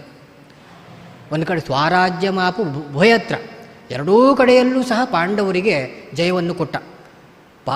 ಈ ಐಹಿಕವಾಗಿಯೂ ಪಾರಲೌಕಿಕವಾಗಿಯೂ ಸಹ ಎಂತೆಂಥ ಸಮಯದಲ್ಲಿ ಅನುಗ್ರಹ ಮಾಡಿದ್ದು. ತಲೆ ಹೋಗುವಂಥ ಸಮಯದಲ್ಲಿ ಕಿರೀಟ ಹೋಗುವ ಹಾಗೆ ಮಾಡಿದ ಅರ್ಜುನನದ್ದು, ಆಯಿತಾ. ಆಮೇಲೆ ಬೆಂಕಿ ಬೀಳುವಂಥ ಸಂದರ್ಭದಲ್ಲಿ, ಆಮೇಲೆ ವಸ್ತ್ರಾಪಹಾರ ಆಗುವಂಥ ಸಮಯದಲ್ಲಿ, ಎಲ್ಲ ಸಮಯದಲ್ಲೂ ಸಹ ಭಗವಂತನ ಅನುಗ್ರಹ ಇತ್ತು. ಮತ್ತು ಎಲ್ಲೂ ಸಹ ಮರ್ಯಾದೆ ಹೋಗುವುದಕ್ಕೆ ಬಿಡಲಿಲ್ಲ. ಎಷ್ಟು ಕೇಳಿದರೆ ಅವರ ಸ್ವಧರ್ಮ ಪಾಲನೆ ಉಂಟಲ್ಲ, ಅದು ವನವಾಸದಲ್ಲೂ ಆಗಿದೆ. ಕ್ಷತ್ರಿಯರಾಗಿದ್ದಾಗ ಸಹ ವನವಾಸದಲ್ಲಿದ್ದಾಗ ಅಕ್ಷಯ ಪಾತ್ರ ಇತ್ತು. ದೂರ್ವಾಸರು ಬಂದರು, ಊಟ ಹಾಕಬೇಕಂತ ಹೇಳಿದರು. ಆವಾಗ ಏನಾಯಿತು, ಅಕ್ಷಯ ಪಾತ್ರ ಆವಾಗ ಖಾಲಿಯಾಗಿತ್ತು. ದ್ರೌಪದಿ ಊಟ ಆದ ನಂತರ ಅದು ಏನೂ ಕೊಡುವುದಿಲ್ಲ. ಅಂತಹ ಸಮಯದಲ್ಲಿ ಅಲ್ಲಿದ್ದಂತಹ ಒಂದು ಅನ್ನದ ಅಗಳನ್ನು ತಿಂದು ಅವರಲ್ಲಿ ನದಿಯಲ್ಲಿ ಸ್ನಾನ ಮಾಡ್ತಾಯಿದ್ರು, ಅಲ್ಲೇ ಹೊಟ್ಟೆ ತುಂಬಿ ಹೋಯ್ತವ್ರು. ಇನ್ನೂ ಹೋದರೂ ನಮ್ಮ ಮರ್ಯಾದೆ ಪ್ರಶ್ನೆ, ಒಂದು ಅಗಳು ತಿನ್ಲಿಕ್ಕೆ ಆಗೋದಿಲ್ಲ ನಮಗೆ, ಹೋಗಿ ಇಲ್ಲಿ ಊಟ ಬೇಡ ಅಂತ ಹೇಳುದಾ, ಇನ್ನು ನಮಗೆ ಗ್ಯಾರಂಟಿ ಬೈತಾರೆ ಅಂತ ಹೇಳಿಂದ ಹೋಯ್ಬಿಟ್ರು ಅವರೆಲ್ಲ. ಇಂತಹ ಸಮಯದಲ್ಲಿ ಎಲ್ಲೂ ಸಹ ಮರ್ಯಾದೆ ಹೋಗ್ಲಿಕ್ಕೆ ಬಿಡಲಿಲ್ಲ ಪಾಂಡವರದ್ದು, ಆಯಿತಾ. ಹಾಗಾಗಿ ಅಂತಹ ಅನುಗ್ರಹ ಸಣ್ಣ ಪ್ರಾಯದಿಂದ ದೃಷ್ಟಿ ಇಟ್ಟಿದ್ದಾರೆ ದೇವರು ಪಾಂಡವರ ಮೇಲೆ. ಒಂದು ಸರ್ತಿ ಹೋಗಿ ವಿಚಾರ ಮಾಡಿ ಬಾ ಪಾಂಡವರ ಬಗ್ಗೆ ಅಂತ ಹೇಳಿಕೊಂಡು ಕಳಿಸಿ ಈ ವಿಷಯ ಹೇಳುವುದರೊಂದಿಗೆ 48ನೇ ಅಧ್ಯಾಯಕ್ಕೆ ಪೂರ್ವಾರ್ಧ ಎನ್ನುವಂಥದ್ದು ಸಮಾಪ್ತಿ ಆಗ್ತದೆ. ಇನ್ನು ಮುಂದೆ ಬೇರೆ ಬೇರೆ ಲೀಲೆಗಳನ್ನು ಹೇಳ್ತದೆ. ಅಂತೂ ದಶಮಸ್ಕಂದ ಎನ್ನುವಂಥದ್ದು ಅದು ಈ ಭಾಗವತದ ಒಂದು ಮುಖ್ಯ ಭಾಗ, ಸಾರ ಭಾಗ. 12 ಸ್ಕಂದದಲ್ಲಿ ಯಾಕಂದರೆ ಕೃಷ್ಣ ಚರಿತ್ರೆ ಎನ್ನುವಂಥದ್ದು ಅತ್ಯಂತ ಒಂದು ವಿಶೇಷವಾಗಿ ಹೇಳಲ್ಪಟ್ಟಂಥ ಒಂದು. ಮತ್ತು ಕಲಿಯುಗಕ್ಕೆ ಕೃಷ್ಣವರ್ಣಂ ಕಲವು ಕೃಷ್ಣಂ ಸಾಂಗೋಪಾಂಗಂ ಸಪಾರ್ಷದಂ, ಕಲಿಯುಗದಲ್ಲಿ ಕೃಷ್ಣನ ಉಪಾಸನೆ ತುಂಬ ವಿಶೇಷ. ಮತ್ತು ಕಲಿಯುಗದಲ್ಲಿ ಇದ್ದ ರೂಪ, ಕಲಿಯುಗದಲ್ಲಿ 36 ವರ್ಷ ಕಲಿಯುಗದ ಆರಂಭದಲ್ಲಿ ಸ್ಪರ್ಶ ಇತ್ತು ಕೃಷ್ಣ ರೂಪದ್ದು. ಹಾಗಾಗಿ ನಮಗೆಲ್ಲ ಭಾರಿ ಸಾಧಕರಿಗೆ ಉಪಾಸ್ಯವಾದಂತಹ ಒಂದು ರೂಪ ಅದು. ಉಪಾಸನೆ ಮಾಡಬೇಕಾದ್ರೆ ಒಂದು ಗುಣಗಳು ಬೇಕಲ್ಲ, ಆ ಕೃಷ್ಣನ ಗುಣಗಳು ಎಂಥವು, ಅದು ನಮಗೆ ವಿಶೇಷವಾಗಿ ಗೊತ್ತಾಗುವುದು ಭಾಗವತದ ದಶಮ ಸ್ಕಂದದಲ್ಲಿ. ಬೇರೆ ಎಲ್ಲ ಕಡೆ ಹೇಳಿದ್ದಾರೆ, ಮಹಾಭಾರತದಲ್ಲಿ ಹೇಳಿದ್ದಾರೆ, ಬೇರೆ ಕಡೆ ಬೇರೆ ಪುರಾಣದಲ್ಲಿ ಬಂದಿದೆ. ಆದರೆ ಒಂದು ರೀತಿ ಪೂರ್ತಿ ಇಡೀ ಜೀವನ ಚರಿತ್ರೆ ಕೃಷ್ಣನದ್ದು ಅದು ಬಂದಿರತಕ್ಕಂಥದ್ದು ಭಾಗವತ ದಶಮ ಸ್ಕಂದ. ಅಂತಹ ಈ ಭಾಗವತದ ಪ್ರವಚನ ಎನ್ನುವಂಥದ್ದು ಪರಮಪೂಜ್ಯ ವಿದ್ಯೇಶ ತೀರ್ಥರ ಅನುಗ್ರಹದಿಂದ ಈ ಪ್ರೋಷ್ಠಪದಿ ಕಾಲದಲ್ಲಿ ನಡೀತಾ ಇದೆ. ಶ್ರೀಪಾದರು ಅವರು ಭಾಗವತದಲ್ಲಿ ತುಂಬ ಸೇವೆಯನ್ನು ಸಲ್ಲಿಸಿದವರು. ಭಾಗವತದ ಮೂಲಕ ಭಗವಂತನನ್ನು ವಿಶೇಷವಾಗಿ ಅರ್ಚನೆ ಮಾಡಿದವರು.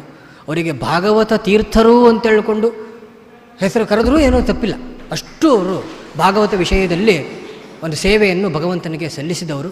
ಅಂಥವರ ವಿಶೇಷ ಅನುಗ್ರಹದಿಂದ ಮತ್ತು ಅಪ್ಪಣೆಯಿಂದ ಇವತ್ತು ಈ ಪರಮ ಪವಿತ್ರವಾದಂತಹ ಭಂಡಾರಕೇರಿ ಮಠದಲ್ಲಿ ಕೃಷ್ಣನ ಸನ್ನಿಧಾನದಲ್ಲಿ ಸತ್ಯರಾಮನ ಸನ್ನಿಧಾನದಲ್ಲಿ ಒಂದು 4 ಮಾತುಗಳನ್ನು ಹೇಳುವಂಥ ಅವಕಾಶ ಸಿಕ್ಕಿದೆ. ಇದಕ್ಕೋಸ್ಕರ ಪುನಃ ಶ್ರೀಪಾದರಿಗೆ ಸಾಷ್ಟಾಂಗ ಪ್ರಣಾಮಪೂರ್ವಕ ಧನ್ಯವಾದಗಳನ್ನು ಸಲ್ಲಿಸಿ, ಕೇಳಿದಂತಹ ನಿಮಗೆಲ್ಲರಿಗೂ ಸಹ ಭಗವಂತನ ಅನುಗ್ರಹ ವಿಶೇಷವಾಗಿ ಆಗಲಿ ಅಂತ ಹೇಳಿಕೊಂಡು ದೇವರಲ್ಲಿ ಪ್ರಾರ್ಥನೆ ಮಾಡಿ ನನ್ನ ಈ ಪ್ರವಚನಗಳನ್ನು ಕೃಷ್ಣಾರ್ಪಣೆ ಮಾಡ್ತಾ ಇದ್ದೇನೆ. ಕಾಯೇನ ವಾಚ ಮನಸೇಂದ್ರಿಯರ್ವಾ ಬುದ್ಧ್ಯಾತ್ಮನ ಮಾನುಷ ಸ್ವಭಾವಃ ಕರೋಮಿ ಯದ್ಯ ಸಕಲಂ ಪರಸ್ಮೈ ನಾರಾಯಣತೆ ಸಮರ್ಪಯಾಮಿ. ಶ್ರೀಕೃಷ್ಣಾರ್ಪಣಮಸ್ತು. ಅಚ್ಯುತಾನಂತ ಗೋವಿಂದ.